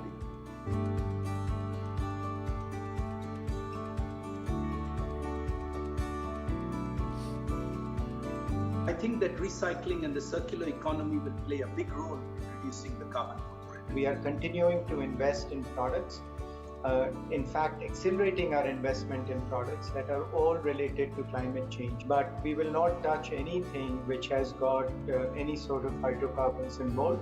We all are entering the decades of climate action. It will be crucial time for humanity, and at TERI, this issue has taken its rightful place at the center stage. Let us collaborate with few like-minded organizations and have advocacy activities, advocacy plan. And may I, for this purpose, request all our charter members that let us make a group of 3 or 5 CEOs and then who can work on it and then take the matter forward. If you bring the players together, right, and kind of put them on a common network to kind of drive that forward, that's also a possibility that we could explore. It's really important that collaboration and co-creation, working together is the need of the hour. I mean, unless we don't do something today, then, I don't think, we can call ourselves pioneers, for tomorrow, or pioneers at heart for the good of generation. I invite Indian industry to come forward so that we all can come together and chart a low carbon pathway for the country and benefit not just our country but globe as a whole.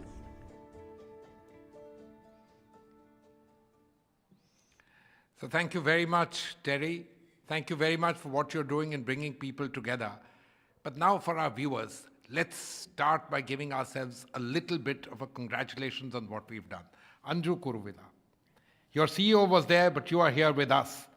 And you say that yours is a company which has already achieved net zero. Are we not delighted to have such a company operate in the Indian corporate sphere? We want to hear from you. What have you done? Short, in a little while, because we really have a shortage of time. So please. So, good evening, everybody. I represent Danfoss, a company, a 90-plus-year-old Danish origin climate and energy solutions major. And why I mention Danish is because Denmark is one of the first countries which will turn carbon neutral by 2030. So when Denmark took on this ambition to be carbon neutral by 2030, the region where Danfoss and many other leading Danish organizations come from, they came forward and said, if my country is going to be carbon neutral by 2030, I will support by becoming carbon neutral by 2029. And given that target, it kind of translated to all Danfoss operations across the globe, and we took an ambitious target to be carbon neutral by 2030 in our global operations. And happy to share that our Denmark office, the campus, turned carbon neutral as on December 2022. And this is not something which is limited just to Europe. And our campus in Chennai is already above 90% carbon neutral, especially in Scope 1 and Scope 2 emissions. And how we did this is very, very simple, because we streamlined our focus in ESG on 3 major areas, namely decarbonization, circularity, diversity, equity, and inclusion. And on the decarbonization front, we followed a very simple mantra called RRR. So reduce, reuse, and resource. So we decoupled our production from our energy consumption, and we reduced our energy consumption. The second one, reuse, wherever possible through latest technologies, like by adopting district energy, as well as sector integration, as well as waste heat recovery. We have managed to reuse our energy footprint. And last but not the least, wherever this is not possible across the globe, we have resourced our energy requirements through power purchase agreements. And I'm happy to share that our Chennai operations have been operating on 100% green energy for the last 2 years, and above 90% for the years before. And then when it comes to the circularity, we have taken another RRR philosophy, where it is we are reducing our use on reducing our resource use, then rethinking the designs to include more circularity in the resources which we use, and redesign our products in such a way that there is a circularity quotient embedded in it. Happy to share that all new products developed by Danfoss will have a circularity element embedded in it by 2030. And last but not the least, the DEI factor of it. Who's going to do it all? It is people, and people are at the foundation of all that we do, and that is the reason why we have diversity, equity, and inclusion as the last pillar of our ESG operations. And this is really important because we are standing at a juncture where there are 163 gender identities across the world, and in most parlances we are still talking about how to integrate more women into the workforce. So given the same, that's the reason why where we have DEI in the focus, so that we apply a gender lens to all the climate and energy solutions and products which we would manufacture going forward. So that was our simple way for carbon neutrality, and this is how we have been progressing. Anju, thank you very much. You used lots of expressions. RRR. It reminds us of something wonderful that happened from India. You also used DEI. It's in the news for all the wrong reasons, but I won't go into that. You said you are a company from Denmark. This takes me back to the great COP in Copenhagen, where for the first time the world committed $100 billion a year for the developing world. We're still struggling to come up with the numbers. In the last conference of parties held in Baku, while the preamble spoke about the need for trillions, we ended up with a paltry figure of 300 billion, and people are very unsure where even that's coming from. Shoaib, I'm afraid money matters, whichever way we look at it. And it would appear to me that we, as a huge, big economy, but a developing economy with tremendous amounts of needs, this business of global collaboration, I don't know where it's going. But what do we do in terms of money, which the corporate world needs? I'm not talking about people, I'm not talking even about adaptation, but simply in terms of business needs to make them move towards this glide path of net zero by 2070. What do you have to say? Thanks a lot. I think if you look at 3 important pillars that have to come together to achieve net zero for any economy, or the capital. Second is your technology, and third is your policy, regulation, and so and so. So when I say technology as a whole, I think it comes like, it's industry, technology, startups, first of a kind projects, and also like scale up projects. So all these phases, like for example, you need a different kind of equity or a government or a grant money. You need to solve this. And at the same time, if you look at first of a kind projects, and then typically these technology projects move into first of a kind projects, where you're trying to do implementation for the first time. Again, that needs a very different kind of a hybrid structure, where it's a combination of private equity, combination of a late stage venture capital, and combination of a bit of government money. And then comes the scaling part. So when we started this fund, right, it was very clear that the money was available, a lot of money was available for the scale up, and the dearth of money was where technology money was not available for technology, especially like countries in India, and at the same time, first of a kind projects.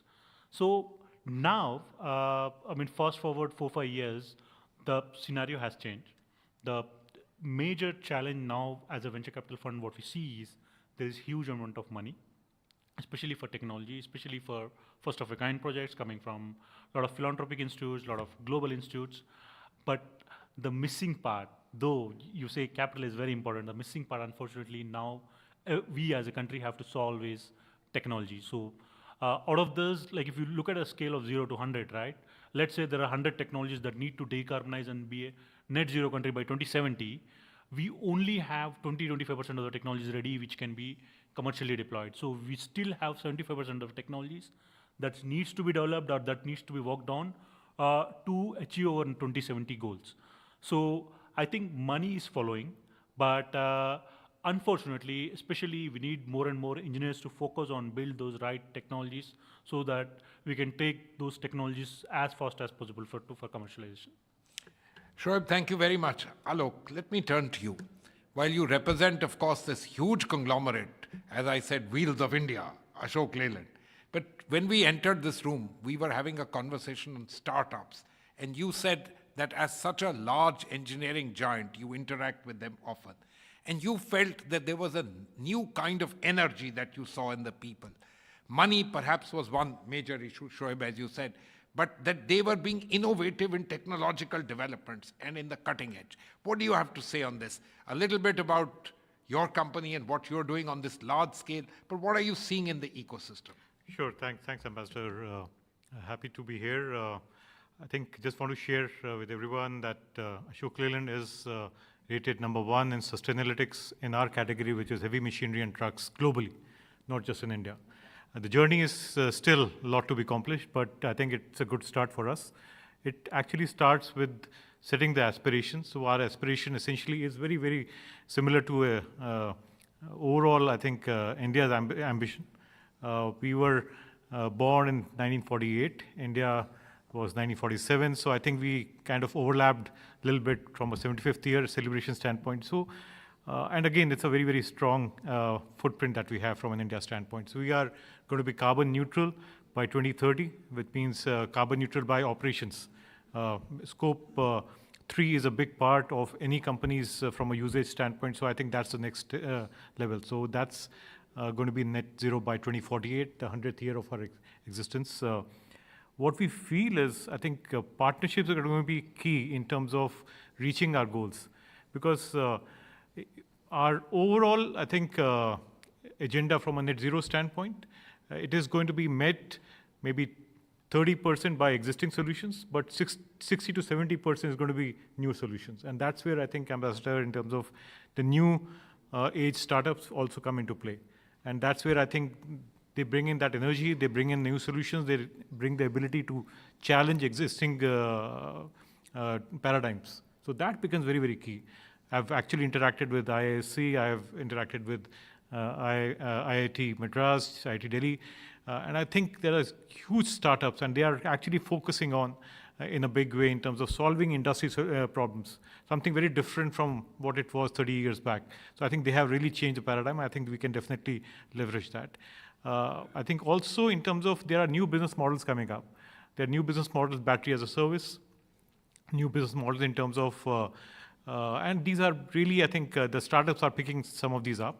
I think even in the finance side, I think there will be startups which are actually leveraging these newer financing models, because so maybe I think we don't have, I think maybe the DFIs out here, but people who have been, I think, used to funding in a very different collateral-based way, I think they have to really now see how they can actually fund in a very different paradigm. So I think, and there are these new different investment models that are coming in. And lastly, in terms of from a group standpoint, I think we are putting, I think, our money where what we are talking about. So we actually incubated several businesses, and they're not incubated, they're big businesses in their own right. So Hinduja Renewables is there, then we are actually having Switch Mobility, which is on electric mobility. Then to manage operations of buses, electric buses and municipalities in states, we have Om Mobility. So we have different, and then we have in charging infrastructure. So the list goes on. So I think what I'm saying is it's a great opportunity for us to look at, and that's the way Ashok Leland is looking at it, and that's the same way I think Hinduja Group is also looking at it. We are very excited at this stage. Alok, thank you very much. For me, you always meant moving not just forward, but also upwards. Wow, and very good to see that you're not just doing it yourself, but you sense a sense of confidence and a sense of optimism. Absolutely excellent. Mr. Sanjay Singh, let me turn to you, sir.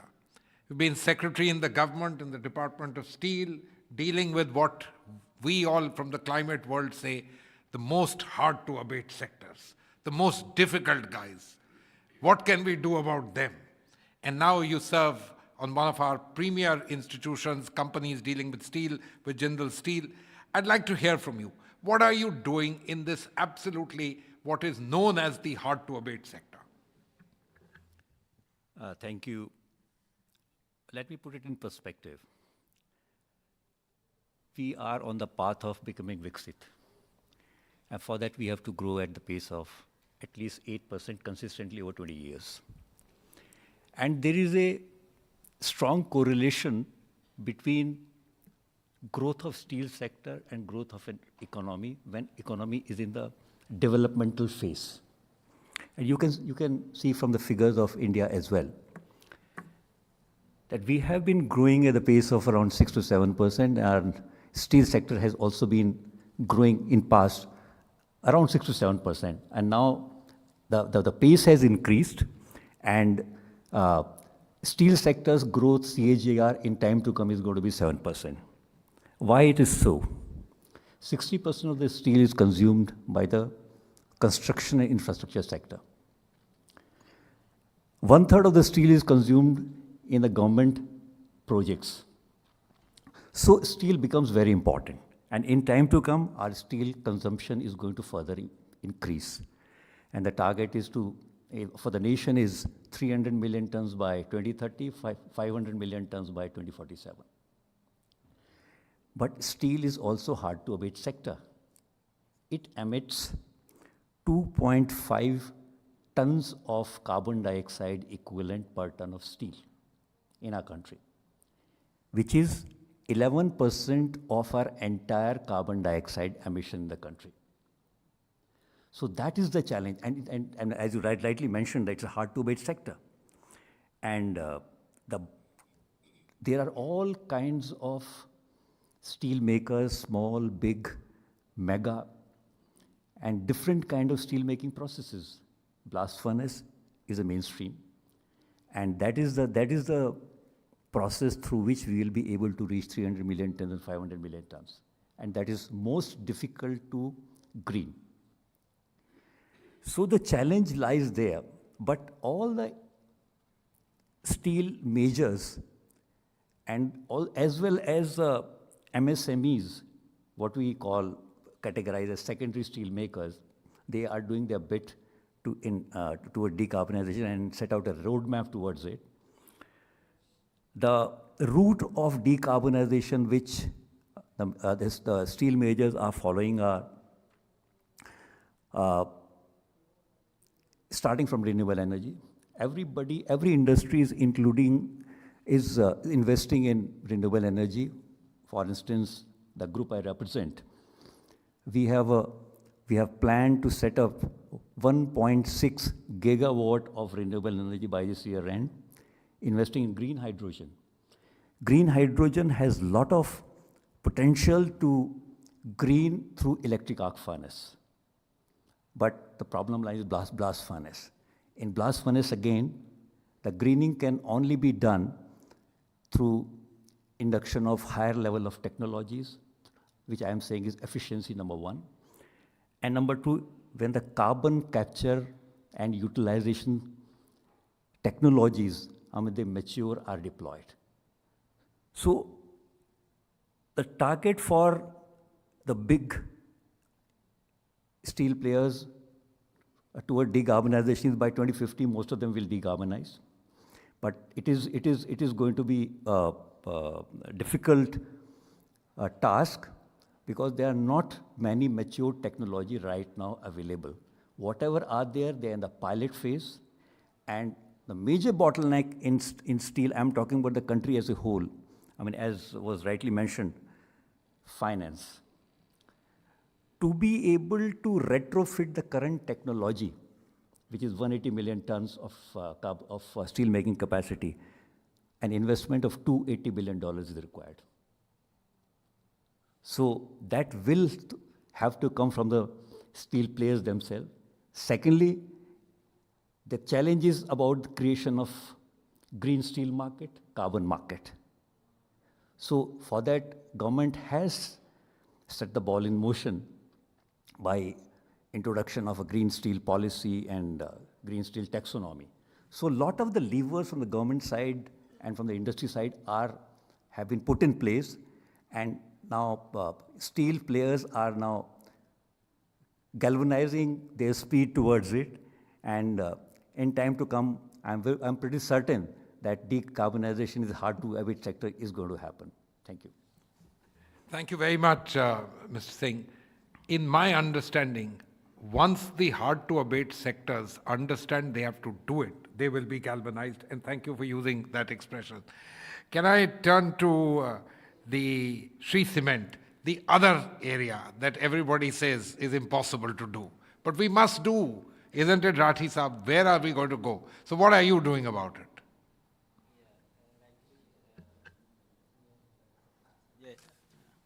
Sanjay ji told, hard-to-abate sector, steel, cement also comes in that directions only.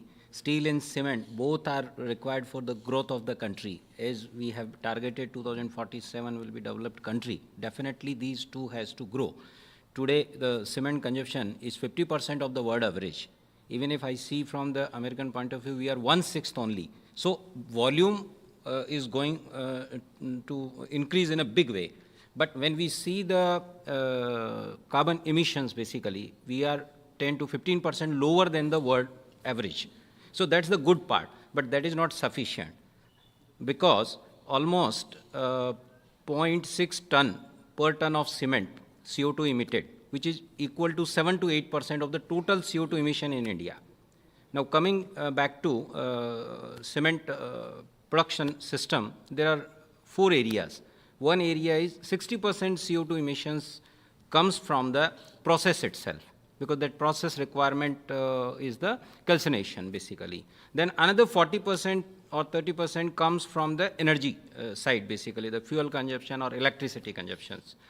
Now, coming back to what actions we are taking, the easiest way is whatever electricity we are using, we are converting it to the renewable. And from Shree Cement point of view, as on today, 78% capacity is renewable only or green energy only. Almost 55% of our consumption is from the green energy only. So that's the bright side. And we are continuously targeting that all our power consumptions should come from the green energy only. Now, point is, there are certain limitations in the states where we cannot go for the 100%. There are many limitations like the solar, wind, seasonal, timely. So we are fighting with those challenges. In the some state, one state we are able to get 95% production from the renewable energy only. another state, we are just reaching to 30%. This is the one area. Fuel side, lot of experiments are going on all over world, that how this fuel can be converted, electricity can be used in place of the fossil fuel. But still, those all experiments are at lab stage only. So that really require the funding, finance, and the commercial level productions basically. Another area is basically we are replacing the raw materials like the clinker reductions. Almost now in India, 70% productions are from the PPC. So once we say PPC, means basically that much reduction in the clinker utilization is happening, that much reduction in the CO2 reduction is happening. Another challenge is basically the logistic. It is a huge logistic which is required for the cement, and there we require support from the transport industry, where we have put certain electric trucks on the road so that that emission can be reduced, but still affordable solution is required. So Rajizab, thank you very much. Greening electric power generation, major priority for the country. But we are glad that you are at it yourself as to what you can do, not just with the inputs, but in terms of your stuff yourself. Nitish, I'll turn to you because you have to shed light to everyone. But a few minutes to you, my colleague, Commodore Devesh Lahiri, who heads the National Center for Excellence on Green Ports and Shipping. Just a couple of minutes, because transport certainly is one of the major areas where we in India need to do something. Then to you, Nitish, because as I said, you have to shed the light before we wind up here. We have just a few minutes left. Thank you, Chair. Good evening, everyone. Well, just to allow me to throw in some numbers. 71, 80, 95, 68. So if you look at planet Earth, 71% is water, interconnected. Waters of the oceans are interconnected. 80% of world's trade moves by the seas. 80%.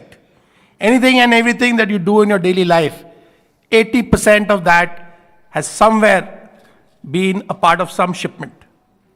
95 is the percentage by volume of India's export-import trade.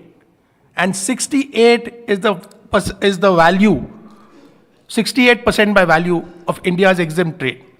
These are figures that we're talking of. If you look at global shipping, the percentage emitted, we heard some numbers, of course they spoke with respect to India, steel and cement. But if you look at a global scenario, 2.89% is the emissions from the shipping sector.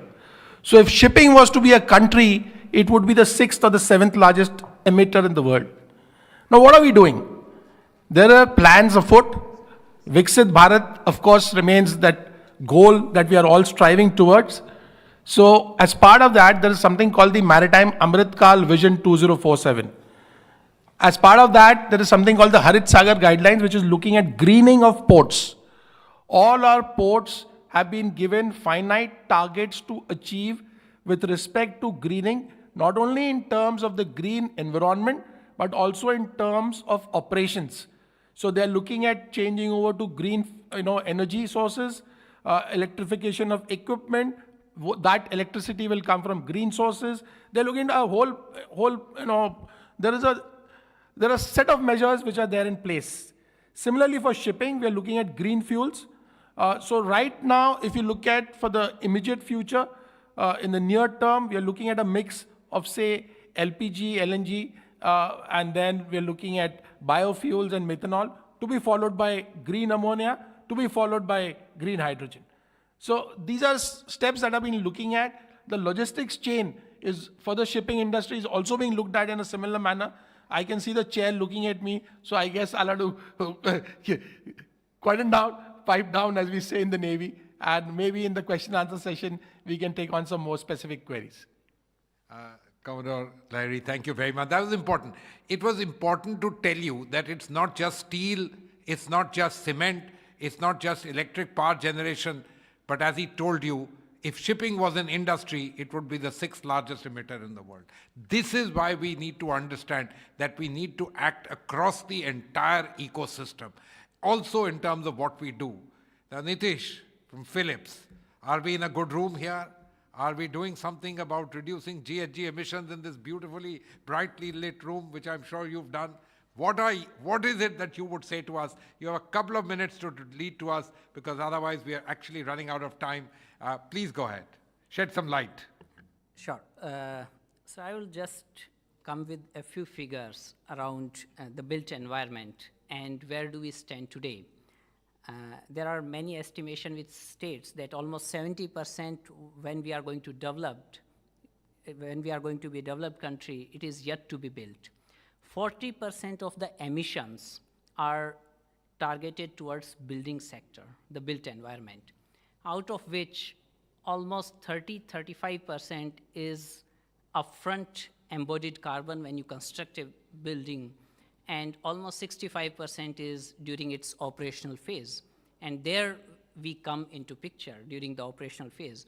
15 to 20% is contributing towards lighting. So global electricity consumption, 15 to 20% is dedicated to lighting. Where we can reach to 8%, we have moved phenomenally in terms of energy efficiency since the era of the conventional lamp, which used to consume, let's say, give light around 10 lumens per watt. LEDs in India, let's say if you want to sell an LED bulb, it has to be minimum 90 lumens per watt as per, B star rating program. So 90% efficiency is already there. Now where we are leading to? So where we are leading to is almost 200 plus lumens per watt. So the kind of potential, the kind of transition, which exists in the, energy efficiency sector is humongous. There is an IEA report which states that almost 40% of the emission reduction by 2040 is going to come from energy efficiency itself. And it's one of the lowest hanging fruit. And it has been driven based on the ROI. It has never been driven based on multiple, only policy push, but the corporates, the professional, the B2B consumers are buying it purely based on the ROI. And that is how, India has moved at a much faster pace in terms of LEDification as compared to the rest of the world, even most developed economies like US and EU. So great potential which exists in lighting, and it is not only to illuminate everybody's house. The world is going to need more light, world is going to need more energy efficient light, and world is going to need more smart and connected light. Nitish, thank you very much. We are going to need a lot of light. There's absolutely no doubt about it. I was just wondering, incandescent bulbs, मुझे तो नहीं लगता यहाँ पर कहीं भी मिलते हैं दिल्ली में. It's you all who've done it. What is it that you've done? Reduce the price of an LED bulb from, what was it, several hundred rupees to 39 rupees? That's what you say you've done? Yes. Yeah. So, when the first tender of ESL was, floated, they sourced LED lamps around 350 or so. And the last tender in which we won, it was, around less than 40 rupees. So it's a phenomenal journey. The LEDs, replace the CFL just because sheer costing benefit and also the efficiency. The CFL used to cost much more than the LED lamps, and that's how they replaced all those, inefficient lamps. Absolutely right, Nitish. It takes both two to tango, as they say. The government made the efforts, set in the policy prescriptions, a little bit of pressure, but a huge amount of market.